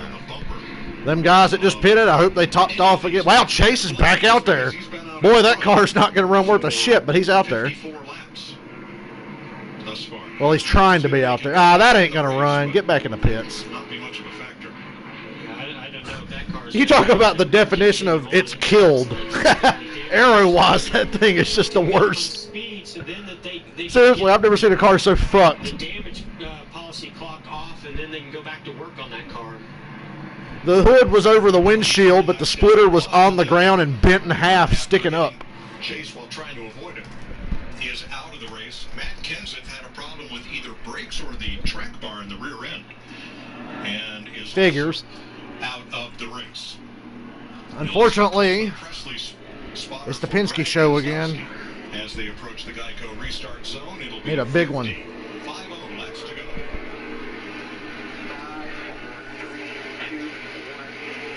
All right, Logano, let Blaney get in front of you so I don't have to be mad. And Blaney clears Logano, so all the Penske cars are lined up on the bottom again. We have Harvick and Kyle Busch on the outside, the Busch and Busch connection. 50 to go. Can't hold anything back now.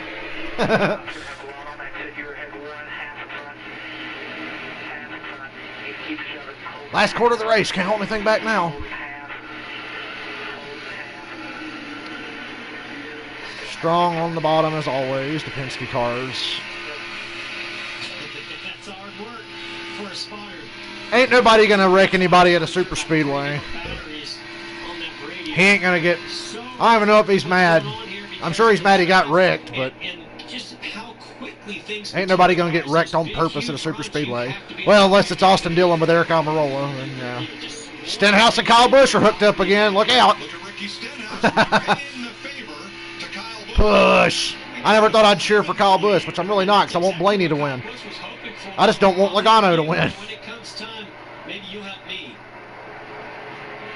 Stenhouse couldn't stay attached to Busch. Boy, Logano and Keselowski are excellent pushers.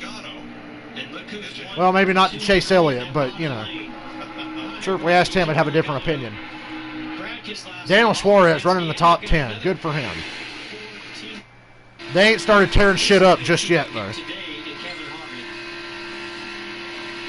Not yet. They look like they might be about to try.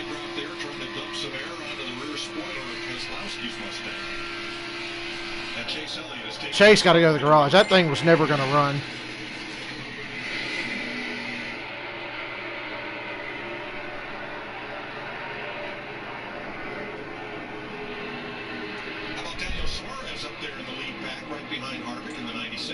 Great job by him hanging in there, avoiding some of these incidences.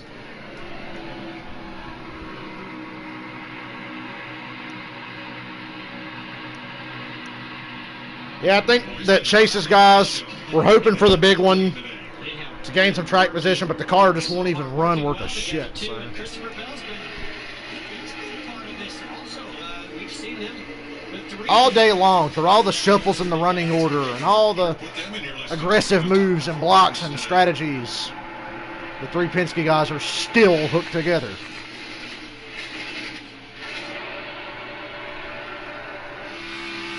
No other team has even been a factor other than an individual driver here and there.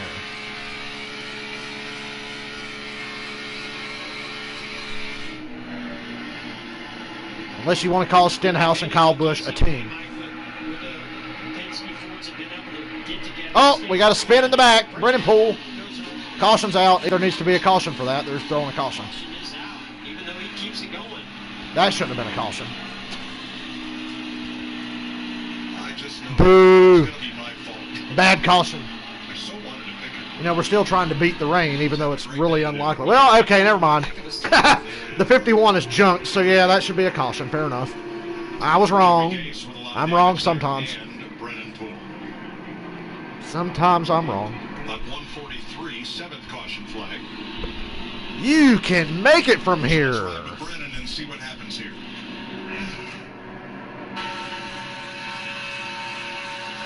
What happened? He got a bad push, I would imagine.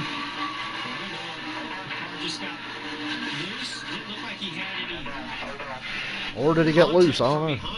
Maybe a tire went down, but that car just turned around on him going into the corner. Well, if so, then what happened to Joey Gates? Yeah, that's the real question.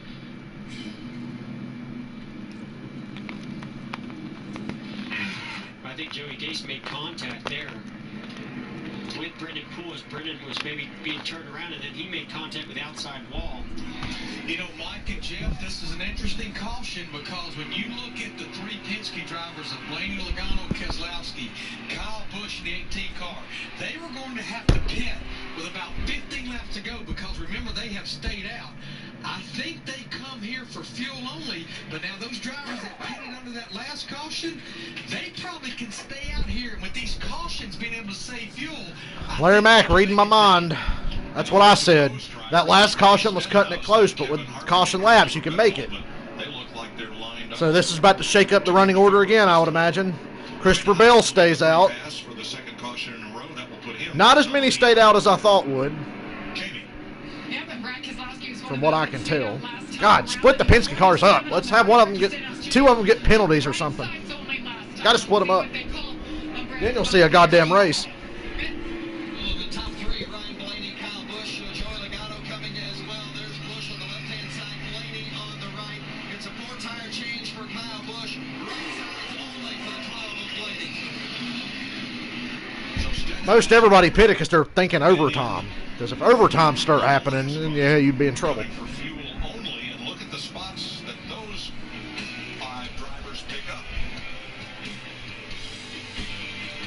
Dude, that sounded like they were playing Dude, I Totally Miss You by Tenacious D as they went to commercial. Dude, I totally miss you. Why was there never a Guitar Hero Tenacious D edition? I'd buy it.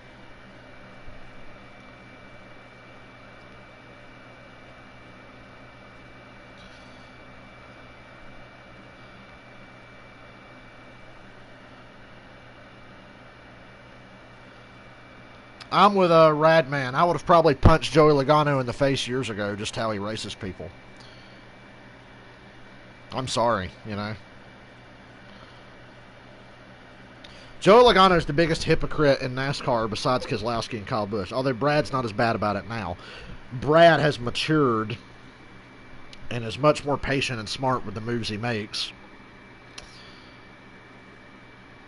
But Joey Logano is just a complete twat.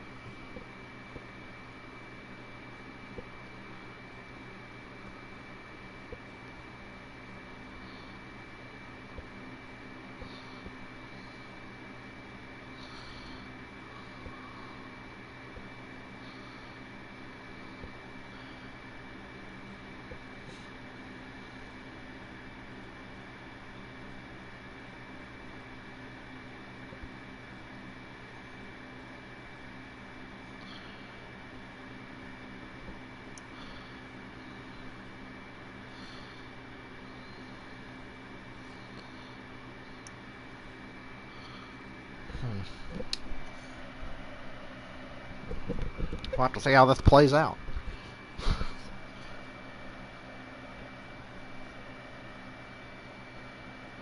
We finally got our miracle I'd been hoping for. All that rain just disappeared. That was headed straight for the track. When they were like, we've got a window. You know, after I did my Dover race and NASCAR heat, they were like, we've got a window. And I was like, yeah, a 20-minute window from the looks of it, but the shit just kept breaking up, and here we are, still racing.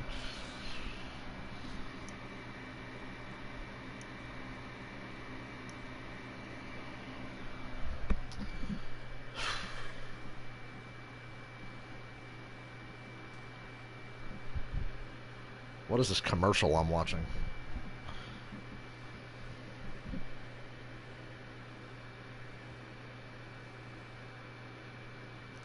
I really hope this place I might have to work at tomorrow has cell signal. Last few times I've been at work, it's been just boring. Just miserably boring. Every damn job we've had. No cell signal. What the fuck am I supposed to do all day? Other than work. It really sucks to work when you can't listen to something, you know. It really passes the time. So Saturday is a 325-mile race. Sunday is a 350. Looks like we're going to have Christopher Bell, Eric Jones, Cole Custer, and Ryan Newman up front now. They stayed out. Corey LaJoie as well. I'm assuming he's on the lead lap. Denny Hamlin would say that's awfully bold of me to assume. As NASCAR closed ranks and rallied around driver Bubba Wallace, the King, Richard Petty, came for the first time in several months. He's been to a race, and all the drivers and crews, all of Bubba's 43 down to the head of the grid where the national anthem was played, and in a show of unity. Unity! Car number 43. Then it was on to business. Denny Hamlin getting up and into the wall. So Hamlin's had a roller coaster of a day. Lead lap in 11th place. Under caution for the finish of stage one, rookie Tyler Reddick getting his first stage win of the Cup Series. Ricky Stenhouse getting his first of the year, winning stage number 2. Going great for Stenhouse today. He's got to make up a lot of points. Or, I mean, this is one of his chances, best chances to win a race. Probably one of only 2 chances he's going to have. Just now a caution for Brennan Poole. You're riding along with him. As his car goes for a slide and spin. And Joey Gase also receiving heavy damage in that one. With 43 laps to go, looks like a few drivers may have come in to top off fuel. Not a bad idea. For this run to the finish. And we'll listen in on Martin Truex talking fuel. Damn, there's Truex. I forgot he was here. Truex just disappears during these super speedway races. When's the last time Truex has been a factor? Like 2016 Daytona 500? Every other super speedway race, Truex is a ghost. First speeding penalty I've heard today, Matt DiBenedetto, too fast entering pit road. Strategies just all over the place here, Mike. Some that stayed out are going to have to conserve fuel. Some that didn't take tires. It is just after 6 o'clock at Talladega. Ryan Blaney with 2 right side tires. 42 laps to go when we restart here. The Penske cars are 12th, 13th, and God, where's Brad? I think we might have finally split them up.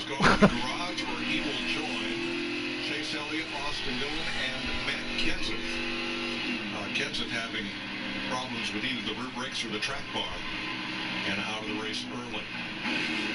There are 32 cars on the lead lap. 32 on the lead lap, damn. Brennan Poole, Timmy Hill, Garrett Smithy, J.J. Yaley are laps down. And the 2 drivers on the front row. Oh boy.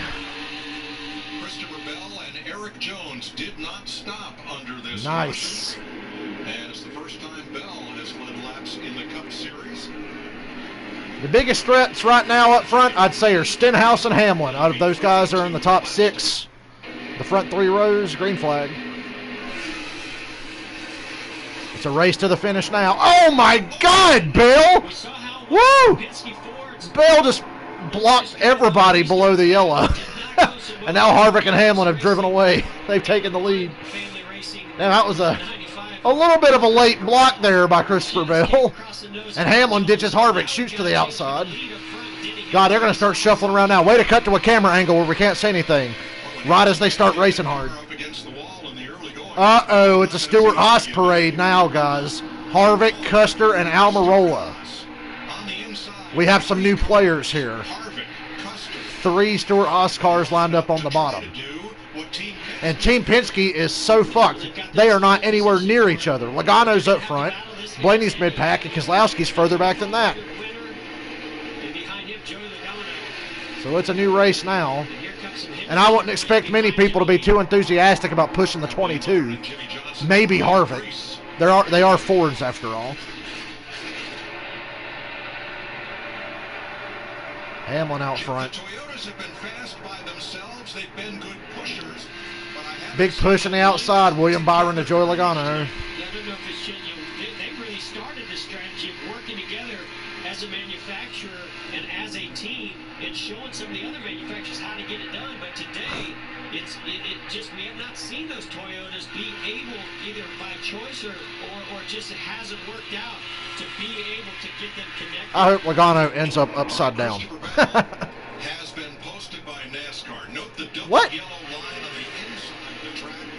You cannot go down there to pass, and you cannot force another. Oh, they're black flagging Christopher Bell for forcing Eric Jones and everybody else below the yellow. Does he change lane? No, he doesn't change lanes before the start-finish line. In case he Damn, he just put him down there. Yeah, that's worthy. Yeah, black flag for Christopher Bell for forcing people below the yellow line. Boy, an unlikely duo here. Hamlin and Logano just tandemed way out front.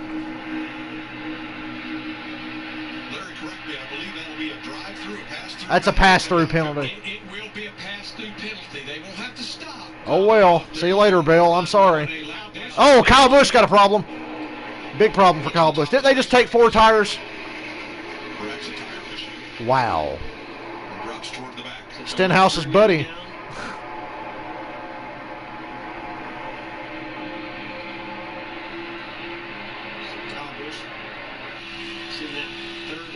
Wow. Oh, my God. What a great move by Kyle Busch. He somehow kept that car out of the wall when it broke to the right.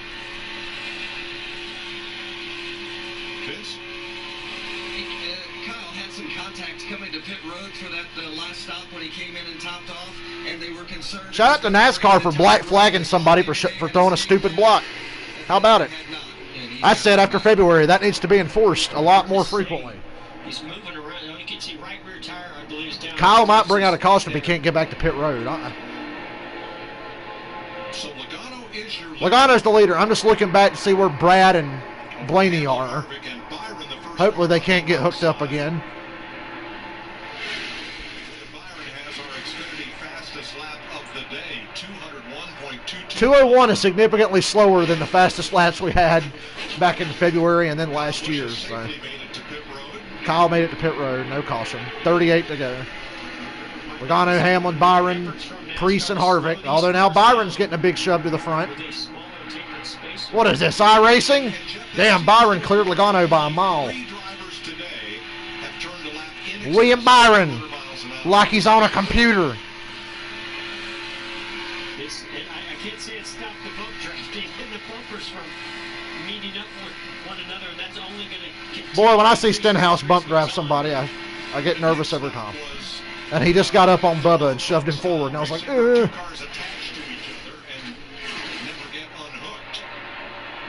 Oh, William Byron on a computer. Let's go to Jamie Little, who caught up with Chase Elliott. She's going to ask him a dumb question about Joey Logano. Just watch. You attempted to continue, Chase. What ultimately took you out for the day? A lot of things. The splitter was Are they? long ways, and it was just. Is Chase's interview like behind or ahead or something? The engine, so it was getting really hot, so it just wasn't worth continuing. So I hated it. We really started the day struggling pretty bad, and finally. That was awkward. Chase thought they were wrecking. Yeah, ultimately just got in a bad spot there and went around. Yeah, thanks. Logano's going to get somebody hurt today. He'll be the one to do it. Willie B leading the race now with Logano and Hamlin. So it's Chevy, Ford, Toyota in the first 3 spots. No friends there. Stenhouse just about wrecked everybody. Oh, my dear Lord. Now back at 3 wide. Well, they better figure that 3 wide shit out. They're coming up on a lap car. So that's Priest with a P&G cam looking back. As Blaney tries to work his way back to the front. And Mike, this is what when we don't know 35 laps to go. Creates this urgency. That's what we've seen. 6-car breakaway. Byron, Logano, Hamlin, Harvick, Johnson, and Bubba.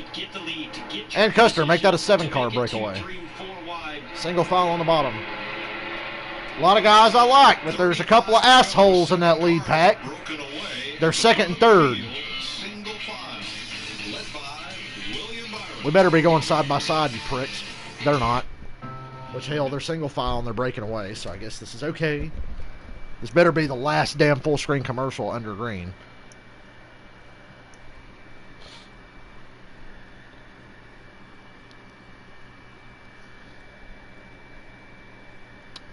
What a long fucking day. These rain delays just suck. It was only an hour, but...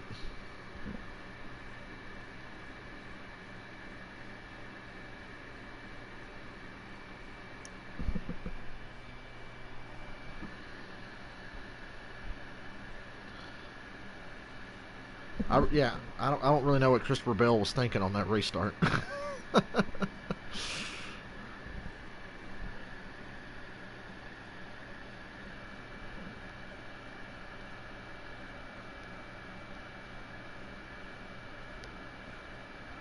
People are like, when's the last time they penalized somebody for forcing somebody below the yellow? Johnny Sauter in the truck race last fall. He did it.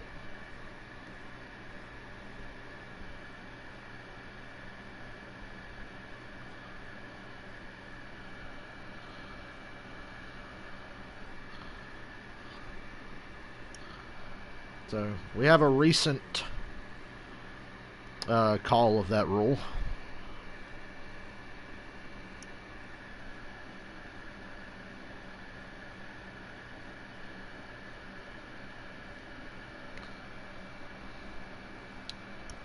Don't you miss TNT? If trouble breaks out, we'll break in.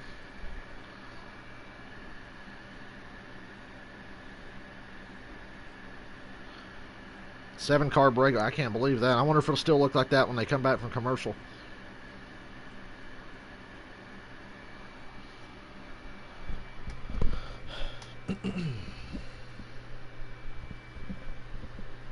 Boy, I need a shower. I feel like ass. Ass, man. Not the good kind of ass. I should sleep good tonight. You know, I slept late today. I didn't fall asleep till like 5:30. Forced myself to get out of bed at noon, right at 12. And I was still tired. I felt like I could have went back to sleep. That usually means I can sleep good tonight if I felt like I should have stayed in bed longer. I don't know why I can't sleep at night when I have to. Only when I have to work. I thought there was a chance we'd work today. So of course I couldn't sleep.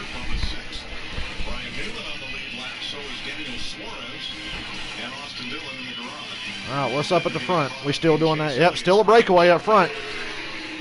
And it's a clusterfuck of cars. Well, no, here comes that outside line forming back up. It's not a breakaway now. On a computer, they said it. They finally mentioned William Byron racing on a computer. Hear that, guys? He likes to race on computers. Shout out to all the boomers that talk shit about him being good at iRacing. Why don't you try getting good in real life? If he wins this race. Unfortunately for him, he's got asshole number 1 and asshole number 2. It's amazing how Logano and Hamlin have made Kyle Busch look like a saint lately. I was starting to like Denny Hamlin again until he started that shit with Corey LaJoie. And Logano, I'll never have anything for him. Big badass inside the car, but the biggest pussy in the world outside of the car. Who was that lap car on the bottom? Oh, it's Kyle Busch. I was like, who the fuck's that lap car? It's Kyle Busch. Ain't gonna be able to save fuel in this kind of racing. When you got clear track ahead and you got a freight train behind you. Well, I can promise you right now, Bubba Wallace isn't saving any fuel whatsoever. He's used to more than anybody, if anything. But you can't save 6 laps. I mean, that is just far. You have to look that up on Twitter. The Hamlin Corey LaJoie thing is like so in depth. I can't even explain it. Basically, Hamlin's a smartass and thinks he's better than everybody else. Thought he could bully Corey LaJoie, and then got mad when Corey LaJoie talked mad shit back to him. And then Hamlin started calling Corey LaJoie's team owner and crew members, threatening them that he was going to wreck their cars, all over fucking Twitter beef, because Hamlin thinks he's fucking cool. Jeez, man. Bubba in the top 5. Who's going to get mad about it? Who wants to be mad about Bubba being in the top 5? Fucking boomers. Good, I hope Joey runs out of gas. If anybody runs out, I hope it's him. 28 laps to go. 27 now? No, 28. They just crossed the line. Oh, what a surprise. Logano just about wrecked somebody else. Way to go. What a surprise. Well, William Byron's going to the back. He's in the sucker hole now. See you later. Big run from Bubba. Big run from Bubba. Going for the lead. Oh, come on, man. Could today be the day? It's the day I get to be happy. It's today the day I get to be happy. Bubba Wallace is in the lead. He's going to run out of gas. With 28 to go, coming to 27, Bubba Wallace got the lead. Wow. Boy, Logano, if you wreck him, you will never be forgiven. I can tell you that. Not just from me, but from like the rest of the world. Logano is going to get shit on infinitely if he's the reason Bubba gets spun out. We need a caution, though, to help Bubba. We need a couple of cautions, probably, to help Bubba. If they're talking about they're 5 laps short, or whatever it was.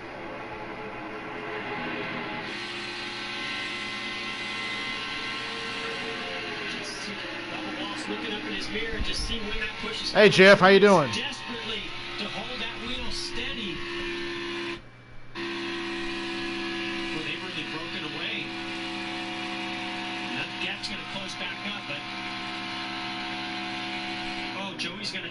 Oh, wow, Joey.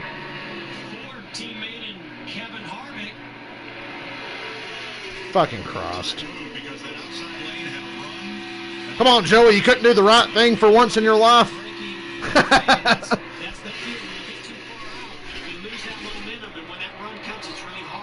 Couldn't do the right fucking thing for once in your life, Joey Logano. He got the lead back. He sold Bubba out to get up with Harvick, and now Harvick and Hamlin and Logano have cleared Bubba. They're on the inside. Big run on the outside with Priest and Alex Bowman.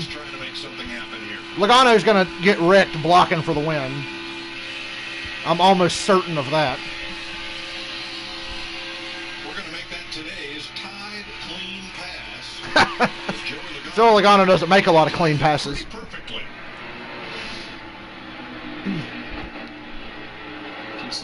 Come on, Joey. You couldn't play Michael Waltrip to his Dale Jr. for once, just once. Which he had a big run. I guess he had to go somewhere with it. It was either that or run over him. I don't know. I am not for letting people win, but come on, stay in line right now. It's Bubba. Whoa, what happened? Where's Logano? Oh, wow, they got around 3 cars. Bowman, Reddick, and Priest cleared Logano, and now Bowman's got the lead. All that happened while they were showing the same goddamn replay, the same shit that happened 5 minutes ago. 88 in the lead with Reddick and Priest. Priest moves up to the outside to pick up Kurt Busch and Ricky Stenhouse. Suddenly, there's about 6 Chevrolets right here. Wow. A lot of Chevrolets up front. They're still not as organized as the Fords have been, but there's a lot of them now. 88, 37, 147 in the 8. And the 43 still right there in the mix. Wow. Wow. Owen Wilson would be fucking thrilled. It's pretty amazing that he's able to be out front right now with all that damage. There's that patch job that they've done on the nose. They all cleared Joey while they were showing the replay of him being a dick. Makes it to victory lane would be beautiful. 30 cars on the lead lap with just 24. Let's go, Alex.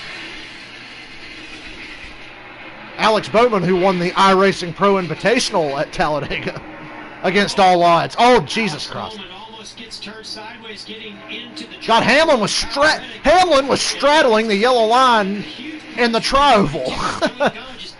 Like his left front was on the flat.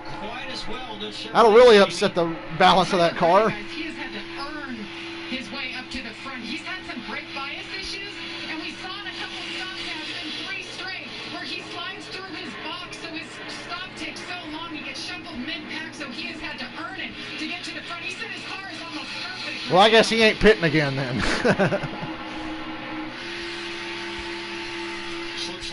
23 laps to go. We are getting down to it. This better be side by side.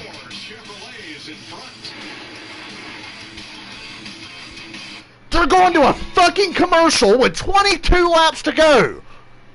A full screen. Fuck you, Fox. You fucking suck. Like, what the shit? Why couldn't they just go side by side there? It's like 22 to go, and they're getting down to it, and you're going to fucking cut away from it?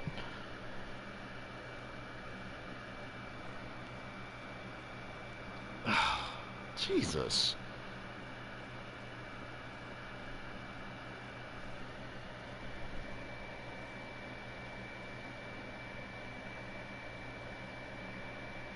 Yo, so Dustin Skinner, who is the son of Mike Skinner, is on Facebook being really racist right now. Dustin, he's Mike Skinner's son. He's on there talking shit about Bubba, being really racist right now.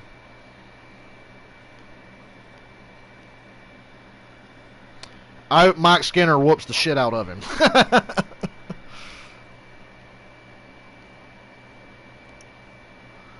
I don't know what Mike Skinner's thoughts are, but I'm sure he'd be embarrassed to see that his son was saying such things.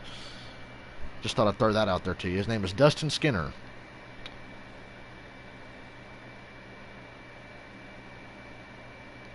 Man, I do love full screen commercials with 20 goddamn laps to go, don't you?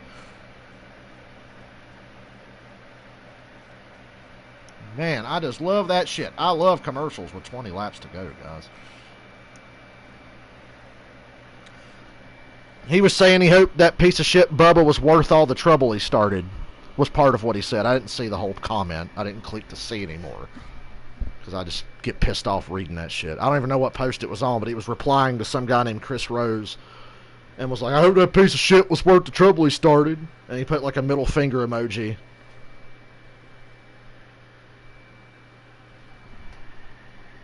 Yeah, he is right now. So I saw somebody had screenshotted it and put it on Twitter. Boy, commercial. 20 laps to go, and we're still in fucking commercial. Are you fucking serious?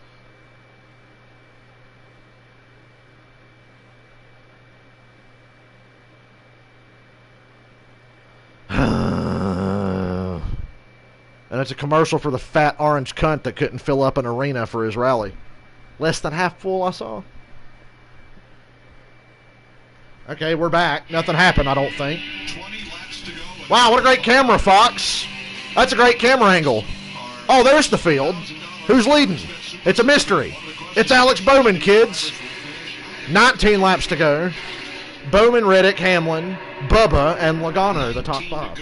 Chevrolets have reared their ugly heads. Now Logano's leading the outside line, unfortunately. Absolutely. Yeah, there's no saving fuel when you're out front. Neither is Joey Logano as he's getting the big push from Ryan Preece. Joey's been in that inside lane behind Tyler Reddick, pushing him. I think he felt like there's no way I'm going to get to the lead down here. I'm going to go to this outside lane, see what I can do. Now back at 13th. Let's go inside line, because that's got Reddick and Bubba in it, behind Alex Bowman. Unfortunately, Hamlin's in it, too. How's he on fuel? 12 laps? How are so many guys this close on fuel? A lot of guys pitted under that last caution, and a lot of them topped off. Hey, Clint Boyer's been laying loaded. I just noticed Boyer now. To be good to go to the end. I couldn't tell where Boyer's 12th. He's got a nice paint scheme. Boyer's been awfully quiet today. You have that at Talladega. Guys lay low. And as short on fuel as some of these drivers are, if they don't get the caution that they desperately need. Oh, it's about to be a clusterfuck of a finish where guys start running out of gas.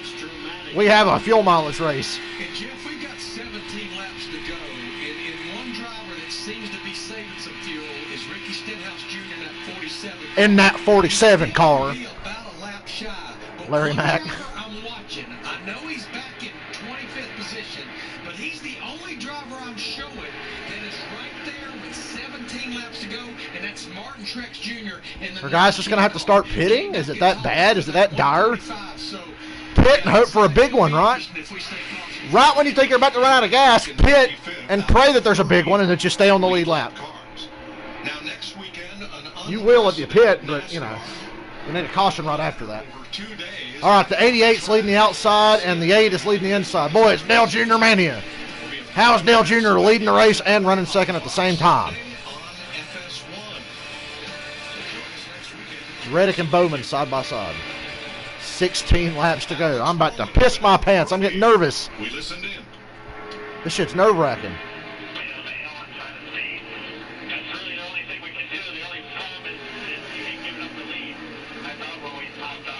Here comes Bubba. Hamlin shoved Reddick way out there, and it brought Bubba up to third. But like I said, Bubba's going to run out of gas. So, oh boy, can't even get excited. I feel like Bubba's going to run out of gas. I don't know how he's so short on fuel. I mean, there's the story. That tells you everything you need to know right there. That, you know, mid-pack, you're just not using as much fuel because you're not full throttle. You're having to lift off the throttle to be able to make... This could be a disaster of epic proportions, and I'm probably going to love it, because I love that shit. I want to watch the world burn.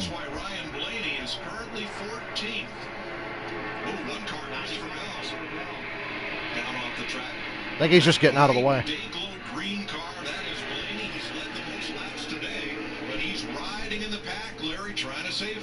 Well, another car I'm starting to watch is Eric Almirola in the 10. Armored Armadillo? Armored Armadillo and Ron Blaney going to fight for the win when all these fuckers run out of gas. He is never getting more than 50% throttle right now, so he looks about in the best shape of anyone, again, aside from Mark Truex Jr. in the 19. You know how I said Truex is a ghost at super speedways? Well, he might sneak up on us, scare the shit out of us at the end of this. 14 laps to go. I am leaned forward in my chair, watching intently. My back is actually starting to hurt. It was like during Super Bowl 51 when the Falcons were up on the Patriots. I think for the entire second half, I leaned forward in my chair, and I didn't realize how hard I was leaning forward. And when the overtime ended and the game was over and I was pissed off, I went to lean back, and I felt like my rib cage was going to cave in. It was hurting so bad from where I'd been leaning forward without realizing it. I didn't move the entire second half of that game. And I'm starting to feel like that in this race.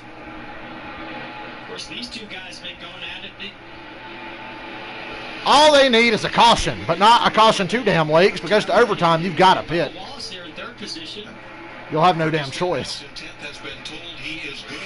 Stenhouse has been told he is good to go. But is it good for the green-white checker if that happens? I don't know if anybody's good for that. Ain't no, nah, green-white checker will screw everybody. 13 laps to go. This is the intense shit that I live for. During the time we were away for COVID-19, he won an iRace on Fox at Talladega. I said that already, Mike. Yeah, stay green.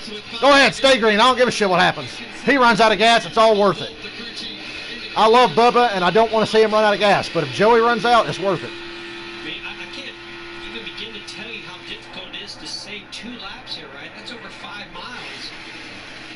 And you certainly I hope you run out and get run over from behind and flip upside down. Tyler Reddick on the inside lane. Yeah, if you're Ricky Stenhouse Jr., Ty Dillon, we showed some of those guys that can run half throttle. Go ahead, get up there and race hard, Joey. Burn that gas. Fuck you.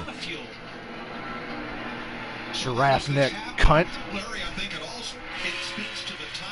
They're coming up on a line of lap cars up there. opportunity to pit under yellow. Yeah, I mean, it came right there, and everyone pitted with about 45 laps to go. Now, some came back and pitted with 43 to go, and it was just right there on the threshold of the fuel window. How about Brad Keselowski in car number 2? Here comes Logano coming back for the lead, but hopefully it won't matter because the Dick's going to run out of gas.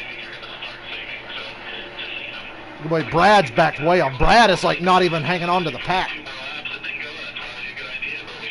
I hope that train of lap cars stays way high because they're about to get smoked here going into 3. There's a massive amount of air that's being punched in the hole of air being punched, and you can probably run quarter throttle where Brad Keselowski's been running, so he can save a tremendous amount of fuel. Oh, man. We are coming to 10 to go right here.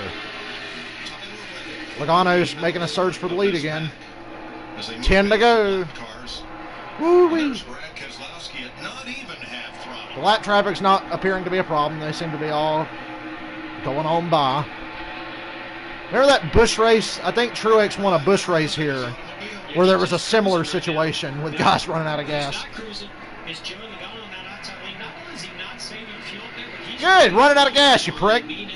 Run hard. Go ahead, Joey, get the lead.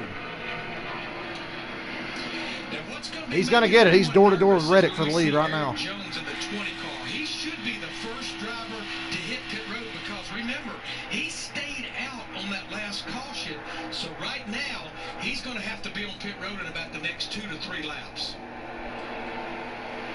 Reddick pulls back ahead of Logano. Still 27 cars. 9 laps to go. With less than 10 laps to go.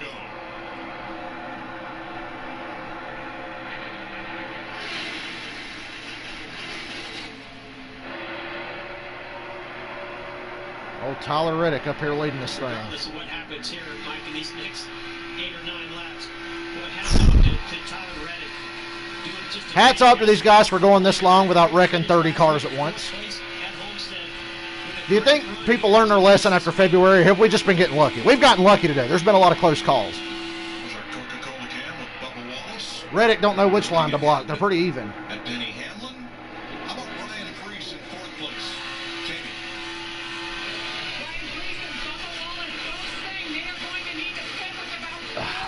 Bubba's going to have to pit. Damn. Well, maybe he'll catch a break when he pits, and there'll be a big one. It still could work out, but you're going to need a big one. Bubba's in a good spot to make it to the pits, though. That's the most important thing right now.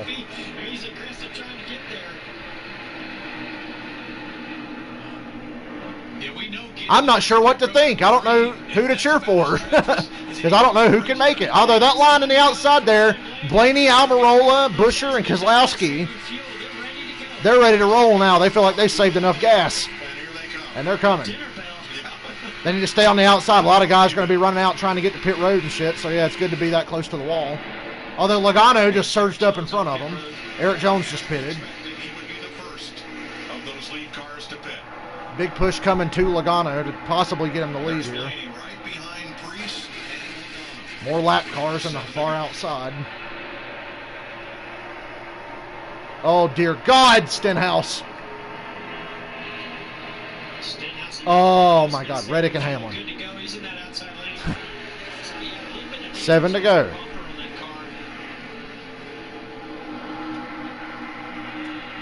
You're going to have to pit and hope for a wreck. And hope you get to pit road before the wreck, so when pit road closes, you're not screwed. To score his first career victory here.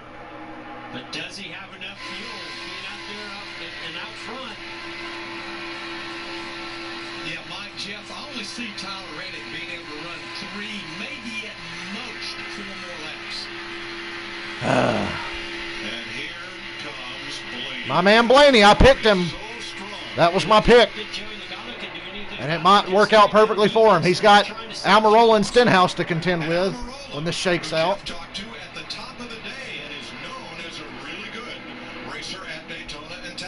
Blaney is now the head of the second line in the middle. Door to door with Hamlin for second place. Oh, he better stay in front of Almirola. That's your real competition here. He needs to stay in front of Almirola and Stenhouse. That's your competition. We feel like is short on fuel. Logano backing up in the Blaney, please pick a lane and stay in it for your own good. Oh, Stenhouse shuffled Almirola out. Woo! Of course he is. Stenhouse shuffled him out. They're 4 wide going into 1. Oh, my God. Rick, Bubba needs a caution. If overtime is a factor, everybody has to pit. Oh, man. What do you do here? If you're Reddick, you feel like, man, I could win this fucking thing, but we're not going to make it. Somebody's phone is ringing in the Fox studio. Was that Mike Joy's phone?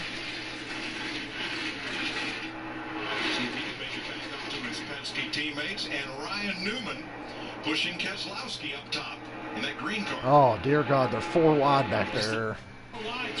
Coming out of the tri-oval. I don't know what to do. We have some cars out there, some drivers. They are on Bubba just needs to pit and get out of that. see some hit pit road this next time. This time by somebody's going to pit. Bubba's probably going to pit. Stenhouse Jr. in the 12. Here they come. Here comes Blaney with Stenhouse. Stenhouse, the Super Speedway wizard. How's the 88 and 48 fuel situation? They're up there now. How are they looking? Denny Hamlin just run out. Who's going to get run over coming to pit road? Oh, Blaney blocking Stenhouse. And here comes Jimmy Johnson. 3 laps to go. Oh, man, no. There they go. There they go. Save it, Jimmy. Save it. Oh. He saved it. Caution's out, though. We're going to overtime. Everybody's going to have to pit now. Oh. Fuck. I don't know whether to be mad or happy. Fuck. And just when you could start to hope that Jimmy Johnson was on the verge of breaking. Yeah, that's what I was already daydreaming about Jimmy Johnson winning this thing. Final season. After winning 7 championships, he goes around. It's kind of his own fault, though. Damn it, this was going to be good. And it still could be good. But it was going to be really good. Now here comes a pretty big run from Kevin Harvick being pushed by the 17. Harvick being aggressive, but Jimmy just as much blocking, you would imagine. Harvick took the hole. There was a hole, and Harvick took it. He chose to go to that middle lane. Single car spin. Had to be a caution. He would have never made it back to pit road. Oh, my God. My heart can't take this. God, Jimmy was going for the win. He was not clear. Fuck. This is going to overtime. So remember, Harvick's being pushed by Man. 17. Chris Buescher. Let's ride with Kevin Harvick. What are you going to do? What are you going to do now? Or Blaney was going to win. That's why I'm kind of mad. Blaney or Jimmy was probably going to win. We listened in to Kevin Harvick. Ugh.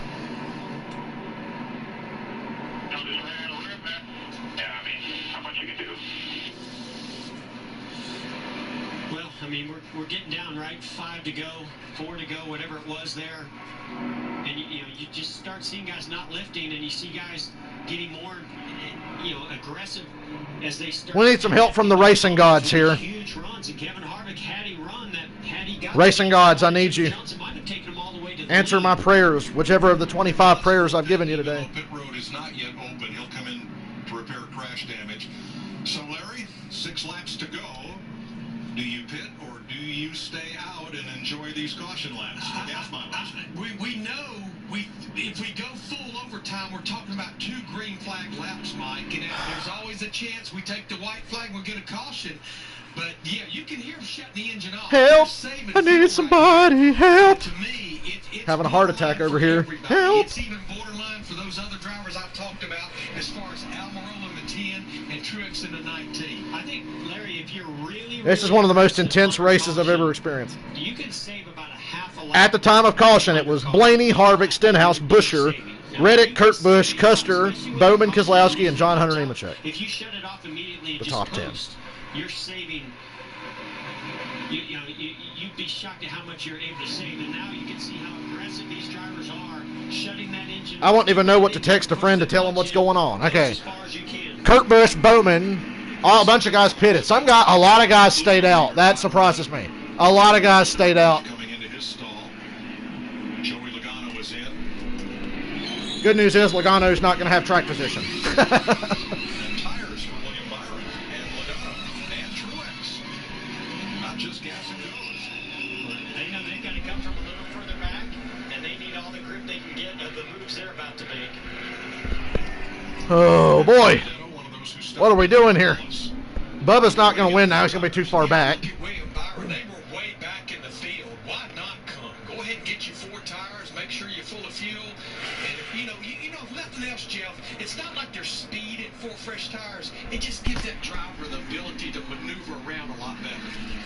And I don't know if Jimmy Johnson's out of this thing yet. He had 4 flat tires, but he was able to get back to pit road, get tires. I don't know if there's any damage to that car otherwise. I'm shitting myself. On the lead lap, Jeff. I don't want it to end, though. I hate it, but I love it, and I don't want it to end. With Brendan gone, the free pass car, we will restart with 26 lead lap cars.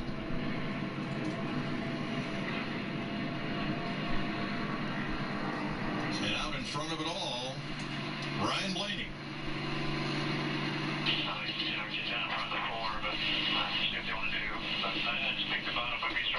I don't think with a green white checker you can count on somebody helping you. It's Blaney, Harvick, Stenhouse, Buscher, Custer. Oh, boy. 7 of them are Fords like Blaney's. Only one Chevy in that group. That is Ricky Stenhouse. The next Chevy back is 9th place. Look at them all riding the apron to save gas. Toyotas in line are 12th place Denny Hamlin and 13th Eric. Come on, let this be the one to go. Let's get on with it. I'm dying over here. And all that subject to This is why the rain stayed away. They knew we were in for some fucked up shit. Ryan Blaney looking for his first win of the year and trying to repeat the magic of last fall where he recovered from this spin to take off on the green. Boy, it was Blaney, Newman, and Hamlin at the end of a super speedway race. That's what we call foreshadowing. That's good storytelling. That's what the fall race here was. And then ahead of the melee, And look at it again. We got Blaney and Newman up near the front again. to victory lane. and head line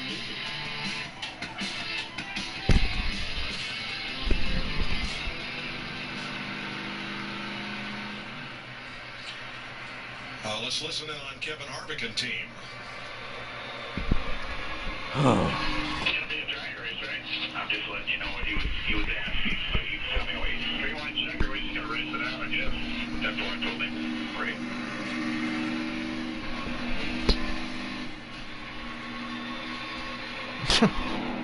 I'm speechless. They're coming to the green next time by. heck of a finish.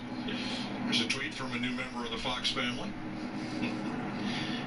It is snug, okay? That's, I'm happy to say Joey Logano was 21st in the running order. About 20th, actually. Saw him in the outside lane there. so we're coming to 2 laps to go.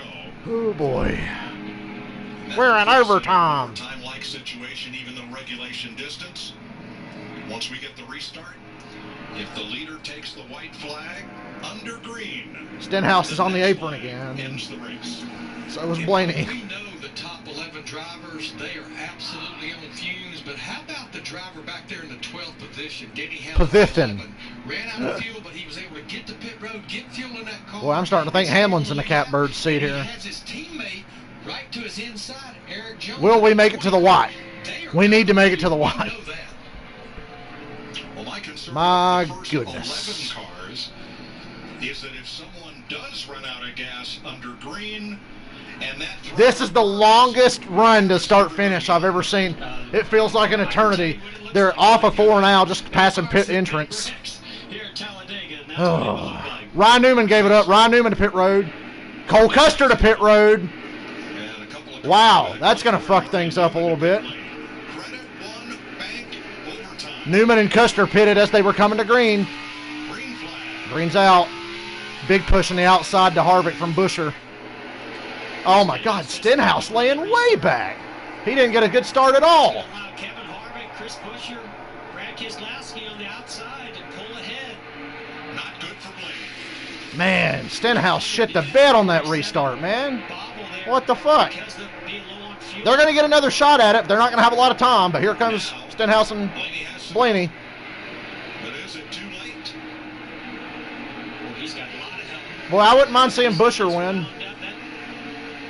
Camaro, the 47 of Stenhouse. Stenhouse.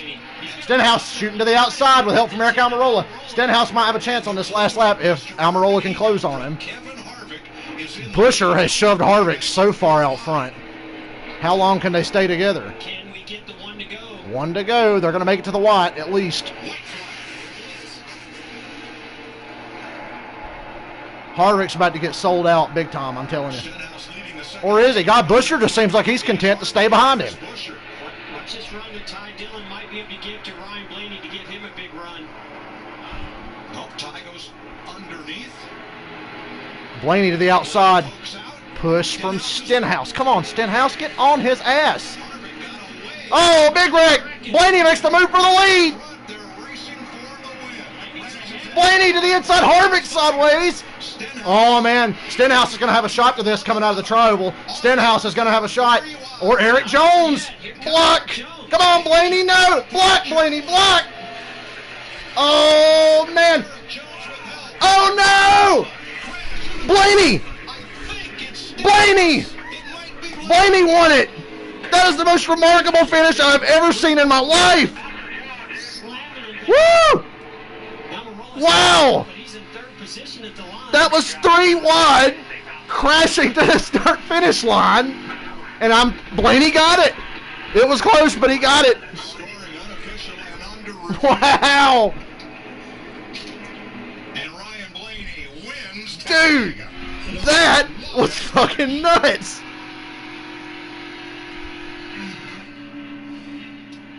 Oh my God.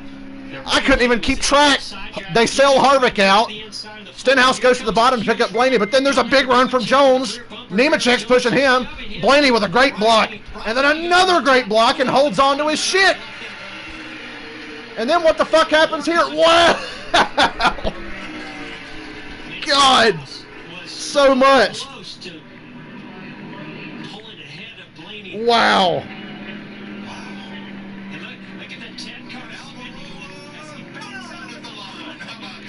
That was the greatest thing I've ever seen. Only at Talladega. Holy mother of Christ. Way down toward turn 1 to make those seats more saleable. Well, he would have appreciated today. What a wild finish. And 5,000 ticket-buying fans in attendance, getting to enjoy it along with you folks at home.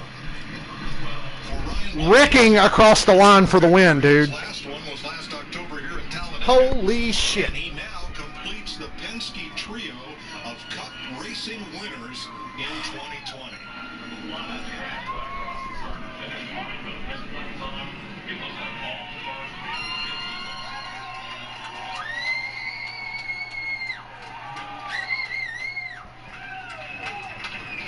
NASCAR, since that initial crash in the back straightaway was toward the back of the field, felt that the majority of racers were past it when it happened and not in harm's way and allowed the race to play out to the finish line. Vince Welch. Wow. Ryan Blaney. Here in October, he has done it again today. What's going through your mind coming through? How do you break down a finish like that? Just trying to block the best we could and block the top, block the bottom. 20 got to my outside, and I tried to go up there and slow him down. I'm not sure if I was, I don't know, 3 wide, 8, and I hit him. I just kind of trying to beat him. Greatest finish in history. How? How? Most remarkable thing I've ever seen. Really excited to get our first win of the year at a cool place. Thank you, everybody, for coming. I appreciate it. And, boy, Blaney just said, hell no. I'd be mad, but good grief. You know you're so close on fuel.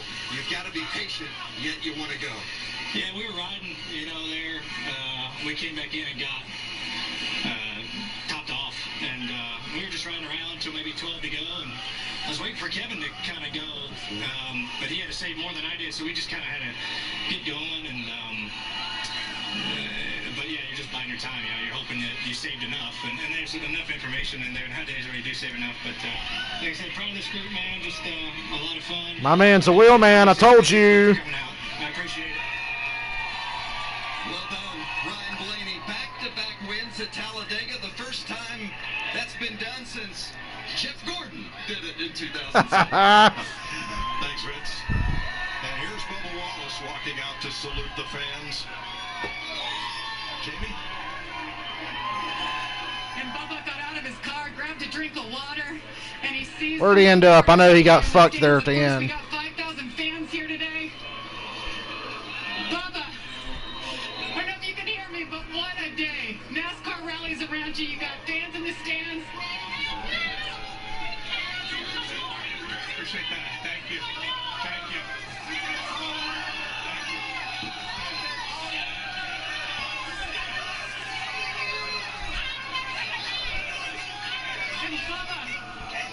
That was most certainly a finish. How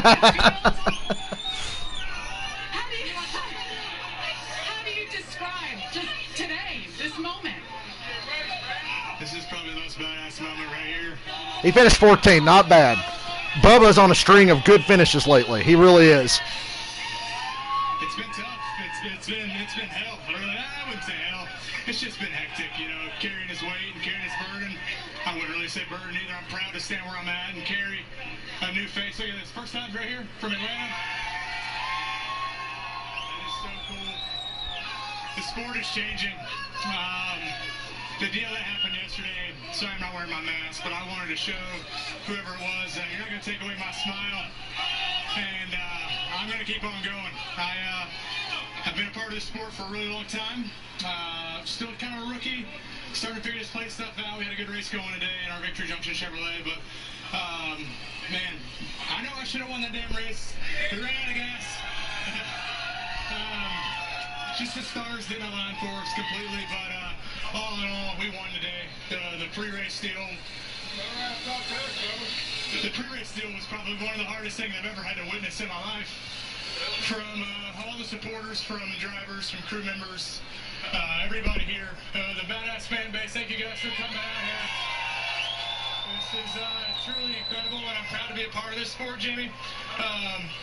Like I said earlier, I got a long way to go, and we'll keep on trucking. Another top 15 for us. We'll take it, and we'll just go on to Pocono, right? Okay, Pocono. So, hey, I'm still smiling. Long week ahead of me, probably a couple weeks, probably a couple months. Courtney's going to lay some interviews on me, so I'll be ready for Pocono, though. Thanks, Bubba. Well done.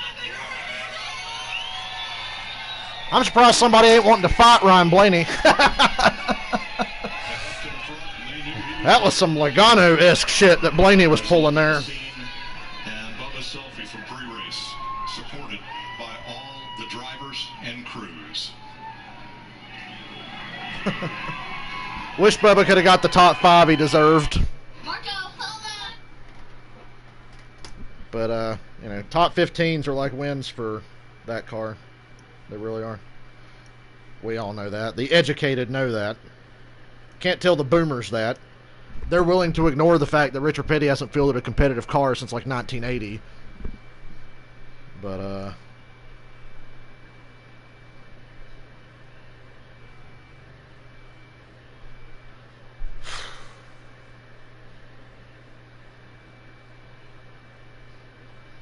you gotta text somebody.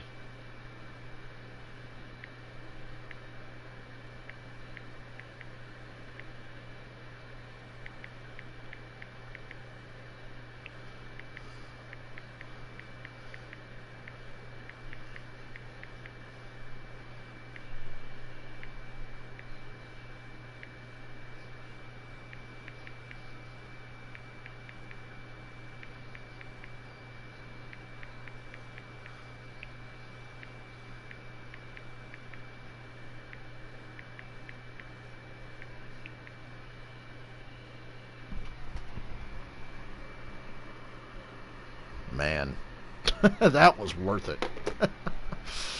I'm so happy. I'm so happy that the race got in.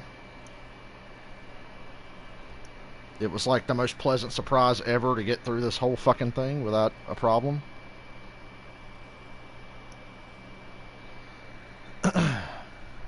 Just wrapping up. I want to see some more interviews. Like I said, I'm surprised somebody ain't over there swinging at Ryan Blaney. I thought he was screwed on that. It's just amazing how fast you can get runs now. Because on that restart, he should have been screwed. Stenhouse missed it by a mile. And Harvick and Buescher just were gone. All the way to turn 3 on the last lap, it was Harvick's race. And then Stenhouse screwed it up for him. But that's racing. Blaney was about to cross some lines, though. At the same time, it's like, well, you're coming down to the line. It's not even the last lap. It's like, here we go. Oh, fucking front straightaway. Start-finish line's right there. What do you want to do?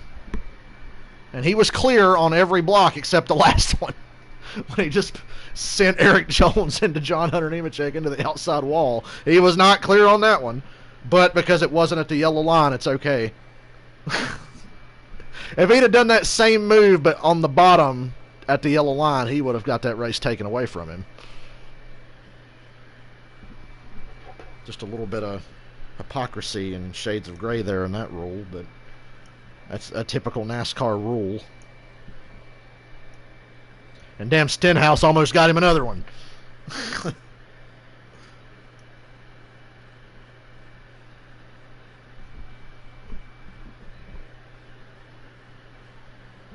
56 lead changes today, the most at Talladega since the fall race of 2011. That says a lot. 56 lead changes, the most since 2011, the race that Clint Boyer won.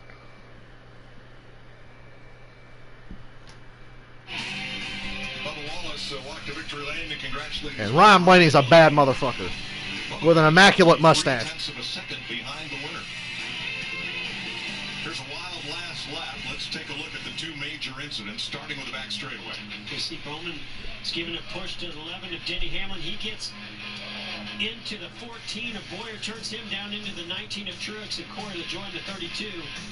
They just all start stacking up and piling in. Benedetto going for a loop there, and then here's coming to the finish line. Look at Ryan Blaney squeezing Eric Jones up into John Hunter Nemechek, turns Jones into the wall. Amarola goes around.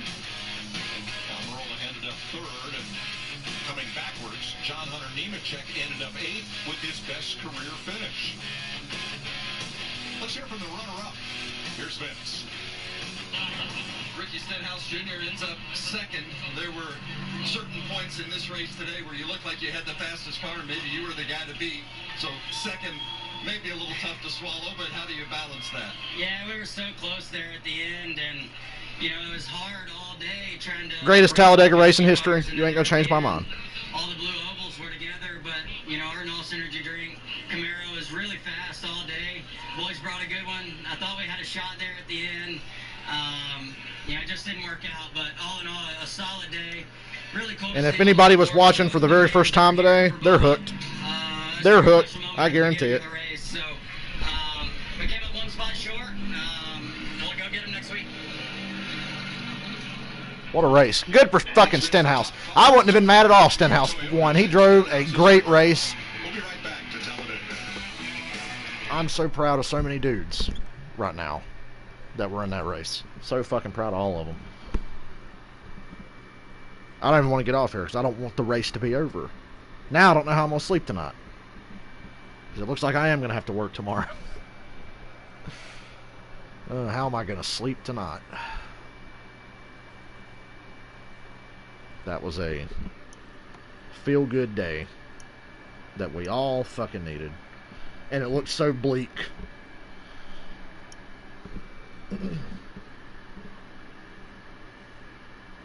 Yeah, that was fun.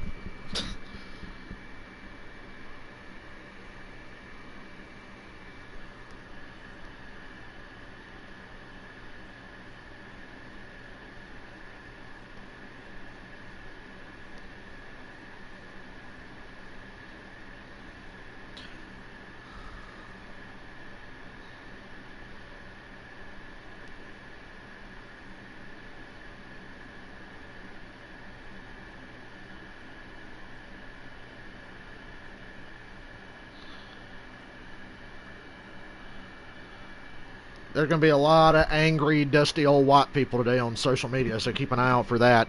If you need some entertainment, visit the NASCAR Facebook page.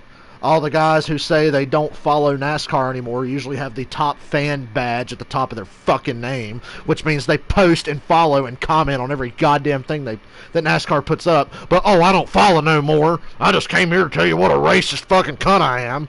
So, if you want some entertainment, you can do that for the rest of the evening. I'm sure there will be plenty of angry, dusty, old-ass white people out and about having their kids turn their fucking smartphones and computers on for them because they're all too fucking retarded to know how to do it themselves, especially down south in Alabama and Mississippi, and hell, even here in North Carolina there's a lot of fucking morons.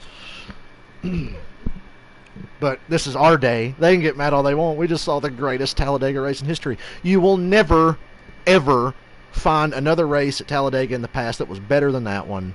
I don't care. Tandem drafting is automatically disqualified. But seriously, that was fucking great. The only race that comes to, 2010, when there was 88 lead changes among 29 leaders? That was a damn good one. That race went to triple overtime, which I thought was a bit excessive.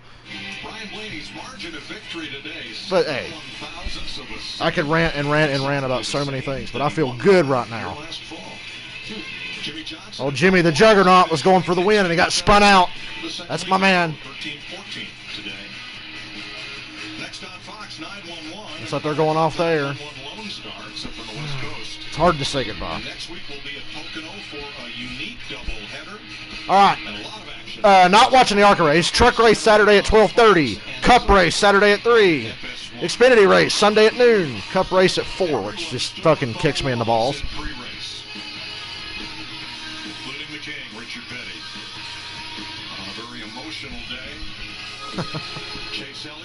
Oh, the heartbreak, Jimmy Johnson. You killed me.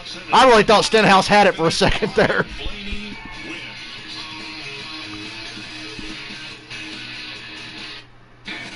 Alright, y'all. It's time for me to go take a shower and contemplate how I'm going to sleep tonight. Thanks for hanging out with me. It was a long 5-hour stream. I think we've been on here for over 5 hours. Appreciate you. I'll see you Saturday at 12:30 for the truck race. Maybe before then. Who knows? We'll see. I'll see you guys later.